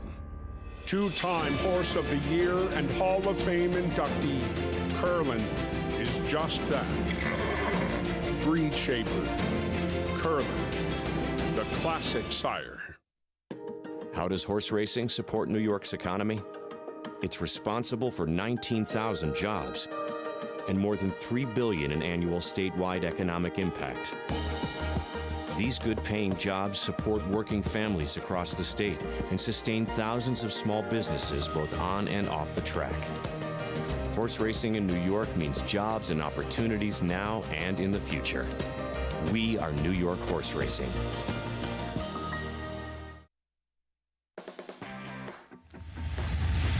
We're back on America's Day at the Races. Good to have you with us. Our program brought to you in part by Hillendale at Alapa. Stakes action coming up next, both at Oaklawn and at Aqueduct. We'll get to New York momentarily. The Oaklawn for 3-year-olds, 1 1/8, 2 turns, is next as we take a look at Homebrew. Right now, the 8-5 favorite for trainer Brad Cox. I thought I was being kind of clever coming up with Homebrew. Apparently, if he wins, I don't know if clever. I think I'm following the herd as a heavy favorite. Maybe the public's finally had enough of Stellar Tap, Greg? Yeah, it seems that way. That's the 2 for Steve Asmussen, who was beat at 3-5 last start. You know, I remember that race well, and neither you or I particularly liked him. And you see that comment, traffic, second turn. It's just not true. He just didn't have traffic. He just wasn't good enough. In fact, it's a miracle he got second. And I think the horse who finished third actually had a much tougher trip than he did. And the horse who finished third is really not much horse. Now, you know, Ruggs is okay. I think it's Ron McQuett who won the race. But this horse looked so good when he set that record for Steve Asmussen. And it's tough, you know. Sometimes they go on and they're like Echo Zulu. Occasionally. And sometimes they're like this horse. Yeah, that was the debut, and it was a rare Steve Asmussen unleashed so many good 2-year-olds, so many that are so hyped. This horse really wasn't that hyped. He was 5-1 first time out. Yeah, with Tappet, and you know what? They were right. He won that day, but in the end of the day, you know, sometimes, and I'm not saying they didn't like him, but considering the money that his horses took, this horse was a little bit chilly on the board, and he won, and I thought he was going to be a major player going forward, winning at 7 furlongs first time like that. Couldn't have been more wrong. Not the case. We'll see. This would be the first stakes win of his career, just the second win overall since that debut effort, as we're taking a look at Homebrew. And when he was most effective, his best effort came when he was on the lead going a mile. Right, and I think he's supposed to be able to get to the front in this race. You know, watching that last race, the Smarty Jones, there was other speed, but they kind of took him back. He had speed, and I just thought that Giroux took him back. And once that happened, he had nothing, especially in the slop. To me, he looks sensational. Love to hear what Maggie Wolfendale has to say about Homebrew. Let's send it out to Maggie now. Well, Greg, you know, he's a horse that this is the first time I'm laying eyes on him, so I don't have any notes to kind of compare. He is a striking son of Street Sense, just a lovely physical in the way that he's put together. Now, he does come in here off that bit of a break, and maybe it was a wet track, maybe something went amiss that we haven't seen him since the first of the year in the Smarty Jones. Well, he comes in here, he looks fit enough. He has gotten a little bit hot under the collar. Not terribly. Most of what you see on him is the water that they put on him, sponging him off. I do agree with Andy, though. This horse is sharp, and he does look to control here, which I think is a feather in his cap. I just wish the one thing, because he is a short price, he looked just a touch more fit. Moving on to a short rest. We just saw Happy Boy Rocket run a week ago here for Bill Mott in what was a muddy sealed track. He broke through the gate that day, then he stood there and he dwelt at the start. So things just going horribly from the get-go. And there's 3 things you look at with horses that are coming back off of short rests. 1, weight. 2, energy. 3, coat. Well, coat, he is dappled head to toe. He looks fantastic. 2, energy, this horse is bursting at the seams. Honestly, he's actually doing a little bit too much coming out here to the infield. It seemed as though it's rattled his cage a little bit. Though, his weight, I wish he looked just a little bit rounder. He just looks pretty tight, to say the least. So I'm a little concerned about his behavior now and the fact that it's short rest and his physical. I'm a little interested in a horse that does look slow on paper. But number 3, Kushar, he's going to look slow. He is a big, lanky, rangy, all of those adjectives that go to a horse like that, he fits. but I like him. I love the 1 1/8, and he does seem like a grinding type that they put the blinkers on. He laid closer in that last start. It's just a very, very short cup cheater blinker that they're putting on, and I think, you know, he's striding out really well. I'd love to see him sit that same kind of trip, and I think he's one that's just going to be able to grind things out going this 9 furlongs. He looks sensational overall here, guys. Maggie, thanks. We'll get to the post parade here in a moment. 8-5 favorite. She put it perfectly. I mean, he does look striking. Son of Street Sense for Brad Cox. But one of the many things I like about Maggie is she says, I've never seen him before. So maybe he's just a really good-looking horse. And I always think it is good to put it in reference. You know, Maggie says that Kutcher's slow, not based on his last race. I think based on his last race, he's a player. Now, he got a very good trip in that race. The favorite kind of didn't show up, and Chelino didn't run that well from an outside post in a subsequent start. But if Maggie likes the way he looks, maybe he's just improving, and maybe that's sort of a combination, right? And he's a bit of a price because even though I like Homebrew, he's no superstar. I think the horse on the outside, Happy Boy Rocket, deserves a mention, though he's coming back on just a week's rest. He completely just stood in the gate when they broke back on April 16th, and it's a quick turnaround. And you brought up an interesting point about that day. Well, I mean, if you look at last Saturday's races at Oaklawn, it was impossible to make up ground. And to be fair, somebody on Twitter had actually alerted me to this.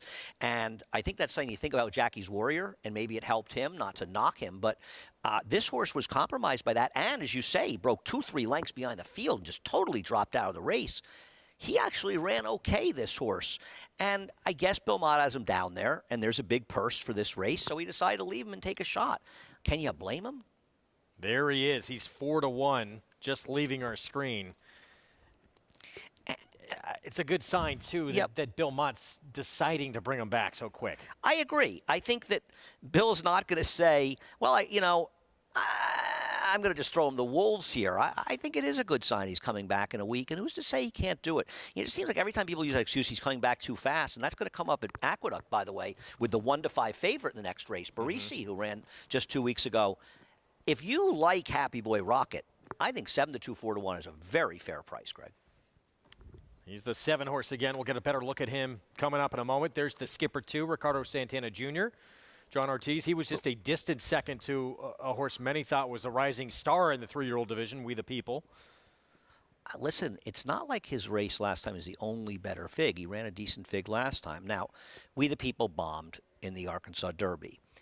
I was not a We the People fan, but I don't think that means that he's a bad horse. He may have just not been ready for a race like that, and the reality is that his last buyer is the best buyer fig of anybody in this race, and he's 6-1. Now, I'm not in love with this horse by any stretch, but if you make the argument for him, bet him.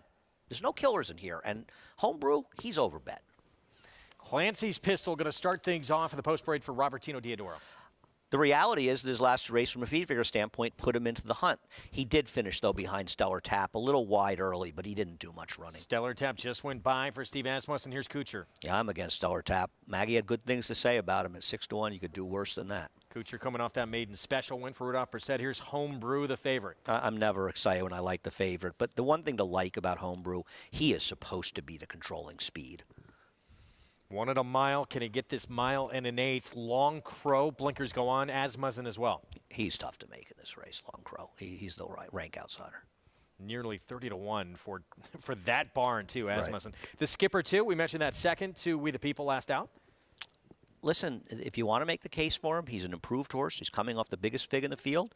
Then 6-1's a very 7-1 now. And that biggest figure in the field, Happy Boy Rocket, earned that number in the second start of his career. Can he get back to it? Yeah, that's the question, because he really didn't run well when running against Tougher than next at Tampa. But his last race is better than it looks. I think you have to ask yourself if you're uncomfortable betting him back off just a week's rest. I'm not. If I liked him more, I would have no problem betting him. Kuchar, the 3, I would think named after the PGA golfer. Let's go to Maggie for more. Yeah, we'll see. Is he named after the PGA golfer? Yes, he is. He's named after Kuchar. So hopefully he can live up to the name. Sounds much better when you say it, but Rudy Kucher here, he is stepping out of the maiden ranks and stepping into a stakes race. He looked as though watching that mile in a 16th race that an extra half a furlong is only going to help his cause. Yeah, exactly. I mean, we've been looking forward to running him a mile and 8, maybe even further at one point. You know, it took him a little while to come around. We run him in a maiden against Widow People. We knew Widow People was the one to beat, and then the other day he stepped up and won. He got a little green under the whip. This is why we had the blinkers. Even if he won, we got the okay from the steward to put the blinkers on, because we thought if he would have run straight, he would have maybe win a little further at least. And then so now we see he's a step up, but we see what happened. And not to get too off topic here, excuse me, but you, Gary. She's heading to the, oh, I'm so sorry, my voice. How's she doing? Philly's doing really good. She got a nice, easy half a mile by herself last week with me on. She actually is going the breeze tomorrow with Flavien Pratt on. He's got a substitute for me and Flo because we are here. But looking for a nice half a mile out 5.8. We don't have to be really, you know, we don't have to create anything special. You know, the filly is fit and ready. And then we will have one more walk at home and then take her to Churchill. Looking forward to seeing her, but really looking forward to seeing what Kucher does here in this Oaklawn. Thanks, Rudy. Thank you. Appreciate it. Guys, I'm going to get it over to you in the tent because I don't know about you, but these apple blossoms out here are killing my allergies as I'm just crying and trying not to cough right now. Pete? We're crying, but for different reasons. Gary and I typically cry after each of our broadcasts. The pollen here taking its toll in Hot Springs, gearing up for the second of 3 stakes races. Gary, yeah, Kucher, look, he's improving. The blinkers on, kind of wandering in that last win, and just showed a lot of grit in that victory. Some upside here for Kucher. Yeah, absolutely. There's upside for Kucher. He's wide here, coming around. And look, yeah, he got beat by We the People, but look at this relentless drive that he makes. There's no stopping him. He should enjoy this mile and 1/8 today, wandering around a little bit. But I think he improves off of today's, off of that performance right there, off of this last race. There's a lot of upside for the son of Uncle Mo. Kucher, board trainer Rudy Bissett, segue, spent a lot of time with the Hall of Famer Bill Mott, learning from the Hall of Famer Bill Mott, who has Happy Boy Rocket. It's the quick turnaround. Happy Boy Rocket a week ago, like from the start. What went wrong here, Gary? Well, what went wrong was before they even got in, or before the start even happened. I don't know why we haven't talked about it, but he actually broke through the starting gate prior to that slow start right there. They got him back into the starting gate, and he was just absolutely flat-footed. I was stood with Billy Mott, and after the race, he said, you know, he's just a big goofball. He's not really paying attention all of the time, and you know, he just flat missed the break because of his antics prior to the race. So he had also told me, he says, look, he never really got out of a high gallop, and he said, I won't be afraid to run this horse back quickly. Here he is showing up this afternoon. And like Andy said, nobody was closing on this racetrack on that day a week ago. So Hall of Famer, I respect it. Blinkers are going on today. Hopefully he's more focused in the starting gate than what he was the prior afternoon. And should everything go well, watch Happy Boy Rocket, as Maggie mentioned, maybe too much energy and how relaxed he is, preload in the gate, how he breaks. Should all of that go well, where would you like to see Martin Garcia place him early on? Just where he's comfortable. Let him get into a rhythm, but just get away from there clean, smooth, and in a space where he can use his long stride. Homebrew, you expect to see him on the lead. He wasn't able to establish the lead on a wet track in the Smarty Jones, and things did not work out. I won't be surprised if Stellar Tap does not break flat-footed, that he's up close to the lead. Stellar Tap, the favorite though, Homebrew. It is post time, all set for the Oaklawn Stakes. Vic Stauffer standing by. They're off. Very even start. Homebrew shows speed. Happy Boy Rocket in the center. Happy Boy Rocket going to take the lead. Now here's Kucher to move through and challenge, and Kucher puts his head in front.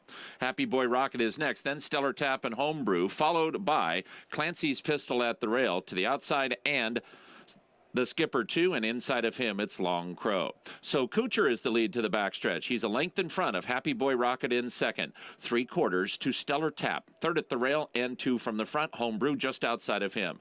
Clancy's Pistol in the red and white is fifth with about 4 lengths to make up. And at the back of the pack are the Skipper 2 and Long Crow as they turn into the backstretch in the 4th Oaklawn Stakes. And Kuchar is the leader.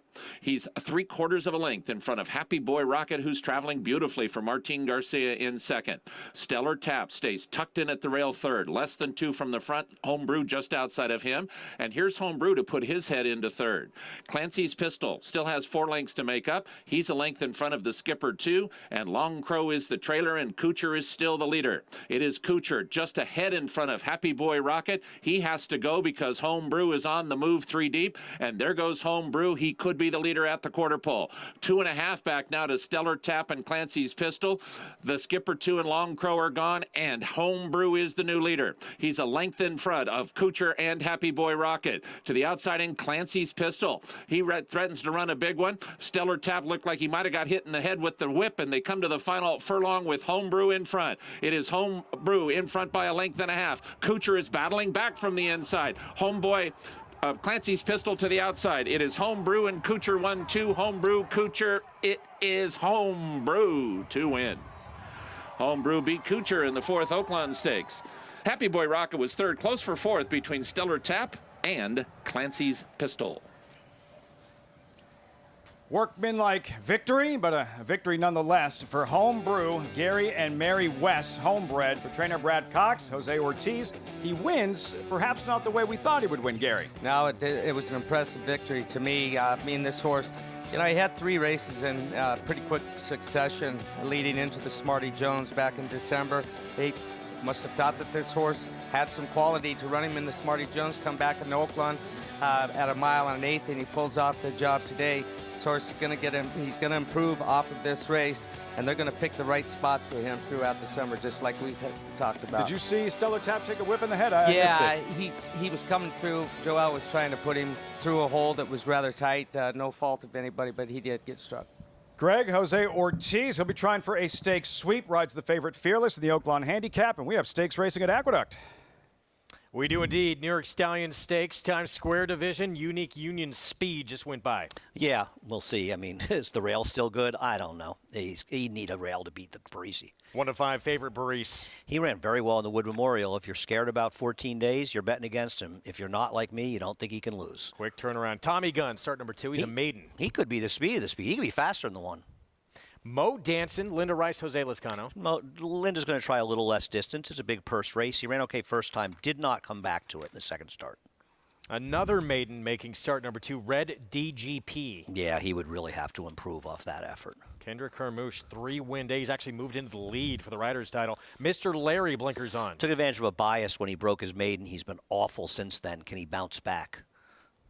And Kaz Mike on the outside, yet another maiden. He was beat at odds-on last out. Yeah, I mean, you have to understand, this is a race for New York Stallions, so it's a big purse race, and that's why you're seeing these maidens take a shot. And even if they get second money, they're going to get, what, $40,000? Third money's $20,000, and that's why we have so many maidens. His first race was pretty good. He took a step back when he lost as a heavy favorite, though, in his second start. So, yeah, 3 maidens tackling a 2-time stakes winner who, even though he was beat in the Wood, Derby prep, he ran a very good race. This is the Rego Park, the first of his stakes victories. Right, Unique Union is in front. And he ran a fine race, finishing 4th. He just wasn't good enough. And this was Barisi's comeback race, I think, actually. And he was very, very impressive getting it done. Then he ran a mile. And he ran down Bold Journey. And Bold Journey's gone the wrong way, but it was still a good race. And I think he justified all of that. His Wood Memorial performance was a very good one because he's not a horse that just sort of sucked up and got fit. He actually really made a winning, a move to try to win the race, and it took a toll. He's not as good as those horses, but this isn't the Kentucky Derby. I don't worry about the cutback in distance. I'm not worried about a layoff. Listen, he's 1-5, and he's probably supposed to be. Class Edge Major here for Baris. With more, let's go to Acacia.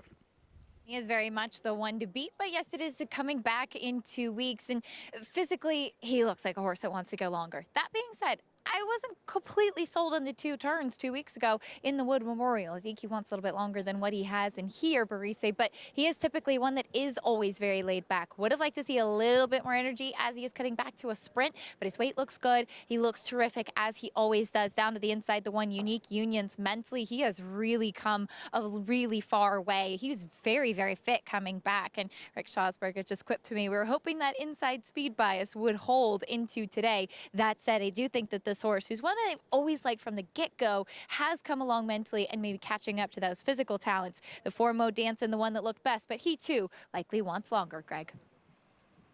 All right, Acacia, thank you. Times Square division of this New York Stallion Stakes, 1-5 favorite, Barise, that one test because he ran so big in the Wood Memorial. Now it's back against New York Bred Company, and he is the standout. He'll break from post 2 with Dylan Davis. Let's go upstairs. John Imbrial, the call.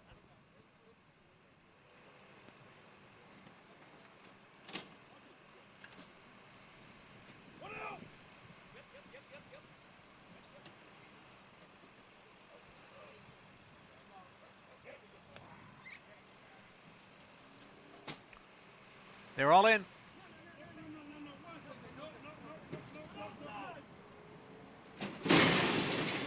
And they're off. And a bit of a hesitant start for Barise. He's at the back of the pack, or towards the back of the pack, and now moving up a bit. Kaz Mike breaks on top here with Unique Unions at the rail, and alongside is Mr. Larry. Barise has now advanced into 4th. And then comes Tommy Gunn next in 5th, a half dozen lengths back to the 2 trailers, Mo Dancin and Red DGP. It is Kaz Mike who leads here by a length and a quarter. Mr. Larry giving chase in 2nd. Unique Unions is in 3rd, has moved to the outside here, and Barise is right behind him. The quarter went in 22 and 3/5 seconds. Kaz Mike, 3/4 of a length. Mr. Larry and Unique Unions right together, 2nd and 3rd. The big favorite, Barise, now being asked for more on the outside. It is Kaz Mike, and on the outside, here's Unique Unions up now to challenge. Then Barise and Mr. Larry, the half mile in 46 and 1. Kaz Mike and Unique Unions, they are right together as they hit the 3/16 pole. Barise is in 3rd.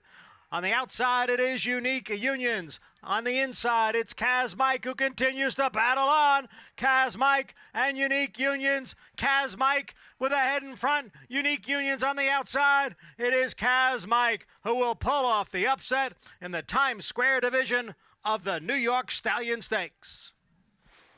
This will be huge. Obviously, the late pick 5 here, the cross-country pick 5 as well. Kaz Mike at 9-1, 3-win day, Trevor McCarthy. And let's give Trevor a lot of credit. I'm going to say that Trevor actually thinks that the rail has gotten good again. And I think there's an argument after the last 2 races that that's the case. He didn't have the fastest horse in the race, but he rode him better than anybody else. The 1 broke fine, the 3 got left. And Trevor said, you know what? I'm going in the front. And if I lose this race, I'm going to lose it on the front end. And he didn't. He won. And this was a terrific ride by him. They got a little cute with Unique Unions, to be honest with you. And it looked like he was going to pay off for them, but it didn't. And was it the track? Was it the trip? Was he just not good enough? I don't know. As far as Barise, he didn't break well. Dylan put him into a big drive. He put him out in the middle of the track. Could he have been a little against the track? Maybe, but he didn't run well regardless. Disappointing, no question, from Barise, who's just about every prior race would have drowned this field. Not today. Kaz Mike, 9-1, beating a 1-5 favorite. Feels like we could have very likely a double carryover the pick 6 into a mandatory payout tomorrow, because we've seen a couple of 9-1 shots, and this is more than a 9-1 shot in the pick 6, because anybody and everybody that put in, reasonably small tickets single to 2. A maiden against a multiple stakes winner. He could be 20. Who was 1-5? Yeah, he could be 20-1 in pick 6. And the first winner wasn't easy at 9-1. So, and it's not like the other horses had to win, though they were favorites, but they were somewhat competitive races. How about this rider? I know he obviously didn't win that winter meet. It was Dylan Davis, but he was next up right behind him running second. He's been so good since he's come back to New York from the West Coast, and today a 3-win day for Trevor McCarthy. Well, I think this is why, Greg, we've been so high on Trevor. He's thoughtful. I think he made a decision here, and he said, I'm going to roll the dice that my horse can wire the field, and I'm going to ride him aggressively to take control of the race. And if it blew up in his face, he'd have had to deal with it. but it ended up being a winning move. And I respect Trevor a lot because you put yourself on the line when you do that. Because if it blows up and they back up, they say you went too fast, you should have stalked, you could have been second, you know, all these sort of things. And I give Trevor a lot of credit for this. And all of a sudden, we got one more day. We got another race, though, too. He's not done yet in this jockey title. Good. He is little work to do. 4 back of the leader. That'll be tough. Kendrick Carmouche. Yeah, that'll be tough. Not over. But a 3-win day is a 3-win day. Let's get back to Oaklawn. Home brew. Brad Cox, Jose Ortiz, Gary and Mary West, and a son of Street Sense. Now a 3-time winner and a stakes winner for the first time in his career.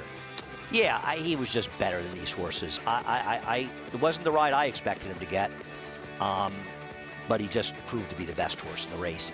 I'll tell you what, though. He didn't want any more distance in this race.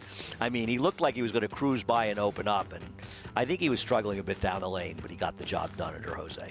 Brad Cox Barn with the win. Of course, they still have Plainsmen to come. Let's go to Maggie for more. Here with assistant to Brad Cox, Georgie Abrego. And Georgie, a horse that you have worked with quite a bit, Homebrew. Talk a little bit about what happened in the last race in the Smarty Jones and how you've gotten him to come back with this win today. You know, I kind of think surprised last time. She not run good, but, you know, right away after that race, Brad told me, take it easy on the horse, try to keep it easy, put a good way on, and it's exactly worked for this race because this is a Brad Cox schedule for today. Yeah. That's how he's had a lot of success as of late, and you part of his team for quite a while. But too, he's a horse that seemed to not necessarily love a wet track, but today, fast track, he wasn't as close to the pace as we expected, but he kind of grinded out that victory. You know, I think Jose doing a very good job putting a right spot. You know, I look at it like 7 races and only one horse win in the front, and every race I see off to the speed, and I talked to Jose, and it's a playing worked perfect today. The only horse to win on the front end, Georgie, was the champion. Yeah. So it's real champion. I think it's good filly, and it's what it's good. Yeah. Well, Georgie, congratulations with Homebrew here. And if people don't know, one of the best animals in the Brad Cox barn here is Mr. Man, right? The goat? Yeah, it is. It is. No question. It's the best. Well, Georgie, congrats again. Thank you very much. Thank you. Georgie Abrego, a big integral part of the Brad Cox team here, especially at Oaklawn, gets Homebrew to the winner's circle, guys. Got to have a great team. No matter how good you are in the best barns, they have great teams around them. Brad Cox among that group. Back here in New York, Kaz Mike, Trevor McCarthy with a 3-win afternoon and a monster upset in this Times Square division of the New York Stallion Stakes. Let's go downstairs to Acacia. And Trevor McCarthy, all smiles here. Trevor, you came back and you said, that was fun. Tell me about the ride. Do you feel like being on the inside made a difference for your horse? Absolutely. Speed on the rail is great today, and I was able to get him out and get a good break with him. And when I seen he broke in front, I just used him aggressively to get to the rail and found a great rhythm with him. And he's a horse, he's just got such a big stride. He's kind of dangly, and he loves to run against the bridle. And turn for home, I just kind of grabbed him, and just kept that momentum. And it seemed like he really run a good race fighting that other horse off. And what did you learn from him as you rode him last time? And he is a narrow frame. He wears that breastplate. Is he one that kind of gets into it as the race goes on? Most definitely. You know, you kind of don't want to cover him up and put him in a pocket trip. He likes that clear trip. And look, last time he didn't really switch leads, and he kind of labored on me. And I knew turn for home, I really had to be aggressive with that lead change. And I got it, and he kind of gave me that second gear, which worked out great. In the Woodhaven in the next race, you're on Heaven Street in the rail. What's the game plan with that horse? Yeah, I mean, look, Todd's horse is kind of low in speed now that Dr. Jeff scratched, and you know, he definitely want to get a good position. And I think Christoph definitely wouldn't mind sitting the pocket trip, but you know, we definitely don't want to let Kendrick do the easy walkover. Well, best of luck there, Trevor, but congratulations on a great ride here. Thank you. Trevor McCarthy keeping that good momentum going, Greg, and as you heard him say, making the right decisions and putting his horse in the right place. He's got 2 more chances coming up this afternoon as well to try and get number 4 and 5. Already a big afternoon for him. It's been a great winter and spring meet here in Aqueduct for Trevor McCarthy. I agree. He's an excellent rider. And, you know, we've got a lot of terrific riders here. But Trevor, who rode here extremely well last winter, went to Belmont, had some success, took a shot going to California, excuse me, and it didn't work out for him. But you know what? You're better off taking the shot. He said he wanted to go to California. He always wanted to give it a try. It didn't work out, so he came back to New York. There's nothing wrong with that, and he's just done great here. And he and Joey Migliore, who's been his agent, first time as an agent, they've teamed up well. Joey does a good job, and he's got the goods with Trevor. It's been a great success story for those two, and hopefully it keeps on going as we get into Belmont in the summer at Saratoga as well. More stakes action coming up in New York and at Oaklawn. Been one of the great stories of 2022, 9-year-old, rated R superstar, not just winning, but producing the best racing of his career in his last couple of victories. He's still to come in the Oaklawn Handicap.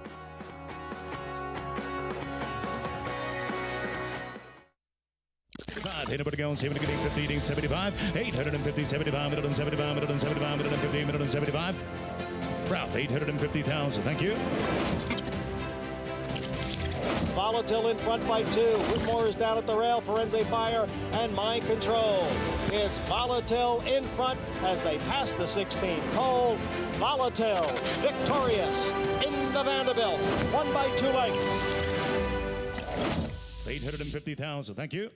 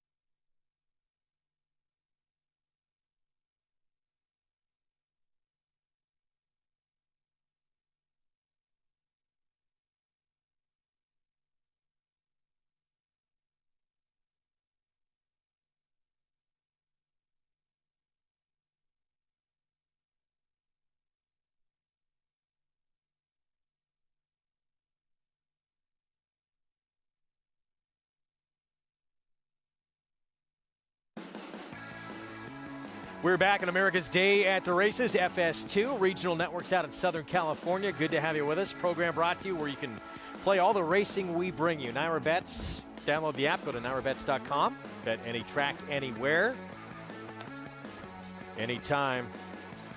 Big upset in the Times Square division of the New York Stallion Stakes. Trevor McCarthy on Kazmike, who came in winless and beats, at least amongst this group, the mighty Baris. Yeah, $20. Maurice obviously didn't show up, and the track worked against him. But I think the biggest takeaway from this race is the ride by Trevor. I can't say enough. And by the way, I had a small saver double with the 1 and a bigger double with the 2, so it didn't do me any favors. But I can't say enough about how smart that ride was. And Trevor believed the rail was still good. A lot of us thought it wasn't. He's right. We were wrong. Latruska began the cross-country Pick 5 follow-along here as we take a look. Homebrew, logical for Brad Cox. Returns $4.80, but this one, tough to come up with. Kazmike going to play a lot bigger, as Andy talked about, much bigger than 9-1. Yeah. Woodhaven is next. Mile and a 16th on the inner turf here in New York. And unanimous consent for Chad Brown. Klarovich comes in undefeated with a win at Monmouth and Tampa. Yeah, I like him. I think he has a lot of potential. Kind of bobbled a little bit last time out and still won and beat the horse who was second in the Heaven Street Fort Washington race. But, you know, he's going to be a relatively short price, and I still think he hasn't shown that he's superior to these horses. I'm a little bit interested in the horse on the outside for trainer Linda Rice's, whose name I'm forgetting. Masetta.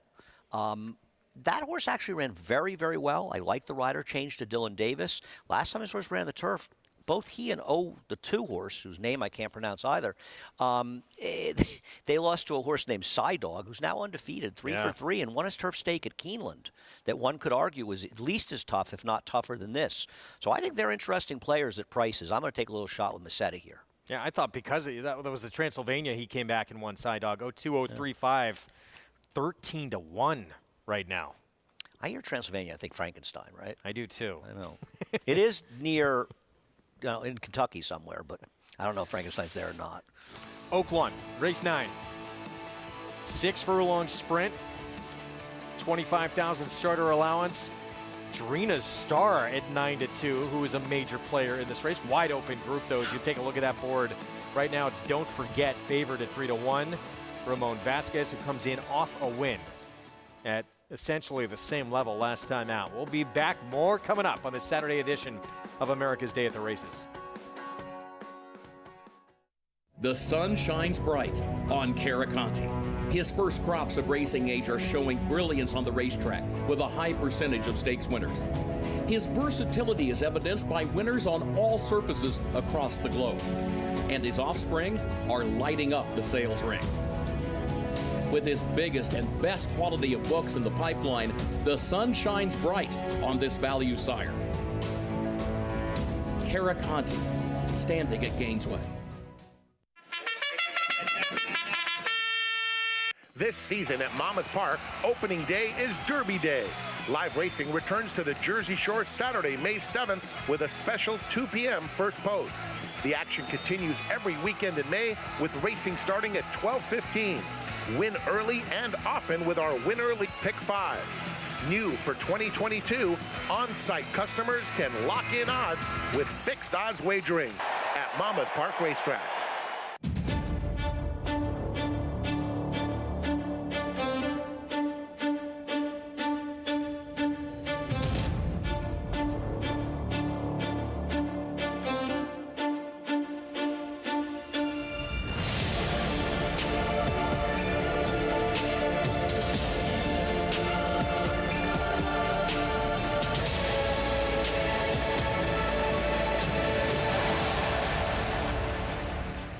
Racetrack Television Network brings you every race, from every track, on every screen, every day. With monthly packages starting as low as $5, RTN gives you great value and access to more live HD streaming and race replays than anyone. Visit RTN.tv today to sign up and watch on almost any device, including Roku and Amazon Fire. RTN has packages that start at $5 per month.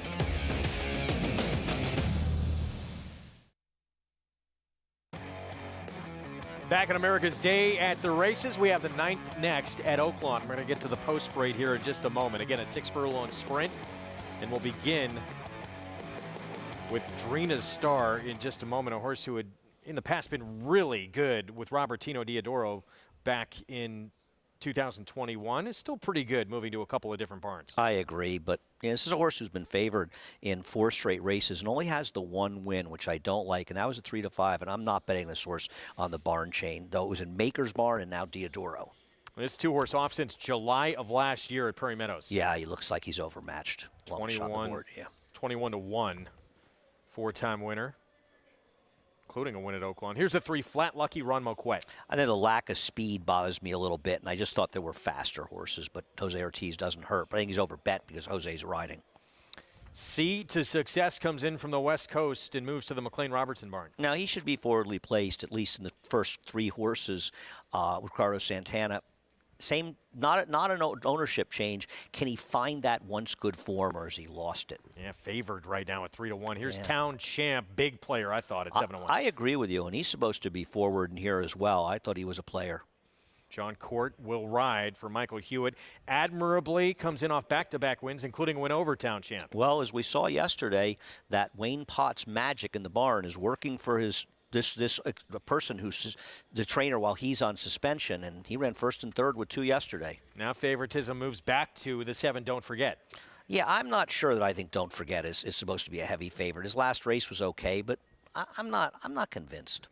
Should get speed with the 8 Sturgill. Yeah, Sturgill's supposed to be in front here. I just doesn't feel like he's good enough, does it? And no, it does not. And that's why he's almost 20-1. 15-1, ultimate outside.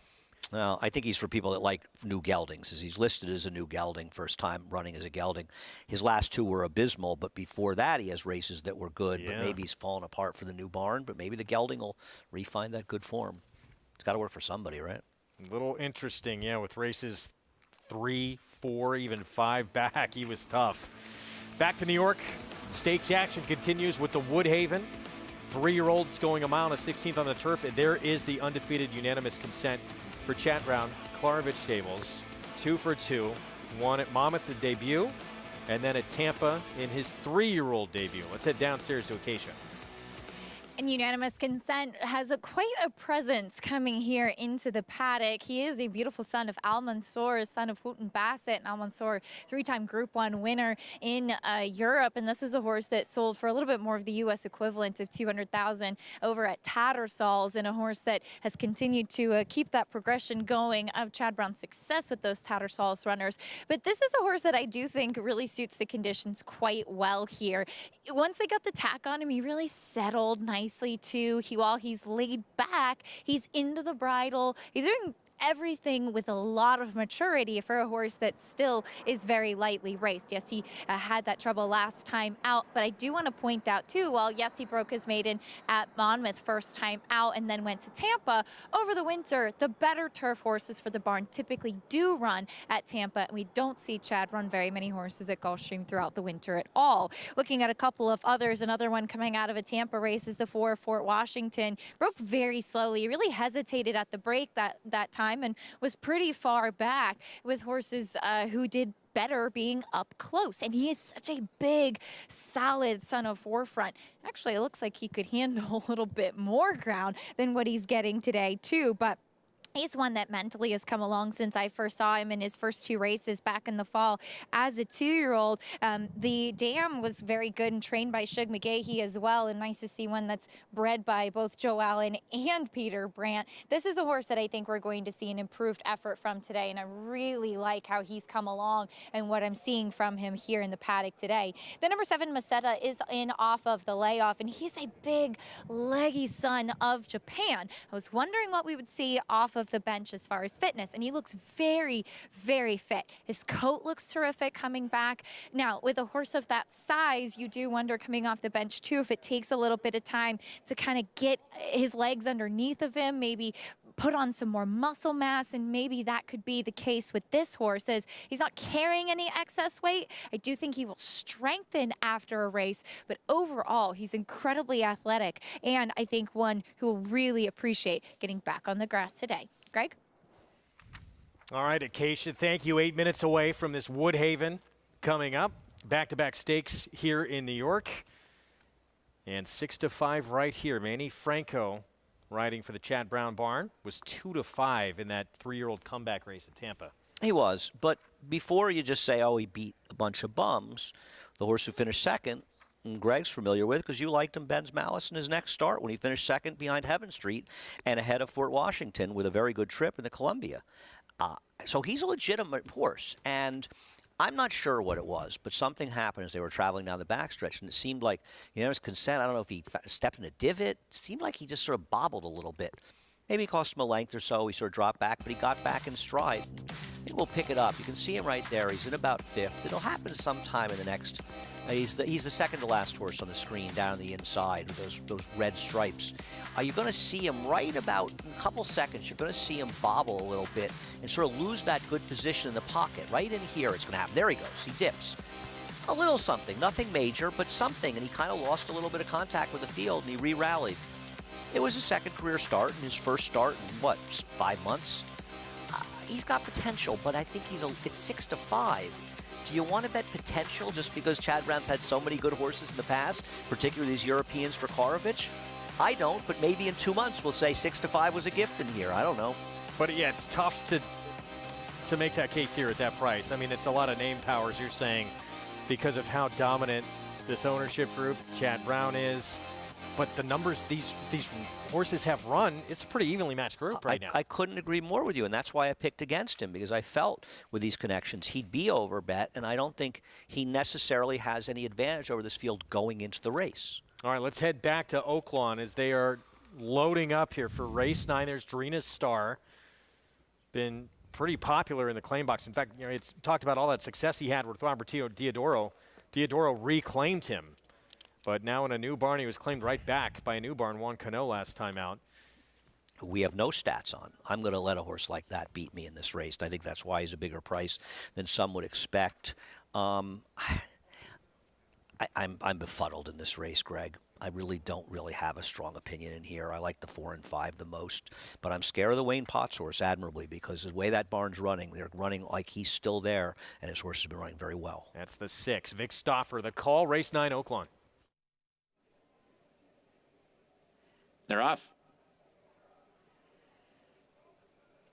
Good start for Sturgill, who goes to the front from Drina's Star and A Sea to Success. Don't forget away in 4th. Admirably's just inside of him, and Principe Guillermo's at the rail. Then comes Ultimate, followed by Town Champ, and the trailer is Flat Lucky.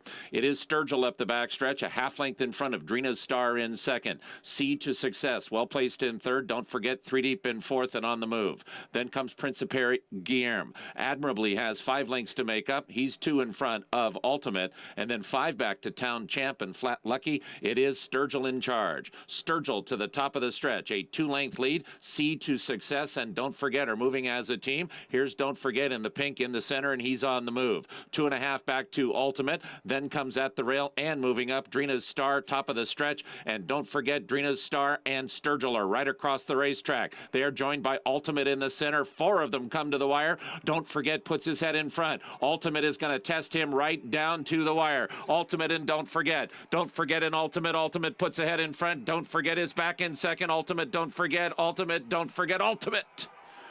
Ultimate outrun. Don't Forget on the square. Beat him by 3. Ultimate refines that form that we had talked about just a few starts back. New gelding at a number. Yeah. 18 to 1? Wow.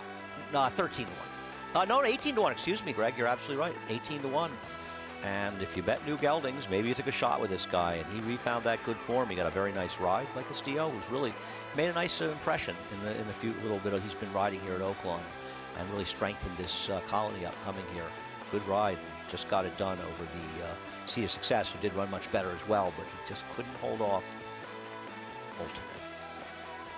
Wins for the 5th time, 15 career starts, and this young rider, even Steve Asmussen, has been given a lot of opportunities. Liza Castillo making a nice impression at Oaklawn as we get back to the post parade. Here for the Woodhaven at Aqueduct, here is Heaven Street. Trevor McCarthy looking for number 4. Yeah, and I think you're going to see him leave to get position. He's probably not going to be as fast as Chanceau, but he's probably a better horse than Chanceau, besides being aside from being a bigger price. And I think he'll get a good trip, and I think he has a shot.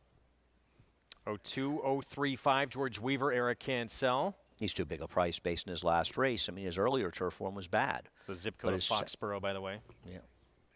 There's Fort Washington, Shug McGahee. Yeah, we pissed past Chanceau, who's the speed, and was helped by the scratch. Fort Washington ran okay in his return race, but I still think he may need to get a little faster. I think he's a little overbet as well. Manny Franco, the favorite for Chad Brown.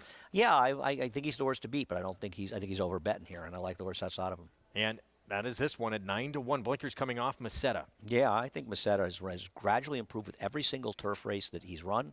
He's got to be ready off a layoff, but his last race was a good one. He had a wide trip. He ran exceptionally well that day. So you and I, we were on the air. You alluded to it earlier, Heaven Street in this Columbia. Let's take a look at this performance. Fort Washington winds up 3rd. Yeah, and I think Fort Washington ran fine in that race. Don't get me wrong. And maybe the race favored forward horses a little bit. But let's be fair, Heaven Street was 2-3 wide around the racetrack. It's not like he saved ground, sucked up, and got lucky. That's the second place finisher moving up towards the inside of him with the red hat. And Fort Washington ran well in here to finish 3rd. My problem with Fort Washington is I don't love any of his races. He's okay, but I don't think he's ever run that well. Now, all these horses are lightly raced horses, relatively newly turned 3-year-olds. They all have upside, and he could move forward as well, and you often see that for Shug McGahee. So perhaps Fort Washington can improve. But why can't Heaven Street keep improving? He won first time for Christophe Clement. He's not a bad trainer either. He's pretty dominant, in fact.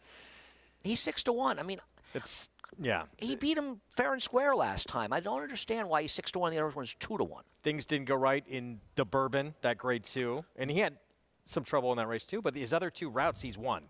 And the other thing about him isn't don't you feel comfortable he's going to get a good trip in here, being forwardly placed? He's got the speed to make his own trip. He draws the rail. You know Trevor's going to leave for position. So I'm not in love with Heaven Street. I didn't put him in my top 4. But I think that 6-1 is a very fair price on him. That's all I'm saying. And I don't think 2-1 or 6-5 are particularly appetizing prices on the 4 or 6, which is why I went to the 7. Who you're looking at right now, 9-1, Dylan Davis. And here's the Central Park when he wound up 3rd. I think park is the right word because he got parked wide the entire way. He broke a step slow, and he ended up 3+ wide on the first turn, 3-4 wide in the second turn. You see him out in the middle of the track. When a horse has to run like that, they broke slowly in there. He was wide the whole way, and he never gave up. I mean, look at him. He's still fighting there. He's going after him, and now the winner, Side Dog, is in the blue. So also this race kind of collapsed in a certain way, and he kept doggedly going after them. Did he not finish that well? Well, what do you expect from a horse that was wide the entire way around the track? I think he ran terrific that day. The race came up a fast race. Who's to say he hasn't improved substantially off the layoff? And I just don't think he's supposed to be 9-1 with that being his last race. And I like the rider change to Dylan Davis. 3-year-old debut coming up for him. Let's go back down to Acacia. Andy and I ended up on the same horse in here, but luckily he's a very big horse to the outside. But talking about a couple others, the number 1 Heaven Street down to the inside looks to make it 2 in a row, and he is a handier type of individual. He's smaller than a couple of the others here in this race, and he does seem like the mile and a 16th type suits him, and he's very fleet-footed as well, a very efficient type of mover when he got out there, and had really a lovely warm-up under Trevor McCarthy. He framed himself up so beautifully. He really seems like he's bounced out of that race well and come up in fine form from Florida, where he'd been training at Payson Park. He's a horse that I think should get that good inside position, and he's been really forward with run on his mind throughout all the preliminaries. A big step forward even from the paddock out onto the racetrack as well, but the main speed will be the 3 Chanceau, a horse I saw a couple times down in Florida, and speed is the name of his game. He's always been a really kind of compact, robust type of horse, and he's actually grown up a bit in his last couple of races and into today. He's filled out in the right places, kind of gotten a little bit more scope to him when he was one of those kind of tighter muscle-bound types of individuals. Can he carry that speed on this turf course coming up here to New York, as that speed will be his biggest weapon? And as is usually the case, he got a very strong solo warm-up under Kendrick Carmouche. Greg.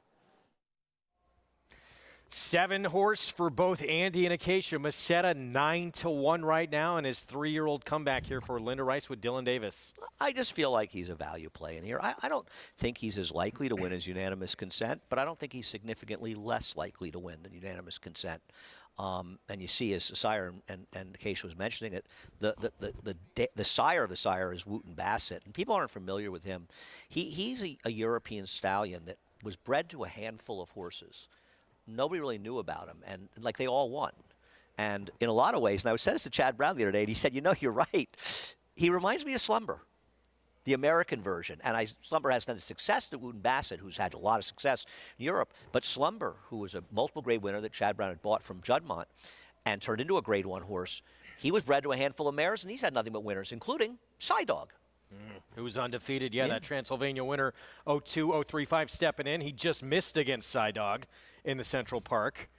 And I think Side Dog would be favored in this race. I think Side Dog would be favored in this race. Big price there. The 3 horse should be leading the way with this field in front. Kendrick Carmouche, he's 4-1. A lot of ways to go in the Woodhaven. Let's go upstairs. John Imbrial, the call. And Masetta.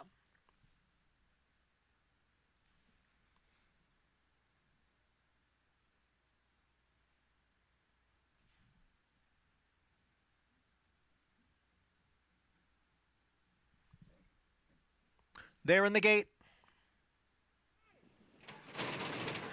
And they're off in the Woodhaven Stakes. And it is Heaven Street and Chanceau with Masetta on the outside. Chanceau and Heaven Street, the two of them are right together. Masetta sits just off of them in 3rd.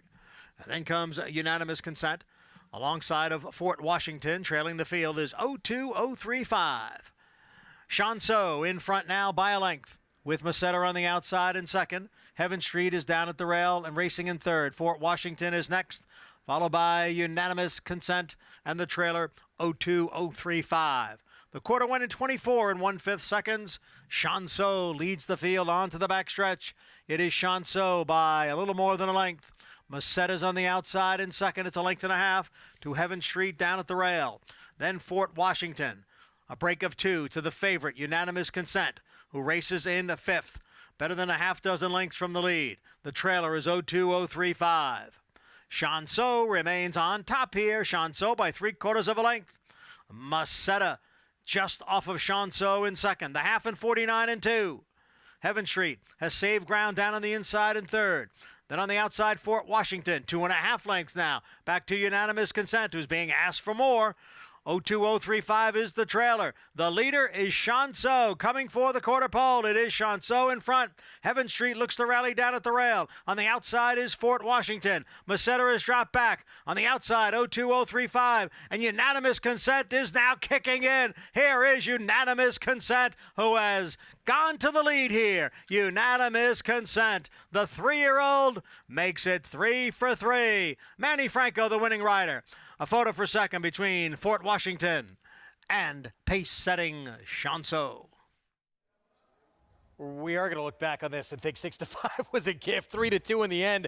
Source just found another gear than the rest of the field. You know, you watch this race, and it's like there were 2 races taking place, right, Greg? Besides my 7, who had good position, got a good ride, and backed up to last, nobody else really changed position at any point during the running of this race, except Unanimous Consent, who was sitting back in fifth and sort of swung wide in the stretch. And, I mean, it's a long way from this happening, but it almost reminds me of some of those races that this barn ran with domestic spending when he was early in his career, just gobbling up the ground going forward. And they've done well with Kingman's. They need to buy some more Almanzors.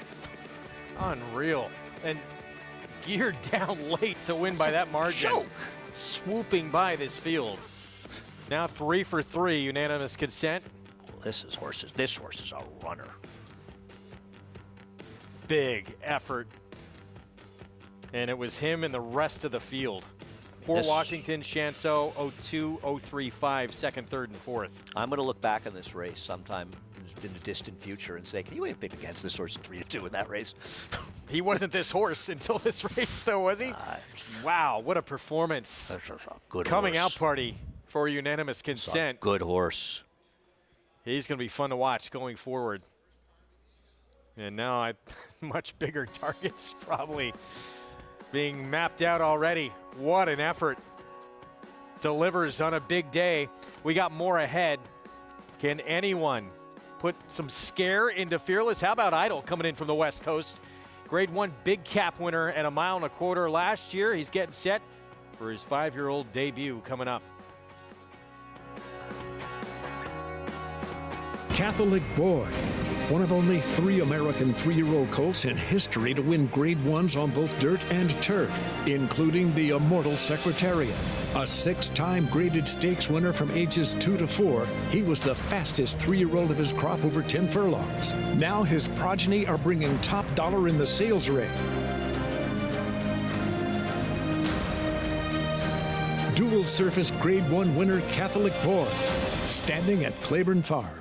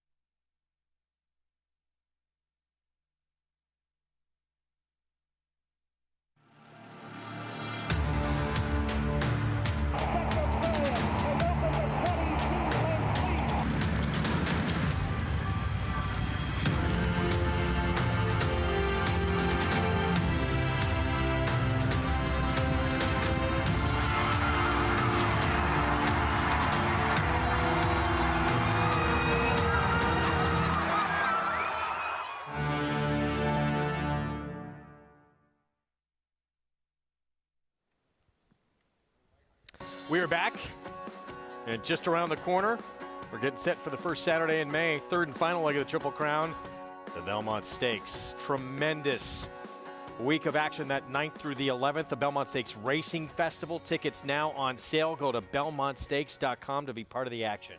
Yeah, and you think about a day like today when we saw that apple blossom and how exciting a race it was, those horses. And to think they're just going to be one of the group of stars that we're going to see. A day that includes races like the Met Mile, a race like the Manhattan, won so impressively by domestic spending last year. And these are all races leading up to the Belmont Stakes. It's a day that is as good, if not better, than advertised. And again, we've mentioned it several times. Attendance going to be capped at 50,000. Belmont Stakes Day. It will sell out. So get those tickets now and be part of the fun. Unanimous consent. This was the moment we said, wow, he became who he is. Coming out party for this 3-year-old for the Chad Brown Klarovich Stable group, and Manny Franco aboard for the win. He's now 3 for 3. Yeah, I can't say enough how impressive it was. And Dan Stupp, of course, the assistant, and everybody doing such a good job with this horse. Chad Brown in Kentucky with Zandon, who worked this morning actually getting ready for the Derby. But a lot of hard work by a lot of people to get a horse to run as well as this horse did. Very impressive. Let's head downstairs to Acacia. I'm pleased to be joined by winning rider Manny Franco. Manny, unanimous consent. He just seemed to find another gear there in the stretch. Yeah, I think it's a very nice call, and Chad does a great job with his horses. I just spoke to him a little earlier, and he told me he's a horse to get a little bit. He take a little bit to get going, so we don't want to making him do too much. So that's what I try to do. I just sit like maybe 2 or 3 lengths from the leader, and when the 4 horse kind of move, I just follow him around and tip out, and the horse did the rest. I noticed he was a very laid-back type of horse. Do you think that he's still figuring things out? Because it's kind of a scary thought if there's still a lot of improvement. Yeah, definitely. I think he got more, and with the race, he will keep improving by races, and I think, like I say, he's a very nice horse. And you've had a lot of success riding for Chad Brown. How special is that for you, wearing these silks and being successful for that outfit? Man, I'm just glad, and I feel lucky to ride for this connection right now. And I want to send thanks to the owner, Seth, Chad, for the opportunity, and my agent, John. He's been doing a great job with me. Manny, congratulations. Thank you. A nice ride indeed, Greg, on a very nice horse. Yeah, a horse with a very bright future. Seth, of course, Seth Klarman, Klarovich Stables, and Chad Brown together, they have had tremendous success, including a horse that you said he reminded you of a little bit coming down the stretch. Yeah, I mean, obviously a long way to go to be as good as a horse like domestic spending. And Chad Brown's had so many good turf horses over the year. But, I mean, this was a coming out party for this horse. He's looked nice in his other 2 races, but he looked just sensational today. And it's a parlay that's around $250, Greg. And I'm going to tell you, I'll bet you it's going to be, because it's always like twice the price. I bet you it's going to be 3-4 times the price, the parlay. You would think with that big winner. Upset of the maiden Kazmike beating a 1-5 favorite in Baris. Final leg of the sequence of the cross-country Big 5 is going to be this grade 2 Oaklawn Handicap. Many ways to go in this race, but Fearless for Todd Pletcher. That last start was big. I agree, but Plainview could be the controlling speed in here with the scratch in this race, so I think he's dangerous as well. Todd Pletcher, Fearless, trying to go back-to-back, winning that grade 3 Ghost Zapper. He's run big at Oaklawn in the past, but looking for his first win here.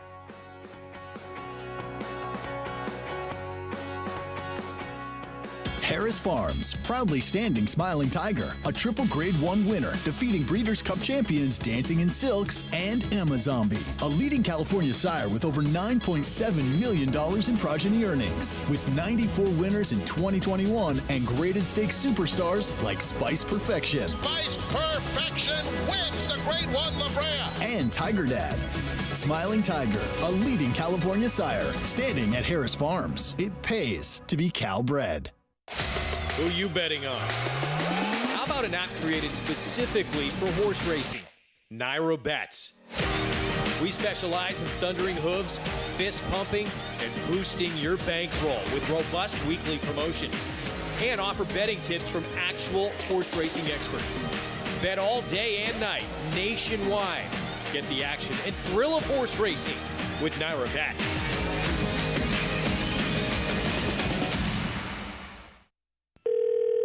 Hello, You've reached the offices of West Point Thoroughbreds. Please leave your name and your number, and we'll get back to you as soon as we can. Okay, starting to move now. He's fourth. He's on the outside now. He's pressing him now. There's the 1, the 7, and the 6. He's on the lead. There's another horse on the inside of him. He's pulling away. He's going to win this race.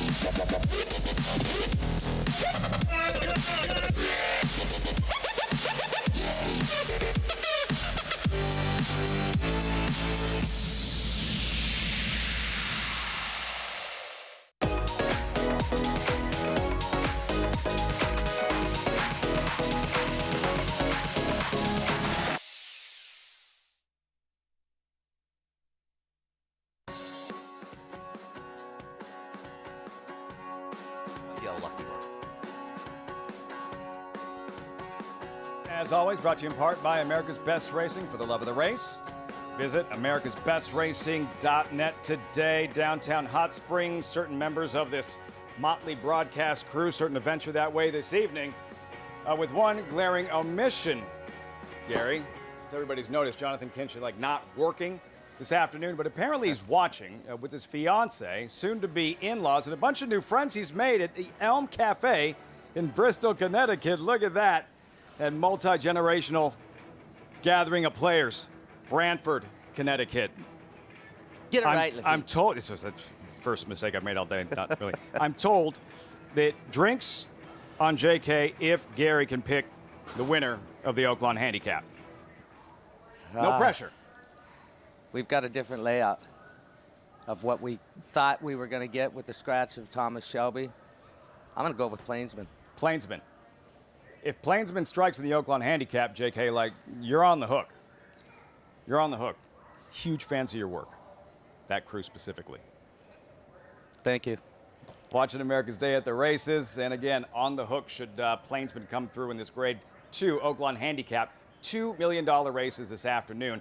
One of them still ahead. The Apple Blossom, the 5th race earlier today. The big story going in. The clash of titans and champions going head-to-head. In the end, the defending champ, Latruska Gary, digs in the 4th multiple winner ever of the Apple Blossom. She ran an amazing race today. And you know, when she swapped into her left lead late in the race, she opened up another length and a half to hold everybody safe. But the race never in doubt. She controlled the pace, did everything right.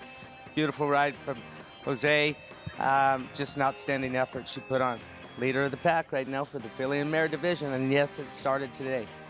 In terms of the performance itself, she didn't have to take any pressure, and it's amazing how it always comes back to race shape, race shape, race shape. In the Breeders' Cup Distaff, that hot pace she was involved in, she had to retreat. She really did have things her own way this afternoon, but then you still have to go out and execute, and she did just that. Right, and I think moving forward, when she can control a race like this was nothing for her. This was a non-effort. I bet she bounces right out of this race. This is what she wanted to do. She won, I think, with something left, obviously. But, you know, you got to think about the future. Some of the bigger outfits, will they send some rabbits after her, secure and make sure that the pace is a little faster? It's just something to contemplate as the season goes on. But when she controls a race like she did today, she's got them over a barrel. Onward and upward, the 6-year-old mare, Latruska, back-to-back in the Apple Blossom. The Oaklawn Handicap, while we had Latruska, the 6-year-old, about Rated R Superstar. The 9-year-old, Live Look, Rated R Superstar.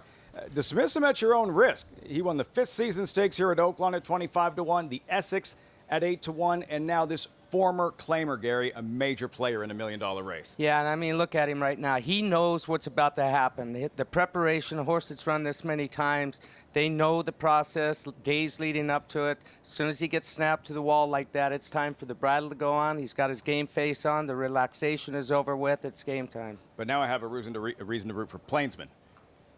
Just to get Jonathan on the hook. You're on the hook for cocktails, JK. Should Plainsman strike in this Oaklawn Handicap? First things first, down to Maggie in the paddock with this Race 10 Paddock Report. Yeah, we'll have to take shots for every time we say 10 Strike Racing. But number 9, Go West in here. Lafitte should be the favorite. This maiden breaking score last time in which he defeated Greatheart, who we saw come back yesterday and win with a 90 buyer. This horse had a great trip last time, but really strode away nicely. Kind of lost interest a bit, ears went up, and then when he felt that rival come up on his inside, really dug back in and went off to win quite nicely. He looks fantastic here. He looks the picture in the paddock. Would not take anything away from a horse that is likely to be a short price for Brett Calhoun. Moving on to Steve Asmussen's horse, that's number 6, Allege. I don't know what happened last time. He started dropping back around the turn, kind of took a weird step when switching to his outside right lead, and Joel pulled him up. He gets Ricardo Santana in the irons today. He's a good-looking horse. He's healthy. He's a burly type. He is a little bit of a heavier-bodied horse where, you know, sometimes you wonder about the tracks if they're wet, but, I mean, one of his worst races was on a fast track going 3 back. So I don't know what to make of him. I like what I'm seeing from him. He just has that one work coming back into this race here. We'll see what he does, but a former Steve Asmussen horse is number 4, Calibrate. It's funny, the lone race this horse won was his maiden breaking score sprinting while on the lead up at Saratoga. I'm wondering if they, off the claim, if they're trying to get this horse to show speed again. They put the blinkers on him today, and he breaks well. It's not as if he's slow out of the gate. I think they're going to try to get this horse to be close to the pace, if not on it, and I think he's interesting with those blinkers going on, Greg. All right, Maggie, thank you. By the way, some nice horsemanship. Ramon Vasquez had to hop off Go West, but he kept control of the horse. Here's Kurilov for Aaron Shorter. This is a horse, actually, I don't even know if it's hard to remember, that used to be with Chad Brown, I think, when he was first running in this country. East Side Cool, the odds-on favorite. Joel Rosario, Steve Asmussen. I had him right on top, 3-5, Greg. Did my homework on this race. Can't fool me. He looked pretty good. Trying to cross the wire first. Like the rider change. For the 4th time in his career. Did get DQ'd out of one of those wins. Calibrate, blinkers on. I'm not a fan of this horse. I wonder if he wants to go shorter. I would cut him back. Talk about a horse who had big aspirations after his debut win at Saratoga for Asmussen. Flat-out winner, the 5. Yeah, he does not look. He looks like a flat-out loser, not to be cruel. That was a little cruel. 5-1 on a I'm ledge. a little cruel. I'm losing today. I'm a little grumpy. Asmussen Santana with a 6. Boy, this horse went the wrong way, huh? He looked like he was in really good form at Churchill, and he's just falling apart and dropping down. VIP Who just claimed? Well, maybe he moves up off the claim. How about this year? Off the claim dirt routes at Oaklawn this year, 0 for 12 for Carl Broberg. Ego, Paul Holthus sends out with Giovanni Franco. We all have one. This horse, an 8-time winner. He comes from very far back. I feel like he was with Tom Morley in New York at one point. I think he won on a soft turf one day at a big price. Here's the one Ramon Vasquez was kind of tossed off of, but kept control of him. Go West. I know, but isn't it? I mean, his last race was pretty good, but isn't it tough to take a maiden breaker at 4-1 against this kind of experienced group? Yeah, it's tough. Facing so many multiple winners in here, but it was a big maiden win. Tiz McNamara, the 10, 39-1 on the outside. He feels like an underlay at 39-1. Look at his PPs. Yeah, he's tough to make in this spot. 3-5. I mean, I'm not ready to bet 3-5s, but he looks like the controlling speed. He gets Joel Rosario. He won last time at 1-5. I mean, he's got all the accoutrements to be a short price in here. I'm not. And the thing is, look who the second choice is, a horse off a maiden win. Not that he ran badly, he ran okay, but the horse he beat. The horse he beat, Greatheart, he got an 82 buyer, all right? His previous buyers were 40 and 66. So either he's proving dramatically or maybe that race wasn't as good as it looks. But there were gaps in there. It probably was a pretty good race. You know what? I'd try to wake up a ledge if I was trying to beat him, the other Asmussen horse who once was good and drops in for a tag for the first time. That's who I would, if I was going to bet against favorite, which I'm not, I would take a small shot with a ledge. Try to wake him up. You can make excuses for a ledge. I mean, obviously, last time something went wrong, he was vanned off. Before that, tried a mile and a half in the mud. Right. He had to face Warrior's Charge prior to that, which is way over the scope of anybody. And there was a beaver hat in the race, too, and that's always difficult. And before that, he was a winner in running big races, so we'll see. But he's got to get back to him, 6-1 on the 6. And the ex-Derby horse for the Nodas, First Line, is on the rail. Their Derby horse before he ever ran. 25-1. Claimed for 12-5. Ran huge at Saratoga in a maiden win, and then it never quite panned out for him. New audience joining us Slight pause as we get set for this 10th from Oaklawn. Then it's the Oaklawn Handicap.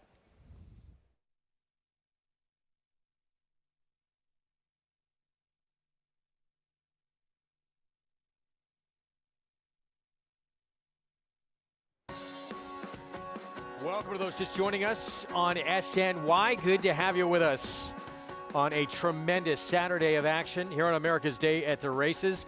Have the nightcap still to come at Aqueduct, and we have the Oaklawn Handicap still ahead in Hot Springs. Greg Wolf, Andy Serling.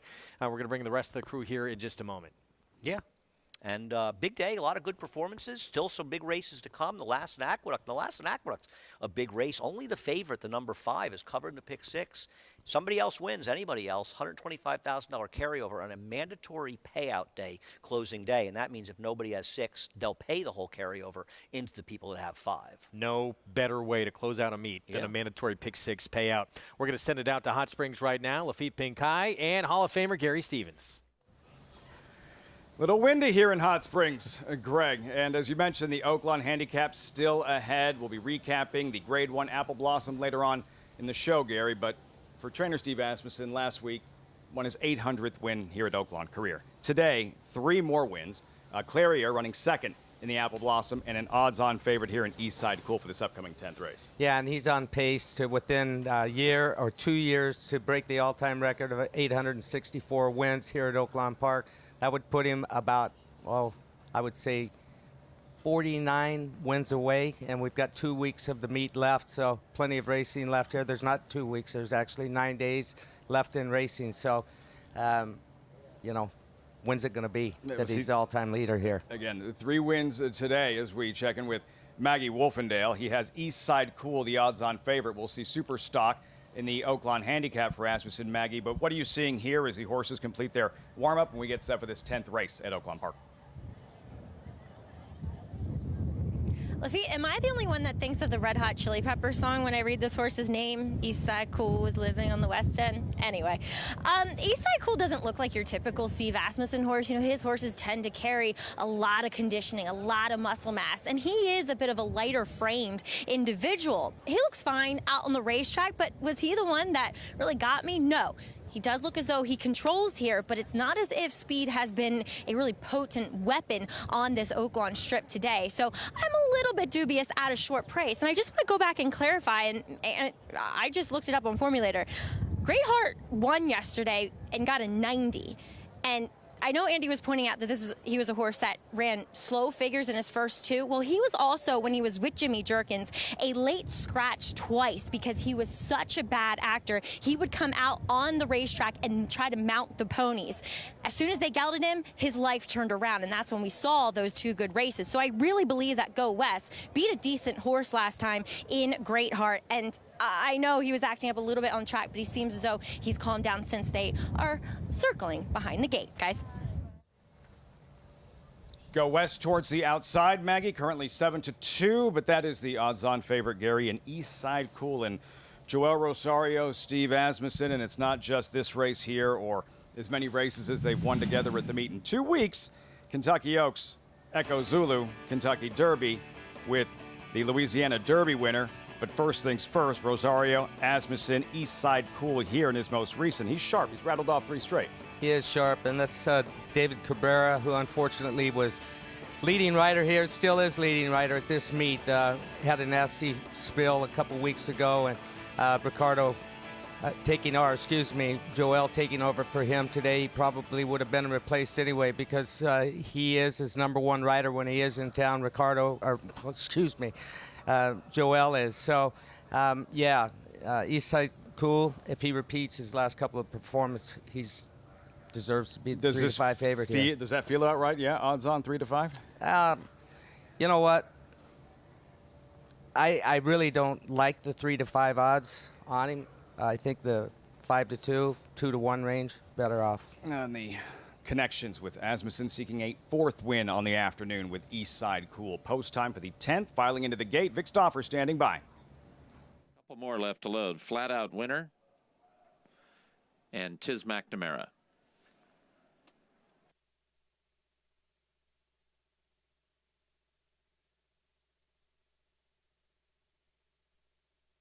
They're at the post. They're off. Go West and East Side Cool, the two favorites, break best. Allege and Tiz McNamara in the center.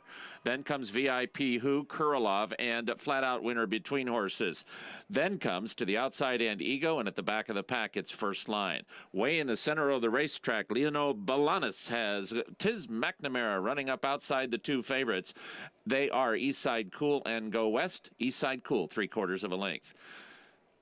Go West is second by the same margin as Tiz McNamara is now settling third. Kurilov and VIP Who, they're both 2.5 off the lead and 2 in front of Allege and Flat Out Winner. Then comes 2.5 to Ego. First Line is at the rail, and at the back of the pack, it's Calibrate as they run up the backstretch. East Side Cool and a pesky Tiz McNamara, and there's Tiz McNamara, the big long shot outside of the favorite, and these two are matching strides. Kurilov moves through at the rail. Go West is between horses, as is VIP Who, and now East Side Cool's back clearly in front. Tiz McNamara's gone.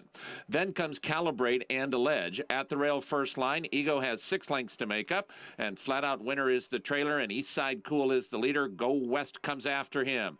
East Side Cool, a measured 3/4 length lead from Go West in second. 2.5 to VIP Who. Allege is on the move in the pink. At the rail, Kurilov, and East Side Cool is only a head in front of Go West. Go West is going to make this favorite work right down to the wire, and Go West has put half a head in front. East Side Cool comes right back at him and counterpunches. East Side Cool inside, Go West outside. Late run from Calibrate. East Side Cool turns away Go West. Calibrate might get into second. He won't win. It's East Side Cool. 4 wins, Steve Asmussen. East Side Cool won by 2. Calibrate did get second. It's close for third between Go West and VIP Who. For a few strides, the odds-on favorite looked like he might be in deep water. East Side Cool, but he repels all challengers, finds another gear and wins.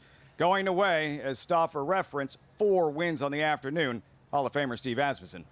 Yeah, Lafitte, does this remind you of anybody, a guy named Eddie Delahousie, when you saw him on the lead and it looked like somebody was going to pass him? Well, that's what Joel Rosario, if he's on the lead with one, he's still got horse when you get to him. So beware. If you think you've got him, he's still got horse. Everybody thinks of Eddie Diaz, one of the greatest riders from off the pace, closing, but you know as well as anyone how difficult he was to pass on the lead in the stretch. Absolutely, and we just saw a repeat. That looked like flashes of Eddie Delahousie back in the day right there. Joel Rosario, muscling home East Side Cool. Greg, favorite delivers. Big afternoon for Asmussen at Oaklawn, and he's not done yet.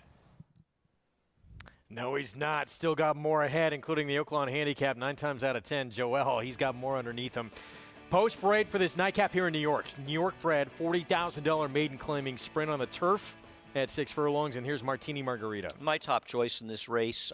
First foal from a dam who won on the turf and really improved in the turf, so I think there's a pedigree to move forward in the surface. With an 82 buyer on the grass. Yeah. Tonalistic first on the turf. Yeah, but there is pedigree if you go back to second dam, so I thought this horse was a little interesting first time on the turf. Yeah, it was a multiple graded stakes winner. Reap what you sow, first-time starter. First-time starter with a minimal amount of pedigree, taking no money. Sharp sensation, Dylan Davis. They tried to run the turf first time out, but it was a route. Now they get a sprint. I guess not impossible. Has some pedigree. Pick 6 update. Clearly, this horse is the horse to beat here. The one turf race is good enough to probably win this race. Only horse covered in the pick 6. Only one covered, yeah. Limit up, 11:01. He's probably the speed in this race, believe it or not, but he doesn't have any pedigree for turf. Trying it for the first time, like many of them. 11:01 next door as well on a 7. Another one who can be forward, but the pedigree doesn't suggest he's going to handle the surface. Dirt speed will translate to grass. The 8 Joshua for Robert Falcone. The dam one 1 and 9 starts in the turf. One foal didn't do any running on the grass, but maybe this one can be a bit forward as well. Manny Franco. Turf debut for the 9. Second dam was a 5-time winner on the grass. Right. The second dam was actually okay in the grass. Now, this dam didn't win on the turf, and she's had 6 to try it and only won 1, and they were better on the grass. The Sleepy Chipmunk on the outside. Start number 2, first on turf. $10,000 yearling purchase in this race. It's a first fall from a dam, and there's more dirt that I could find. I guess a little bit with looking at Lucky, but obviously a rank out. This was 8-1. My guess Second is dam was somebody in the barn loves him. Multiple stakes winner on synthetic and dirt. Yeah, there's obviously a tip on this horse from be 8-1 because he should be 80-1 based on his first race. So 5-2, he's got it. The debut came sprinting on the grass in a state bred maiden special, so better group than what you would think you'd find here. And ran third, beat 4 lengths. In terms of form on grass, that's the horse who has it. And Sandrone, who won the race, ran respectably in an allowance race earlier today off the layoff, an improving horse for the Jimmy Bond barn. And he got a very good ride from Javier. He broke a step slow, but he stayed on the rail, and he moved up on the inside. It's not two-path. He was down on the inside, saving ground. But it was a respectable race by him, and he's done it. We don't know if any of the others can handle the grass. He's the 2-1 favorite. Kendrick Carmouche will be aboard looking for his 4th winner today. Let's head downstairs to Acacia. And this horse certainly does make sense given that first race. It's my first time laying eyes on him, but he seems to be the type of horse that lives on his nerves a bit. He was very, very energetic coming into the paddock. Really, the groom doing a lot to try to get him to settle, keeping him with the pony out on track too. And given all of that, he also seems like he's just not really a very good doer. I just wish that he was carrying a little bit stronger condition, that he just looked a little bit stronger overall, especially for sprinting on the turf. He's very sharp, I'll give him that. He looks like he's forward, and he did run well in the grass in his first start, though he doesn't strike you immediately as a turf horse. Makes sense off that first race. Just intrigued by a couple others. The 4 Sharp Sensation, I don't know if he's a tried and true turf horse, but I do think that he is very much a sprinter. I don't think he wants any part of 1 mile and 70 yards. He's shorter coupled, he's compact, he's really round in his hindquarters, and he's been very sharp today. All things that would point to a horse that would prefer to sprint. There was one sibling that won on the turf, but the dam was by Giant's Causeway. So there's a little bit on the bottom, though there hasn't been much as far as her production on the grass. I think he could handle it. He had a big warm-up out there. Just overall in his physicality and demeanor, I really like the cutback and distance. The horse I liked best physically for the conditions, though pedigree maybe doesn't say it, is actually the 7 Crostata BC. This horse looked like he was down on the rail last time and responded to that left-handed riding crop and really veered out pretty sharply there in the stretch, and thus the DQ from second. He has that speed, but he's been rather composed throughout all the preliminaries here. Sometimes the pedigree doesn't always give the full story. He's a little bit lighter behind, typical of a horse that could push off better on the grass, and he has that big, flat, proverbial turf hoof, Greg. Acacia, thank you. He's 11-1. There he is. He'll be easy to spot. Gray son of Frosted. A lot of them have that beautiful chrome color. A lot of turf horses bred to Frosted. I guess he has a second generation. His second dam is sort of turfy, but I don't think he's producing turf runners. Not so far, at least. It's down to 2-1 now. On He's Got It, the 5 for Mark Hennig. Had that 3rd in his only turf try, that sprint in his debut. See if he can get it done here. That is the only horse, again, covered in a pick 6. If he does not win, mandatory payout, pick 6 carryover on closing day of the meet tomorrow. Is a martini margarita thing, Greg? They're 2 separate things. I don't think it can be. I like them both. And it doesn't sound like they would go good together. No, it really doesn't. It feels like that's a recipe for a massive hangover. Depending on how many you have of each. If not I'll worse. pass. Yeah, Trevor McCarthy, by the way, 3-win day as well. He'll be on Martini Margarita. He's looking for his 4th. I bet him to have a 4th winner today. So go, Trevor. 7-1. Hoping he's a different horse in the turf. He's certainly got the pedigree to be. We'll see if that's the case. If he wins, you're going to try one tonight. No, I'm going to be home. Be home working. I'm going to be home watching the Nets, rooting for the Brooklyn Nets, and finishing up the opening day card at Belmont, which is out now, by the way. 10 acting up a little with Jackie Davis. Last to load. Let's go upstairs. John Imbriel, the nightcap from Aqueduct. They're all in for the 10th.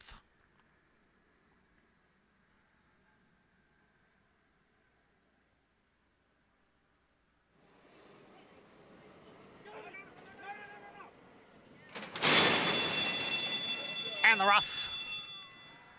Bow in the back, along with Crostata BC. Crostata BC takes the lead. Bow in the back on the outside, a close-up second with Sharp Sensation next in 3rd. And then it is He's Got It, who's racing in 4th. Martini Margarita down on the inside in 5th. Limit Up advances in between horses from 6th. On the far outside, the Sleepy Chipmunk is next in 7th. Joshua runs in 8th, 2 lengths. Back to Reap What You Sow. And Tonalistic is the trailer in 10th. The quarter 22 and 3/5 seconds, and it is a Crostata BC in front by 2. Bo in the back running in second with Sharp Sensation next in third. The favorite, He's Got It, is down towards the rail in fourth, 3.5 lengths from the lead. On the outside is the Sleepy Chipmunk, followed by Limit Up. Off the turn and into the stretch. Here comes Bo in the back. Here comes Sharp Sensation. And now they are 1-2 with He's Got It racing in third. Far outside is the Sleepy Chipmunk, an eighth of a mile to the finish. And gaining ground quickly down towards the inside is Joshua, Sharp Sensation. And on the outside it is He's Got It, Sharp Sensation. He's Got It, Bo in the back and Joshua. And it looked like Sharp Sensation got it. 4 horses very close on the line in the finale. Sharp Sensation holding off He's Got It. Dylan Davis out dueling Kendrick Carmouche. We're going to go into the final day of the meet with those two riders tied for the meet title. And $125,257 carryover with a mandatory payout, the pick 6. Dylan Davis made that good move, got a good trip, went a little too fast up front. Excellent ride by Kendrick on He's Got It. Swung out, and the reality was that that horse kind of hung. The whole field got a little hungry down the stretch when you had a horse going a little too fast for comfort up front, and the whole field was coming, but the 4, Sharp Sensation, held him off, and the 5, no real excuse for the 5, He's Got It. Should have gotten it done. Has to settle for second. Looks like I don't think the 8 got up. I'm not sure. There's a Stewards Inquiry. I just heard something to say a Stewards Inquiry. Could the 4 have come out a little bit? I don't know if we have a head-on available yet. But Johnny I just said, let's see what we've got. Well, we're watching a different monitor than you are to see what this is about. It could be about something completely different, by the way. Yeah, we'll keep you posted as soon as we hear anything. Those pink blinkers, the ones to keep your eyes on, because that's your unofficial winner. Did he drift? Yes, he did. There was a clear. Yeah, we saw a different angle just to show you. We'll try to get it to you as soon as possible. Our crack staff will get it to you. Dylan Davis went left-handed as well. Yeah, this feels like a disqualification because you could make the argument that the 5 was coming to him, spoke a little soon on that carryover. Now you see that's the horse, that the 9 maybe coming out on him a little bit, but that's irrelevant because the 9 finished behind these. Now the pink blinkers is the winner, but there he comes out and hits him twice. This horse is supposed to come down. I'm sorry if you had him, but in my opinion, this horse should come down. Pretty damning evidence from that head-on. And especially the fact that Dylan Davis went left-handed with the riding crop as well. Yeah, it's a good point. Also, Greg, you watch the pan shot, and the 5 was coming, and I think it was reasonable to think he might have won. And, what was it that sort of delayed him? And watch the pink blinkers and those orange sleeves, and outside of him with the white blinkers, that's the number 5. So it doesn't matter what's going on inside of him because those horses finished behind him. And Dylan's hitting hard with the left. And he comes out right there and makes contact. And then he does it again. I got to tell you, unless the stewards tell you this is too close to the wire, this horse is 100% coming down. Maybe we can see the pan shot again and see it. We do appreciate it. Seemingly, a lot of great work for the guys getting this up so quickly. Thank you. Seemingly 2 strikes against your unofficial winner bumping into the 5. So keep your eyes on the 4 horse. And when Dylan Davis switches to the left hand here with the riding crop. Right. Now is where he does it. I don't think he's made contact yet, but I'm going to say it's right here he does it. And not once, but twice. I have to believe, watching both of those, that this horse is coming down. So there's a legitimate chance we will not have a carryover into the last race. So the waiting game now as Dylan Davis and Kendrick Carmouche tell their stories to the stewards upstairs. And this is big because this was a win that tied Dylan Davis with Kendrick Carmouche. Yeah, so 2 wins, a 2-wing swing. Yeah. Just like that, in the baseball. I mean, I don't want to make a jokes while people are involved in the inquiry because nobody needs to hear jokes, but this is a big swing for them. But, to be fair, I think this is one of these DQs. And listen, we've all been involved in DQs, and it's a painful experience because you feel like you've won and you feel like they take the money away from you. But there are DQs that you feel like, you know what, it didn't matter, or I wasn't good at, and they may be good, fair DQs, but it's like this one feels like there's a very strong argument that the 5 may have gone by this horse if Dylan hadn't come out. I'm not saying he would have, and if he gets DQ'd, you're going to wish that you had a chance to find out if he was hanging. But I'm with you completely here, but do you think people could look at this and say, well, the 5 never went by him anyway? Well, he didn't go by because he was banged into twice. That's what the argument is, and you've got to at least give him that chance to hang. And that's the thing. And I'm not saying that I'm certain that I think the 5 would have won this race, but you got to give him a chance to hang. You can't bang into him and say, he was hanging. That's not right. And the bottom line is this was a very close finish, and this horse came out and slammed into him twice in the late stages. If that's not a DQ, I don't know what it is. What one is? Sorry, I'm not, and I'm not involved, so maybe it's easier for me to say. But I think even if I was involved, I would have to say, and I think Kendrick thinks he won. I think Kendrick says, I'm getting back aboard and getting my picture taken. What do you think, guys? That's Kendrick Carmouche getting back on the 5. Yeah. It would be a 4-win afternoon for him after he had that heartbreaking closing day loss where he had the riding title kind of stolen from him with a 6-win day from Eric Cancel. This would, obviously still trying to win his first ever New York riding title. Is that right? Yep. Oh, I didn't even think of that. Well, this would go a long way to doing it. And listen, if you have the 4, I feel for you. I don't want to suggest that, because it's tough, because you don't know. The 5 may have been hanging, but it doesn't matter. You can't come out and bang into him twice. To be honest with you, I don't know why it's even taking this long. But Kendrick got back aboard and Dylan didn't, and there it is. And it has been changed. So, Sharp Sensation, DQ'd, placed behind the 5. He's got it. Pick 6 is hit. Kendrick Carmouche gets his 4th winner of the day. Give him 18 for the meet.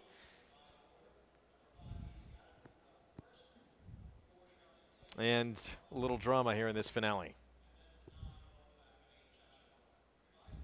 So he's got it 2-1 favorite with the victory. And as you said, that was pretty clear cut. This was the right call. Yeah, I just got a text from a friend who was live with both in the pick 5, and it was paying twice as much with the 4, and he just said to me, you know what? The 5 was going by him anyway. And this is somebody that got cost a little bit of cash, so I tend to agree. Obviously, if you wished you had an opportunity with the DQ, but you can't do it. Dylan did. You just can't do it. Grade 2 Oaklawn Handicap is next, the 11th on the card, out in Hot Springs. Fearless for Todd Pletcher. 3-2 favorite right now. Second choice, co-second choice on the board. The ageless wonder, the 9-year-old who has found the fountain of youth. Rated R superstar. There he is. 59th start of his career. It's the best he's ever produced last out in a Grade 3 win. Can he do it again? We'll find out.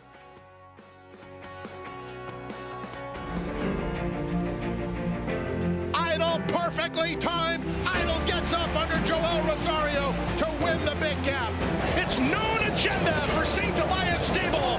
Race and the race. Scintillating performance in the TVG Delmar debutante. And Clariere will win the cotillion. Down to the wire. Who's going to win it? It's Mala by a neck. Curling, the classic sire.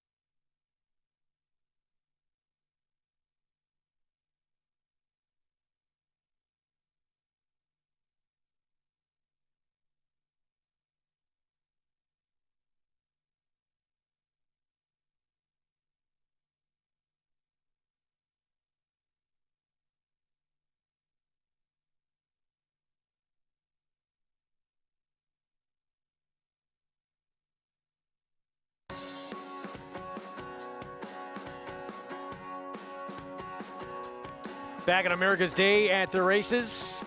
Program brought to you in part by Naira Bets, where you can play all the races we bring you. Download the app or go to nairabets.com.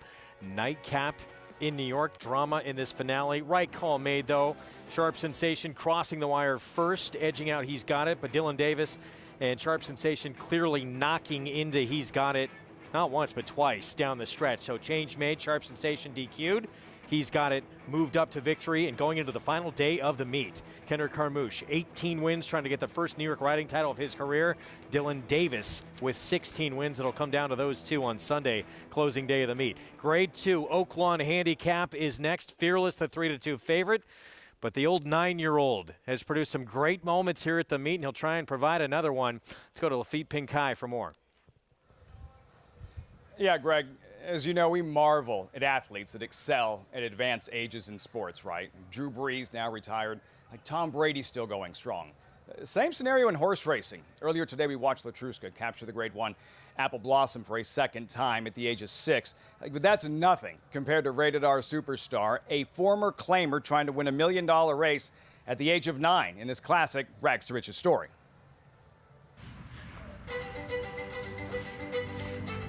Rated R Superstar Snapper Sinclair. Rated R Superstar won the Essex. You know, I'd been watching Rated R, and he just kind of caught my eye because of his running style. He runs the last, quarter, half mile really hard, but he kind of just takes his time and takes care of himself, the first part of the race, and those horses know how to take care of themselves. I kind of had to twist Danny's arm. He doesn't like to tell this story very much. He had the claim card filled out, and he's like, man, I don't know. I don't know if I should do it. He is an older horse. A lot of people give up on them when they turn that age. They run out their conditions, so they don't have any conditions, so then they put them in a tag, and a lot of times they'll get claimed and moved around.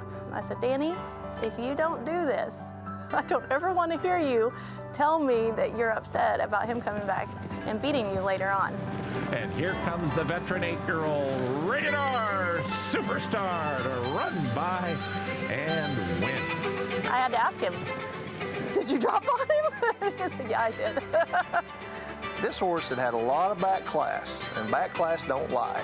And I knew if he still had anything in the tank, with our program, we take it easy, we don't train real hard on him, he would love our barn, and so far we've been very fortunate with him. Rated R Superstar, one more try. Mucho Rated R Superstar. Here's the old man, Rated R Superstar in the center. Plainsman is still there. These three, Rated R Superstar. How about that? The 9-year-old wins the Essex. He's got his own personality, and if he don't like something, he's not going to do it. If he likes it, he's going to go out there and do 110%. He's got a goat named Teddy that hangs out right by his stall, and it kind of takes his mind off racing sometimes, I guess, and keeps him fresh and happy. He's been a blessing to us. When you have a horse not only come to your barn and do well, but exceed your expectations, I think that's a really rewarding feeling. I would have never dreamed that he would have been this good. I thought he still had some gas in the tank, and I thought he would probably run, maybe be an allowance horse for us. But did I dream I'd be running in the Oaklawn Handicap this year? No, I can't say I would dream that. We've been very fortunate that he's been sound and he's doing well, and as long as he does well, we're going to let him race.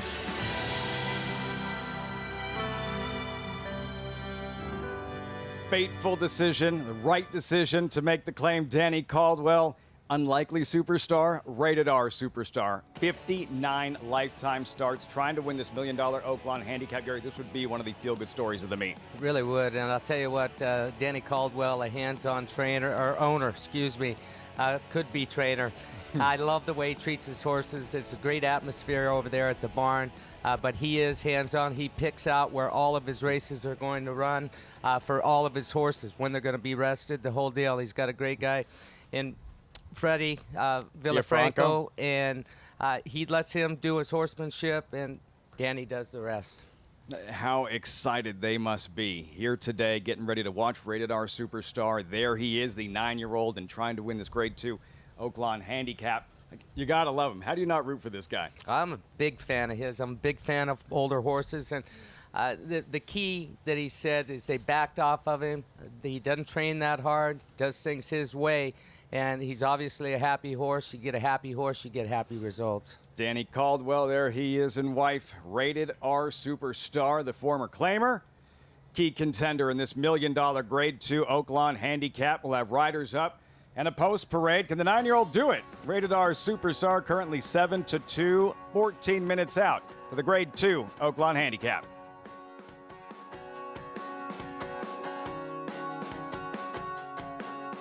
I'm very bullish on it. Tom's D'Etat's got a 4-length lead at the 16th pole. Tom's D'Etat has conquered the Clark. Your best horses of the last 10 or 15 years are not consistently as fast as this horse. It's total domination for Tom's D'Etat. He's a beautifully balanced horse and a really good mover, and he's just full of class.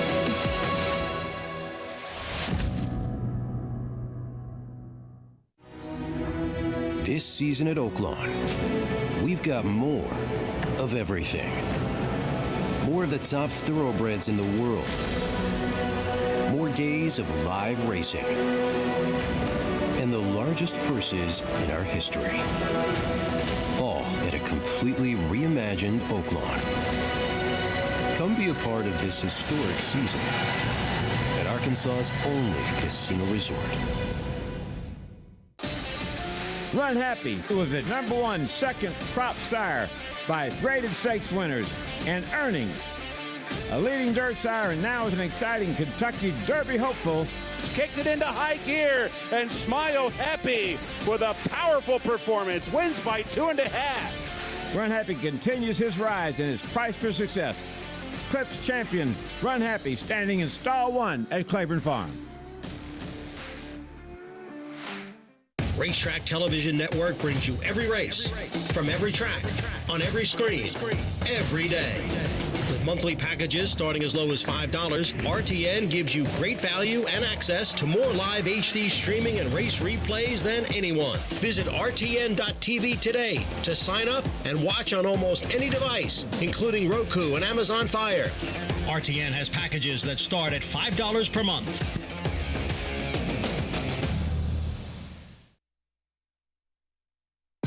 This race, the one you're about to watch, any idea what victory today could lead to? Wild again, Gate Dancer, slowing all in between them. Those three in a dramatic finish. Wild again. Just look at the history. Those names, some of the very best in recent memory. The unconquerable, invincible, unbeatable Cigar. Just 4 years ago, you remember this stretch battle? A thriller in Oaklawn's biggest race for older horses. City of Light Accelerator, half City of Light. That fall, City of Light would capture the Breeders' Cup Dirt Mile. Accelerate, the Breeders' Cup Classic. So who's next? The Ghost Zapper goes to a son of Ghost Zapper, Fearless. Plainsman wins! Rated R Superstar! The $1 million Oaklawn Handicap is next.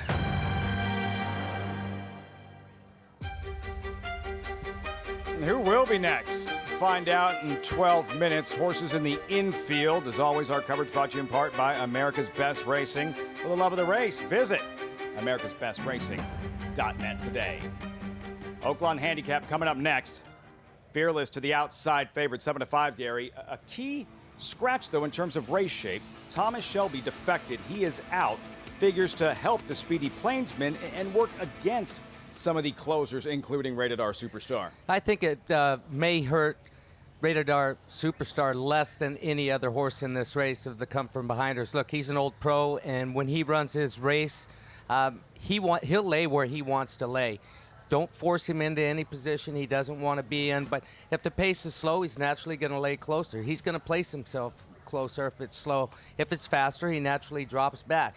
He's run enough times. He knows where a finish line is and where he needs to be at a specific point in the race. And if he's well within himself, he'll move himself closer to the pace without encouragement. Rated R Superstar, the sentimental favorite. Fearless, though, the current 7-5 favorite for the Grade 2 Oaklawn Handicap. That's how they look on paper, Maggie. What are you seeing as they continue to circle about there. What are you noticing from these older horses as they look to take down the most important race for older horses at Oaklawn? Well, Lafitte, what I see here is a field of good-looking, older handicap division horses. And Fearless, he looks fantastic. But the horse that could possibly steal things on the front end, as you guys were mentioning, with the defection of Thomas Shelby, is Plainsman. And this is one of the best times I've seen this horse appear. And he's one that can get himself a little bit hyped up, but he's very relaxed today. My problem with him, though, is that I've never been convinced that longer is ultimately better for him. So the 9 furlongs, I know he has won at this distance before, but I just feel like he's a horse that is actually better with less ground, but certainly doing everything right heading into this third start off the bench. Next, we'll move on to Idol in here. Speaking of off the bench, he's the one that's going to have to overcome the layoff. And I remember when this horse first began his career primarily at Churchill Downs, I thought he was going to be a lead contender in the handicap division. And he did go on to win a Grade 1 Santa Anita handicap. But his trainer, Richard Baltus, has been quoted as saying that he believes that Idol does prefer a tighter racetrack as opposed to a deeper surface, in which they do have at Santa Anita. More so like this surface here at Oaklawn, like Churchill's. He's also a horse that in that last race, it was kind of run more like a turf race, in that they went very slow at first and they quickened it up and nobody made up an inch of ground. He comes back here, he's such a good looking animal. I'm just a little bit worried about the layoff. The horses with recency look fitter than he. Number 3, Last Samurai. He got close to the long distance marathoner Lone Rock, who just rules that division. But Lone Rock had trouble that day. But Last Samurai, he looks fantastic here for trainer Dallas Stewart. And I'm okay with getting back to 1 1/8 miles. I think that suits him down to the ground, Greg. Maggie, thank you. Stepping onto the track now. Just 7 minutes to post here in this Grade 2 Oaklawn Handicap. And there is that West Coast shipper, Idol. Career was really going the right way, just step by step by step, and then disappointed in that Awesome Again. I can remember you and I watching him run at Churchill when he was just sort of getting his act together and being impressed by him, and obviously a big win in Santa Anita Handicap. It's just hard. It's now been over a year since that race, and the only performance since then, back in October, over 6 months ago, was a disaster. Tougher field or not, he didn't lift a hoof. I don't know what to expect. On the other hand, he is good enough to win this on his best race, so if you want to take a flyer at 6-1, have at it. Ramon Dominguez will ride. Favorite, though, throughout has been that horse in your screen and those Micropoli Silks. Fearless, he is 6-5, coming off that big win at Gulfstream in that Grade 3 Ghost Sapper. Yeah, he got away from Speaker's Corner.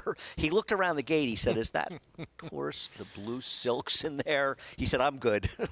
One of the best, if not the best milers in the country. Here is Bo Luminare from the inside. He's been sort of a fringe player against these horses, but you know what? It's $1 million. Take a shot. Last Samurai, Maggie was talking about for Dallas Stewart. He actually ran well going long against Lone Rock last time, and he strikes me as a horse if he runs well. Maybe we'll see him in the Brooklyn if he doesn't run well here. So here is Idol. He is a Grade 1 winner. That was at 1.25 miles. Yeah, that was Last Samurai, the last horse. This is Idol. I've already said my piece. He's good enough to win it, but can he run anymore? Here's the 9-year-old in the form of his life, rated R Superstar. Yeah, but I believe what Lafitte said is absolutely correct. The lack of pace in here is going to work dramatically against him, and I don't believe he's going to overcome it. Last time was the time for him. Plainsman, he beat rated R Superstar in the Razorback. And he has won at 1 1/8 miles in the Discovery here at Aqueduct, and now he controls with Joel Rosario. I think he might be the horse to beat. Arkansas Derby winner from last year for Steve Asmussen Superstock. In my opinion, he's never run a race good enough to beat these. And the favorite, Fearless, for Todd Pletcher, the Hall of Famer. I think he's a little overbet. To be fair, his 101 behind Silver State last time, of course Silver State standing at Claiborne Farm, was good enough to win this race. But you know, he's run 3, 4, 5 times down at Gulfstream. That's a heavy workload for a horse at Gulfstream, which can be a bit unforgiving. And I'd rather take Plainsman, who's been here, is a better price, and I think will control. Now, Fearless should be somewhat forward here, but I got to tell you, I respect Fearless, but I would try to beat him with Plainsman. He's my choice. Well, with more on the Grade 1 winner of the Big Cap coming in from the West Coast, let's go back to Maggie. Also coming in from the West Coast, his trainer. Please be joined here by Richard Baltes with Idol. And Richard, you have been quoted as saying that you believe that he's a horse that prefers a tighter surface like they have at Churchill, like we have here at Oaklawn. So what are you expecting from him today with this comeback? I just hope he runs well. You know, he's very fit. He's been training great. So I just basically told the rider, just break good and wherever he wants to be. I'm not going to, you know, hopefully he's not 20 lengths out of it. And he usually comes running at the end, so hopefully we get a piece or win the thing. Now, you had mentioned that, too, he struggled with some hind-end issues, and you moved him to San Luis Rey. How much difference has that made? Made a huge difference. You know, he hasn't missed a work. And I think that's kind of like my reasoning about being on a tighter track. You know, because San Luis Rey is a sand-based track, and it's a little faster than Santa Anita, and he just seemed to stay really sound there and pushing off good behind, and so I just leave him there. I don't get to see him every day, but I got qualified assistants that are taking care of him, so it's all good. Well, we're excited to see him back here, Grade 1 winner, and quite the pedigree as we were discussing with his sister possibly being the Oaks favorite. Yeah, that's not my doing. We just got lucky there, and I hope Todd wins the big race there, so, you know, it's going to help us. So. All right, well, best of luck, and thank you for your time. Thank you. All right, as we were mentioning, yeah, Idol, guys, has a huge pedigree, being by Curlin, half-brother to Nest, and Dr. Post to boot. We'll see what he does here in this return to the races. Richie Baltes not taking any credit. Maggie, Idol, pictured, cold on the board, Gary. It's 7-1. It's a matter of who shows up. There's the rust factor. If the best version of Idol shows up, I think he's probably the most talented in the race. But that's a big, big question. You know, Richie's a character, and he's a guy that really gets inside of his horses' heads and figures them out. So even though he's given credit to the staff at San Luis Rey Downs, he was smart enough to send him down there. He recognized it.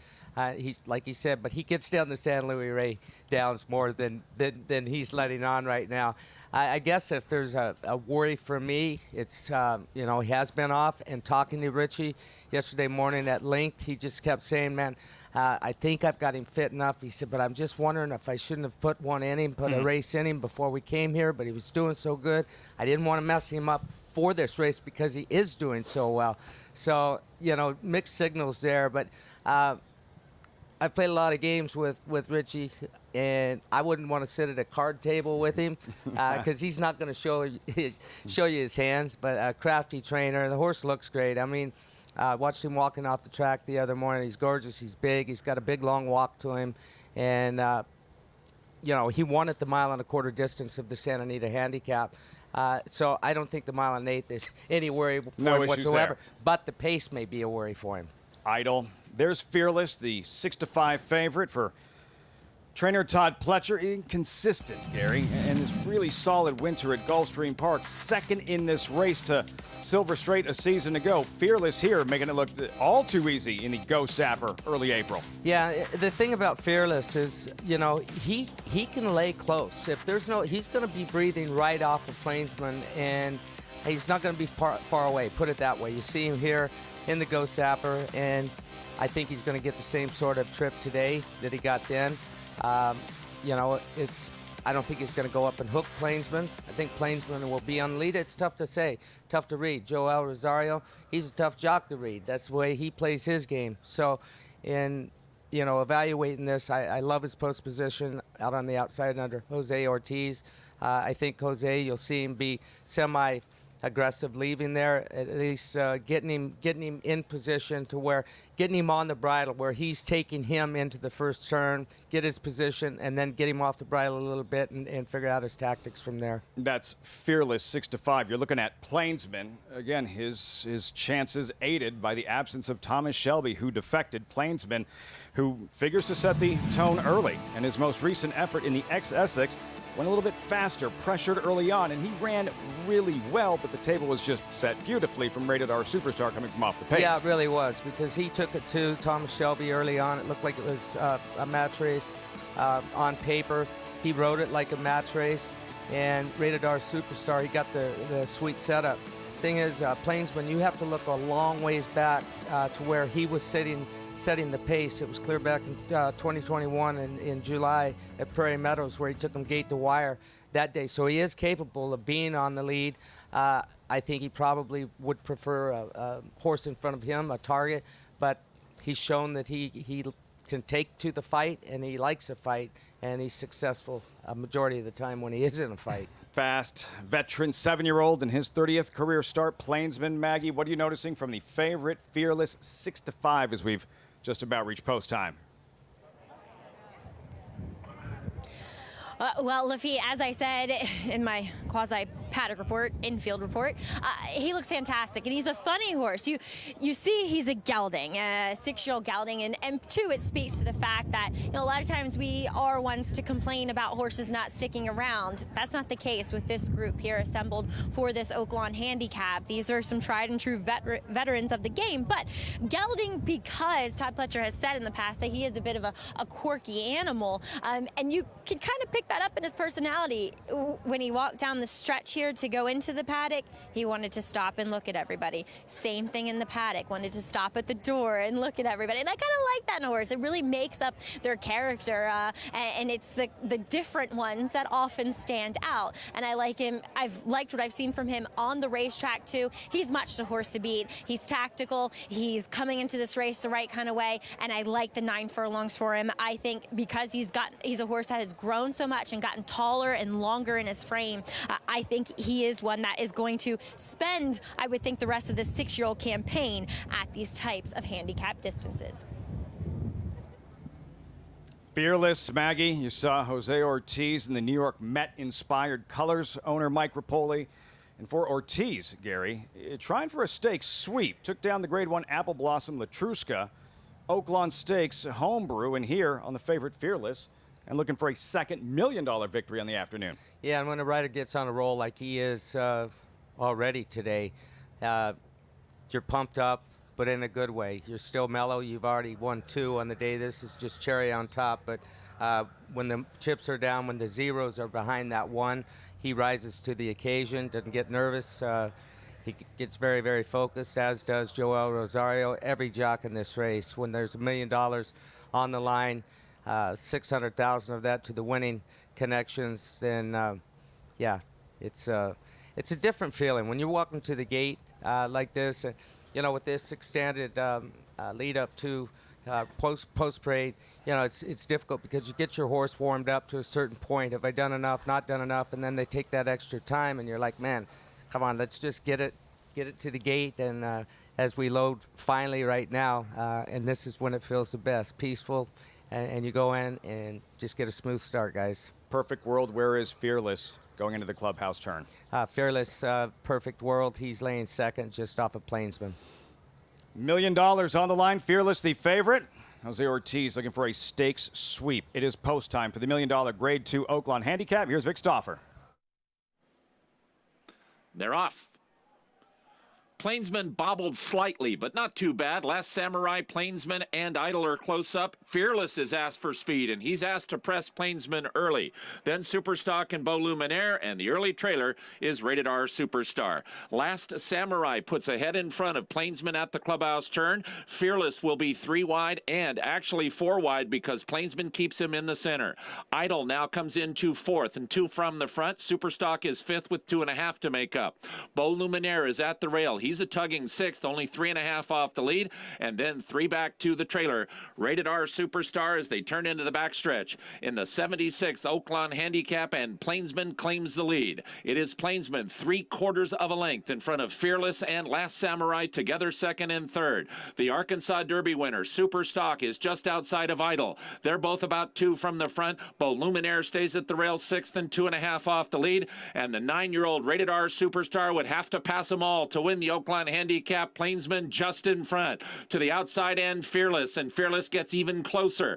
At the rail goes Last Samurai. Idol is between horses. To the outside, Superstock. Beau Luminaire is at the fence, 2.5 from the front. Rated R Superstar still trails, and here's Fearless outside of Plainsman. Plainsman tough to get by, a 1/4 mile from the money. At the rail, Last Samurai is resurgent. Superstock is running up 3 deep, and Beau Luminaire is just in behind them. Rated R Superstar also in with a chance. Idol is gone. At the rail, Last Samurai. To the outside end, Fearless. Superstock is between horses, Plainsman, and Last Samurai has taken the lead. He's a length and a half in front of Plainsman. Fearless and Superstock. Look at Last Samurai sprint clear in the Oaklawn Handicap. Last Samurai is first. Last Samurai won the Oaklawn Handicap by 4 lengths over Fearless and Plainsman. The salute from John Kenton Court. Last Samurai, 12-1, takes down the $1 million Grade 2 Oaklawn Handicap. And why not? John Court, he recognized with the scratch of Thomas Shelby, there wasn't that much speed, and Last Samurai, he hustled him away from the starting gate. He was never more than a length off the lead. He kept him involved in the race. He knew that this horse could handle the stamina. He's coming off of a 1.5 mile race where he was just beaten in the neck by Lone Rock, possibly one of the best distance horse in the country, route horse. So I rode him with a lot of confidence for Willis Horton. Hey, and Willis is so loyal to John Court. Anything that comes in here that Willis has, he rides him. For trainer Dallas Stewart, and Dallas loves winning these big races at a price. Pulled off the biggest upset in the history of the Kentucky Oaks. Dallas Stewart thanking the man upstairs for a safe ride and a victorious one. John Court, we told you one story about the ageless wonder, rated R superstar, a 9-year-old. How about John Court, the oldest jockey ever to ride in a Kentucky Derby, and guiding home Last Samurai in this Oaklawn Handicap. What a story. Yeah, and he's had an unbelievable meet. Let's see, what's he had here? He's had 20 wins on the meet, and they've been good races, not just cheap races, but he's showed up for the big races. He's won several stakes here at the meet.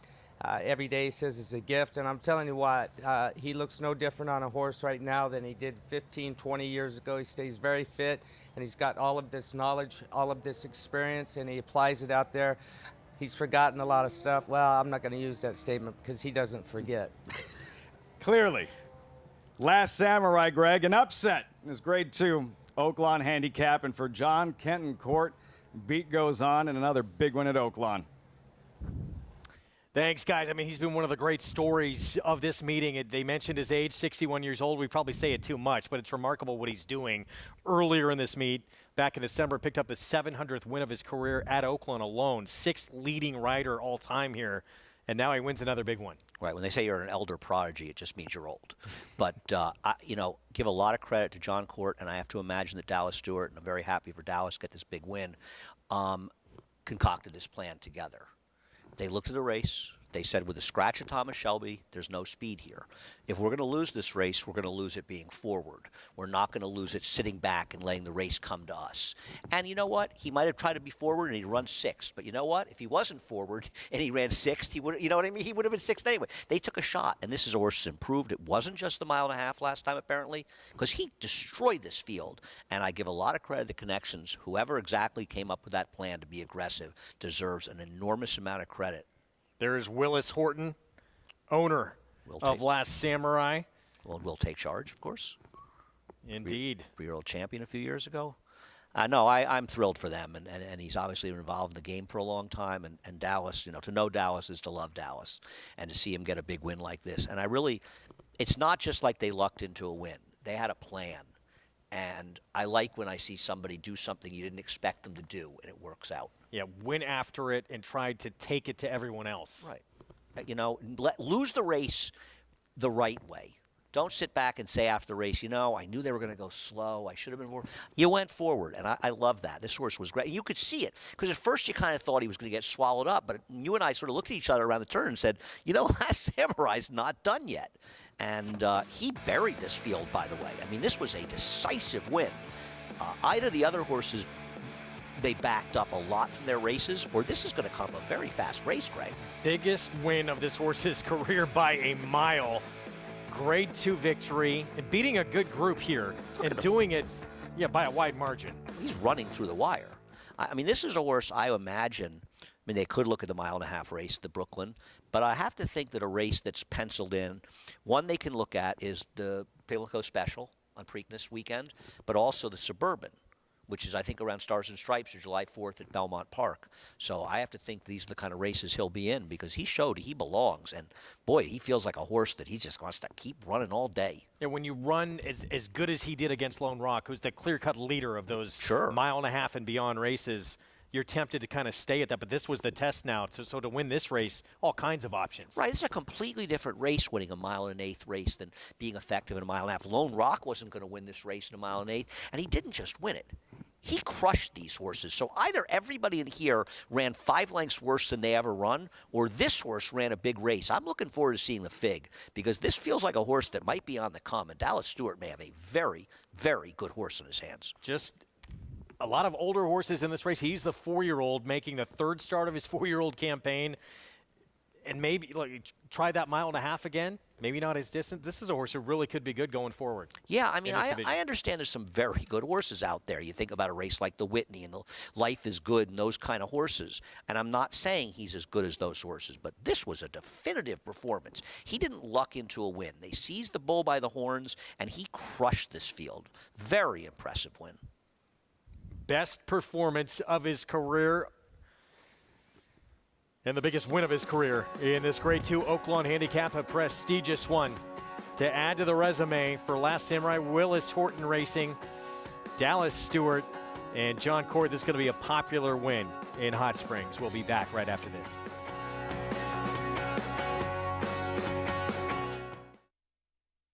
This proven son of A.P. Indy has sired over 50 stakes winners and well over 100 stakes horses. Recent top performers include Search Results, winner of the Grade 1 Acorn Stakes and a hard-fought second in the Kentucky Oaks, plus these standout performers.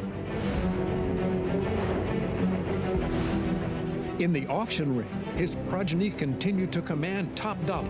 2-year-olds by Flatter sold up to $625,000. Flatter, standing at Claiborne Farm.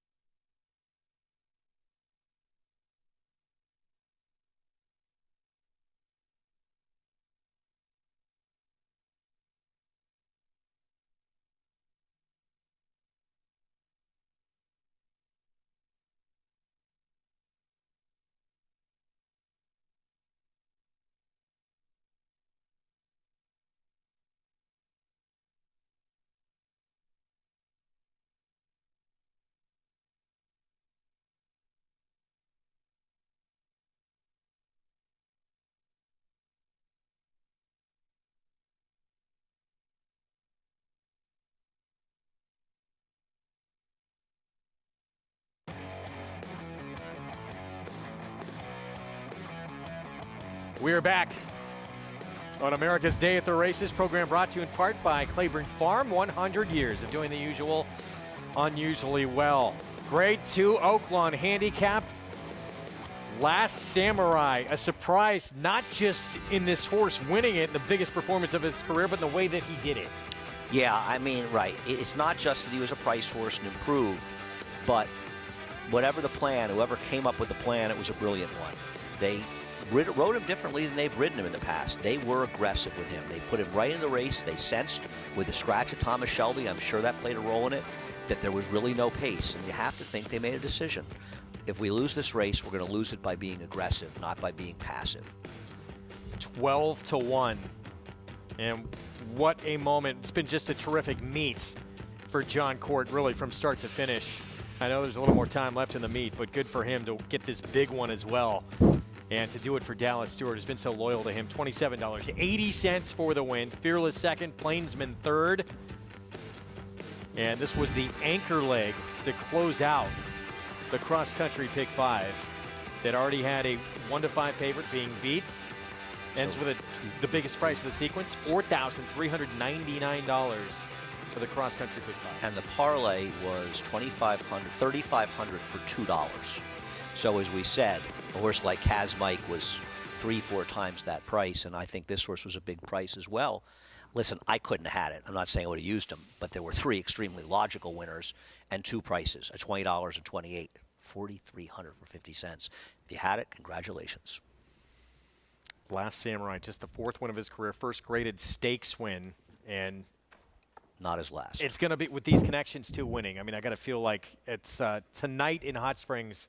It's going to be a fun night for that whole town. Well, I'm going to say that any night with Dallas Stewart's a fun night, but I think tonight might even be more fun than normal.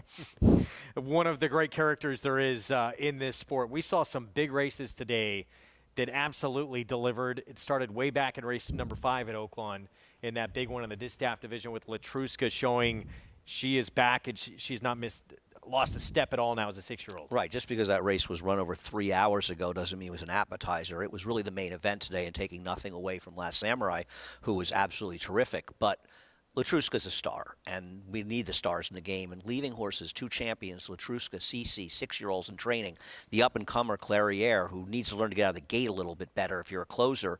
You can't give him any more of an advantage, but she ran well to be second. But Latruska shows she's still the queen right now, and she is fast, and she is game. This horse, we just saw win this Oaklawn Handicap. You think a horse we'll see this summer at Saratoga? Absolutely. I mean, I have to believe that Dallas, he could look at a race like the Foster, but I wonder if the 1.25 miles, that's why I said the Suburban. I mean, I was always promoting New York races, but that's a 1.25 miles race, and the way he runs, the way he was running through the wire, and how well he ran a 1.5 miles, he could be a horse that has a real advantage in that race. We'll probably see him in one of those 2 races. We'll see. Looking New tactics pay off for Last Samurai in the Oaklawn Handicap. Let's go to Maggie Wolfendale. Sorry. Here with the ageless John Court as he guided Last Samurai to victory.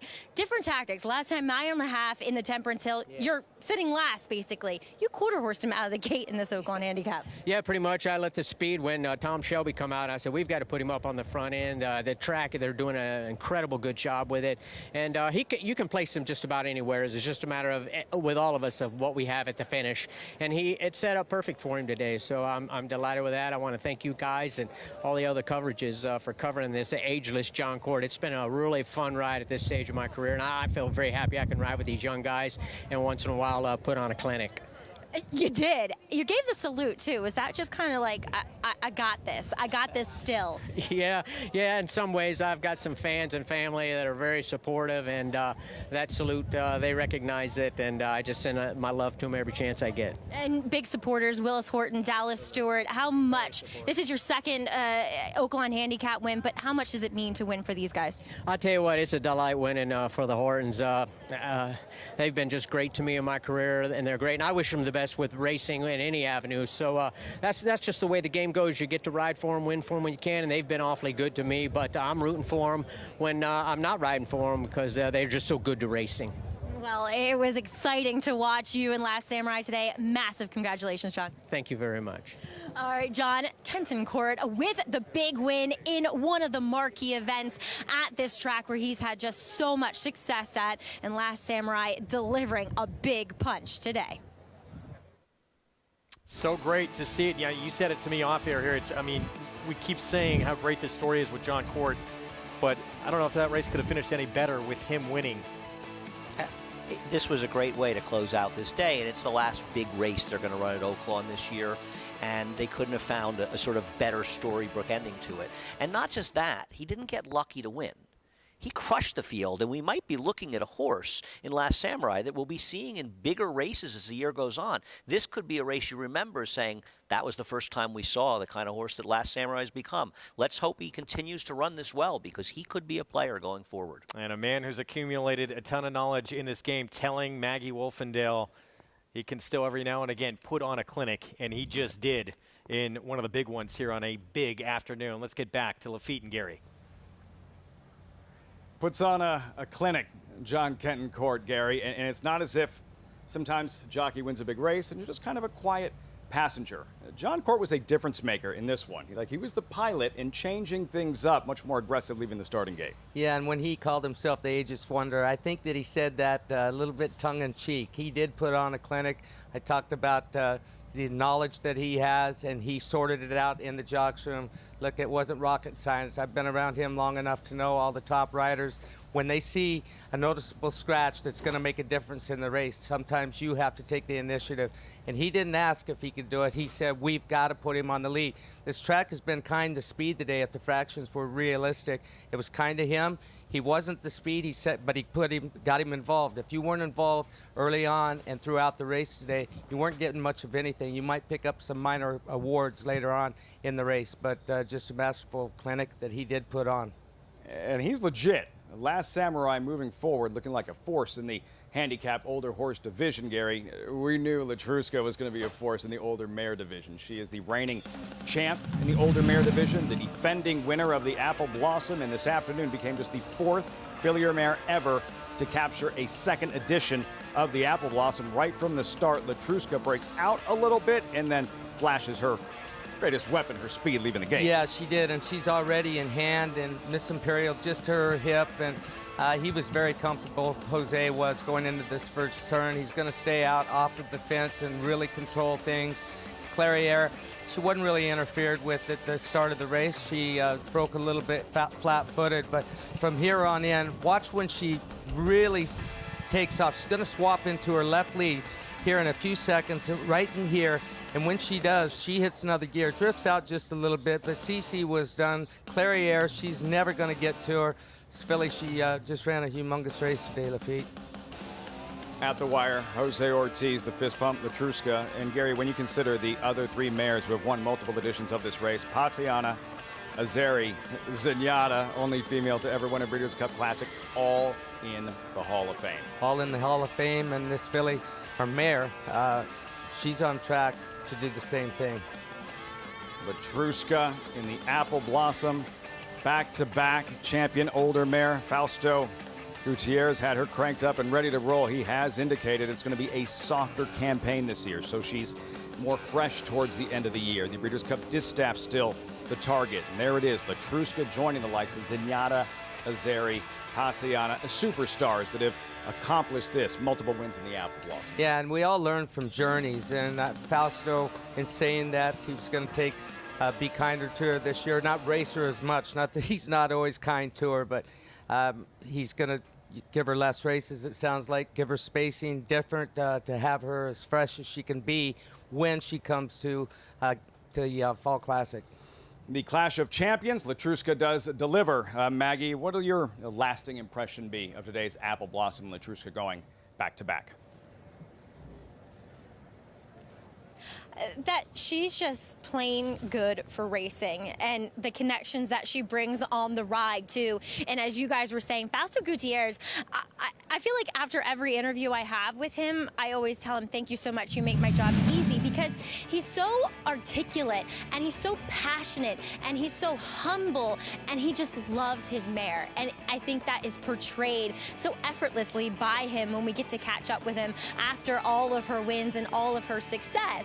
And she is the champ, and I love her, and I love watching her run. But I do think we saw a new filly jump onto the scene today with Clairiere. I think she is going to have a huge season in front of her. We'll see how many times she does meet up again with Latruska, and likely that they will meet up in the fall in the Breeders' Cup Distaff. But I think we saw a great performance by both of these 2 horses. But Latruska, she is the queen. Greg?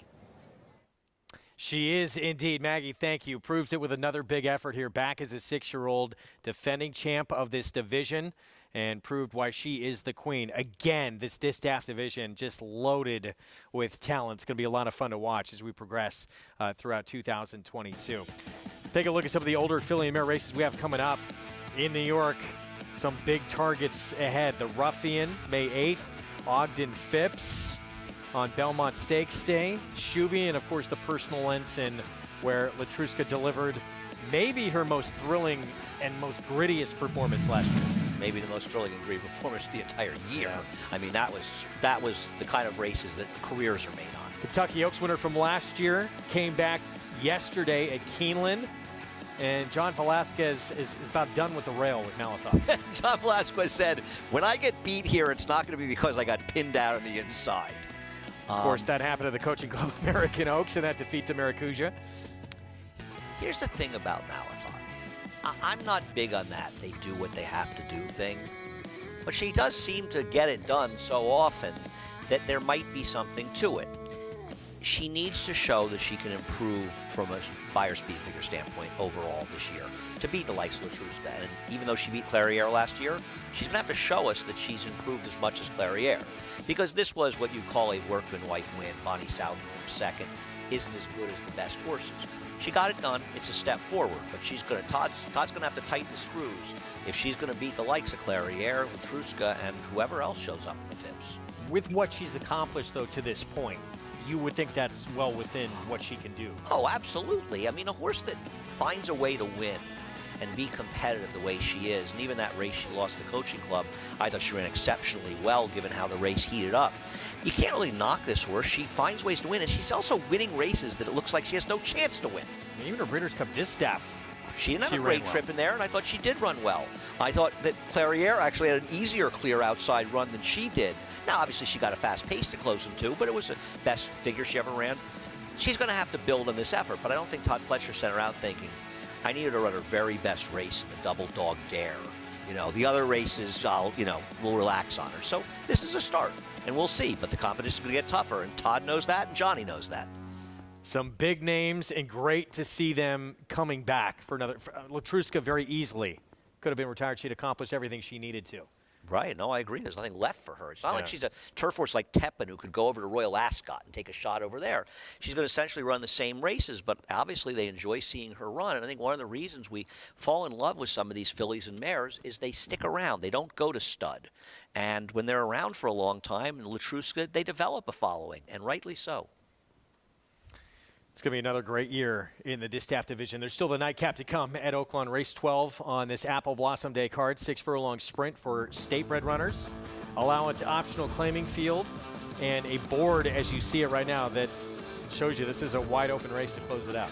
Yeah, I mean, let's be honest, Greg. You and I have been sticking around until 7 plus. This is the race. To see the Archiebreds. You are the king of the Archiebreds. I got a long shot to get you out in the day, and I need one. The 10. UVC. Just thought this horse could be a little interesting. Had some trouble at the start last time. You mean J.E.'s hand-me-down? What is it? The 11. Oh, the 11. The 10 is J.E.'s hand-me-down. That's the horse to beat, right? Joel Rosario. You know, Joel Rosario is staying around for the last race like he had anything else to do. Yeah, look out. Yeah, UVC the 11. Florent Giroux, Carl DeVille. Last 2 starts. But he got badly left last time from the inside. Okay. How about his races 3-4 back?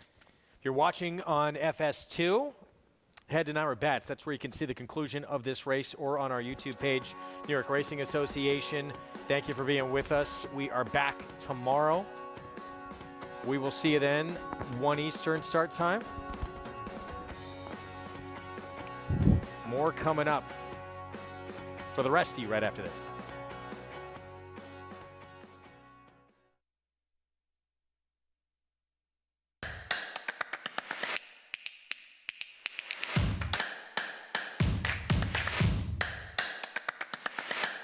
Cyber Knife, here comes Secret Oath. Cyber Knife, Secret Oath is not going to get by. The Arkansas Derby winner, Cyber Knife. From the outside, and here's Taba getting the upper hand in the final stages. Santa Anita Derby goes to Taba. Echo Zulu, gun runners on top of the world.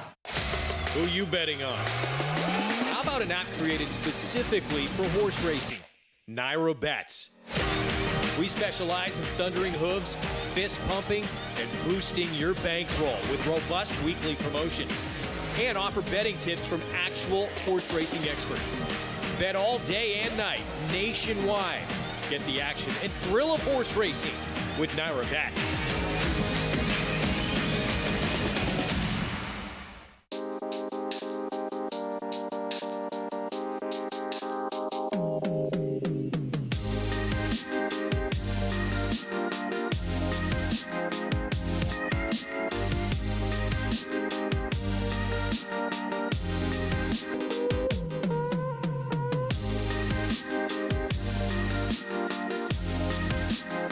Stay fabulous.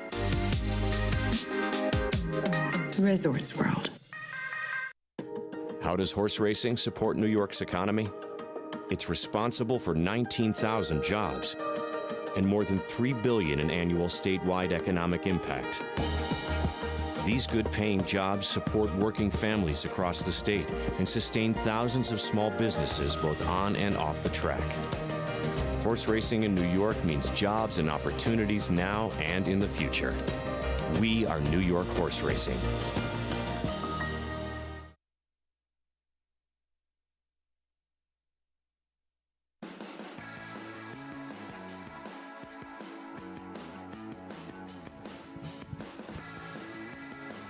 Winding things down on America's Day at the Races is always brought to you in part by Naira Bets. But any track, anywhere, anytime with Naira Bets. Get started at nairabets.com or download the app. Windy evening here in Hot Springs. And 2 weeks from today, the 148th Kentucky Derby will take place. A race Gary Stevens won on 3 separate occasions. 20 of the finest 3-year-olds in training running a mile and a quarter. And for Hall of Fame trainer Steve Asmussen, this might be the only major race like missing on the resume, but he's bringing a serious contender into this one. Epicenter coming off that big win in the Louisiana Derby. He's got it all. I am so impressed with this colt. He doesn't need the lead. He has good tactical speed early on. Joel Rosario aboard right here. And this colt, his acceleration is unbelievable. He's by the hottest sire out there, gun runner right now.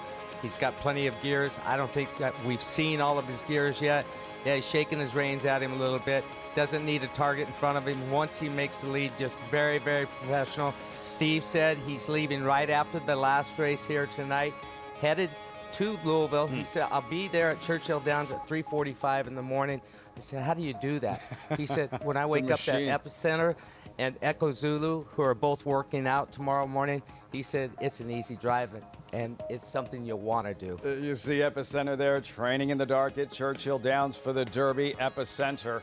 And Steve Asmussen was asked, like, is this the best horse you've ever brought to the Kentucky Derby? He said, well, I mean, I brought Curlin there, and I brought Gun Runner, so I can't really say that. They both finished third. We'll see what Epicenter does in a couple of weeks. Asmussen looking for that elusive first Kentucky Derby win. Maggie, we were here for the Arkansas Derby, and for trainer Brad Cox, who won last year's Kentucky Derby 10 months after the fact with Mandaloun.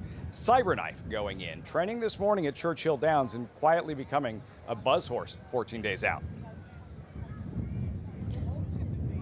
Yeah, if anybody was on horse racing Twitter this morning, you would have certainly heard about Cyberknife's work, in which he went the 6 furlongs in 1:12 flat. Very easily, I actually spoke with Florent Giroux, who was there this morning and now here at Oaklawn, and he said it was the first time that Brad Cox actually said to him, all right, turn his head loose, because you watch all of his works prior to this one today, and the riders had their feet in the dashboard with him. But I think too, Brad never really wanted to let his head go, because he's a horse that has been very difficult to contain in the morning, difficult to kind of persuade to behave. And his exercise rider and assistant, Katie, has done a fabulous job getting Cyberknife to focus. And what Brad said to me prior to the Arkansas Derby is that he thinks Cyberknife has all the talent in the world. It's just harnessing it and focusing it. And I think we saw hinting at that in the Arkansas Derby. He made that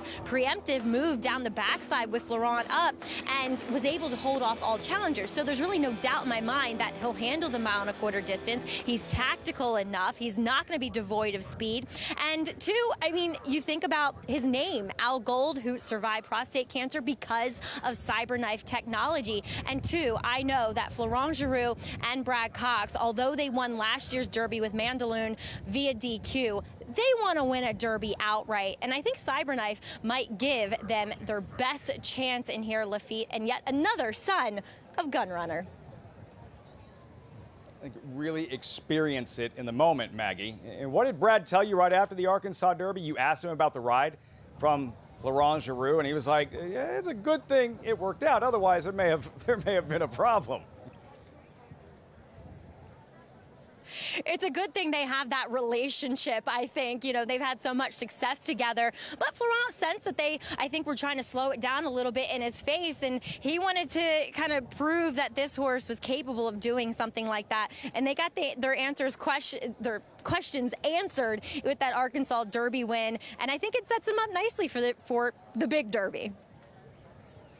It was a right move. A heady ride, Florent Giroux there with Cyberknife in the Arkansas Derby. And then you have, well, the Bluegrass winner and trainer Chad Brown also trying to win a first Kentucky Derby. Zandon, and this was the move in the Bluegrass, that instant acceleration from far off the pace here, Gary, when he turned it on. That looked like a good grass horse accelerating on grass, though Zandon doing it on dirt. Yeah, and the race didn't go according to plan. They thought he was going to be more forwardly placed. He got caught behind horses. This was about as good as an experience leading towards Derby Big Field in traffic. Flavian Pratt had the bidest time. He was patient. The horse was patient when he found the gaps, and he came through some tight holes. The acceleration was instant. I don't think we've seen a performance like this, but how he'll be ridden at Churchill Downs, I really don't know. I think he can be ridden about any way from what I saw the other day. A lot of people have him as favorite for the Kentucky Derby after that performance in the Bluegrass Stakes, and if they have him the favorite, more power to him. I have a bunch of horses that I like. I like Epicenter. I like Zandon. Some people have asked me to give them some names. Those two are on my list, and now Cyberknife as well after that workout this morning. And like Giroux, Flavian Pratt has won a Kentucky Derby, but well, he didn't have to wait 10 months. It was 25 minutes after the fact when Maximum Security was disqualified, and he won on Country House. He wants to. He won the Preakness last year, but wanting to actually experience what you had a chance to experience 3 times, actually crossing the wire in front in America's most important horse race. Yeah, and there's nothing like it, and it's got to feel different. I mean, yeah, they've got that trophy. They're in the record books. Got the statue of the horse in the Derby Museum, but to actually cross underneath the Twin Spires, that finish line in front, it's a feeling that's unexplainable. So hopefully, and they both got the ability to do it. I think that they've got a Kentucky Derby doing it, crossing the finish line first in the books one day down the road. How much did Epicenter's stock elevate, in your opinion? Because we had watched him win the Risen Star wire to wire.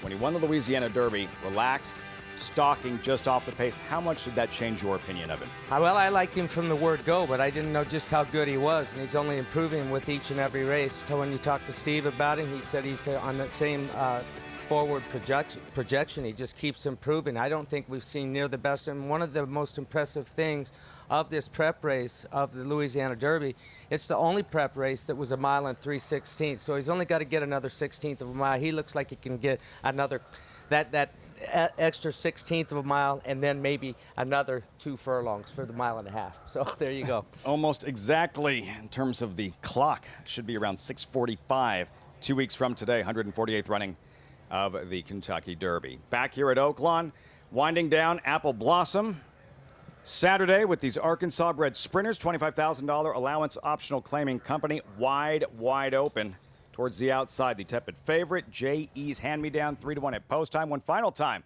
Hand things over to Vic Stauffer with the call. Good night, Archie.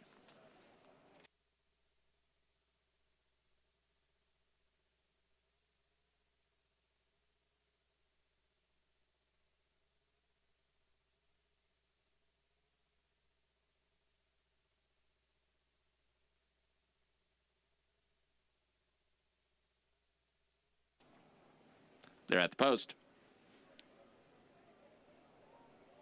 Heritage Park broke through the gate. Great job, the assistant starter, to stay with him. They'll take him back around behind and let Doc take a look, make sure he's okay.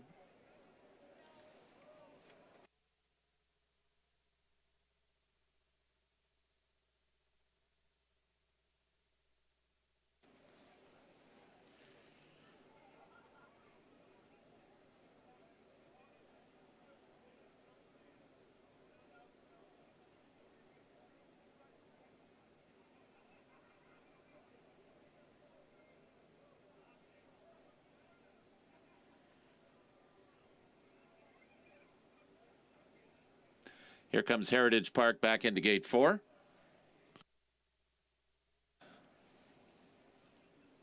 They're at the post.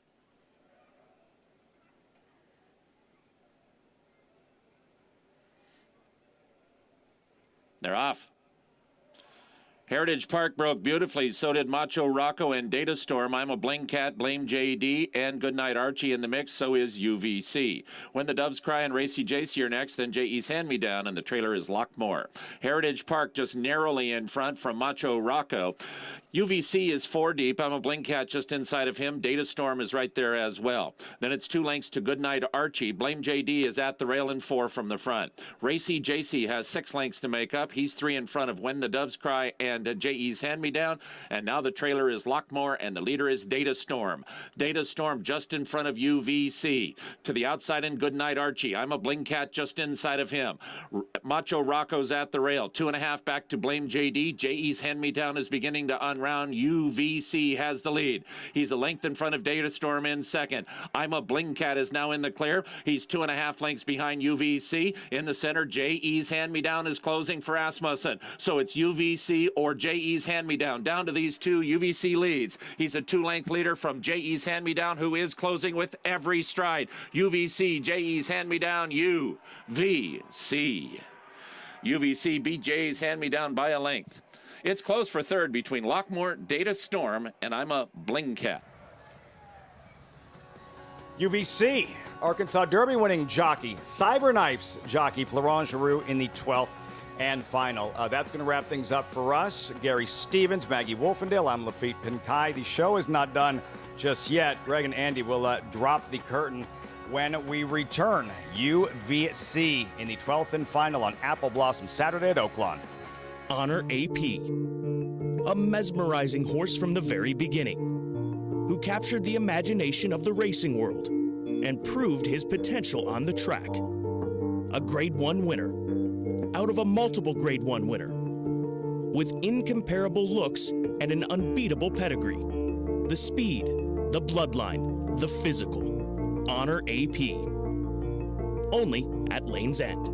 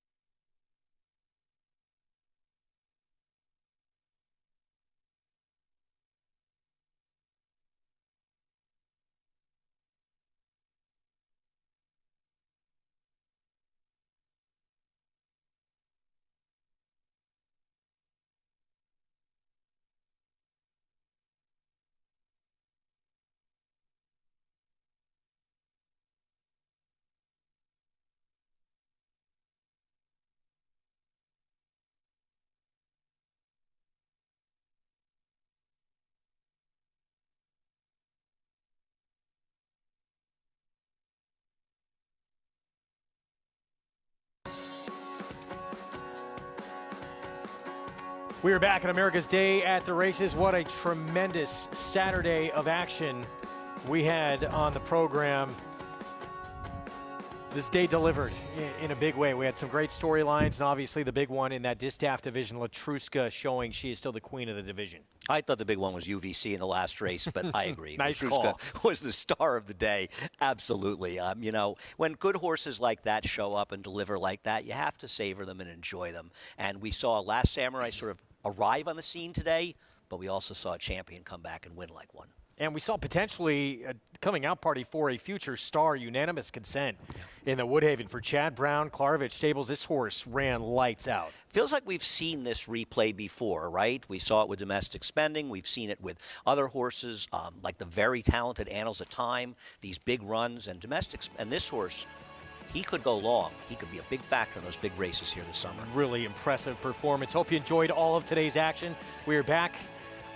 FS2 1 Eastern start time tomorrow. See us on Bally, Southern California at 3 Eastern, SNY 4:30. Homebrew. Big effort in the Oaklawn. Brad Cox, Jose Ortiz get the money. How about this story? 61-year-old John Court on Last Samurai for Dallas Stewart and Willis Horton in the Oaklawn Handicap, and the Queen, the reigning champ, Latruska, delivers again in the Apple Blossom.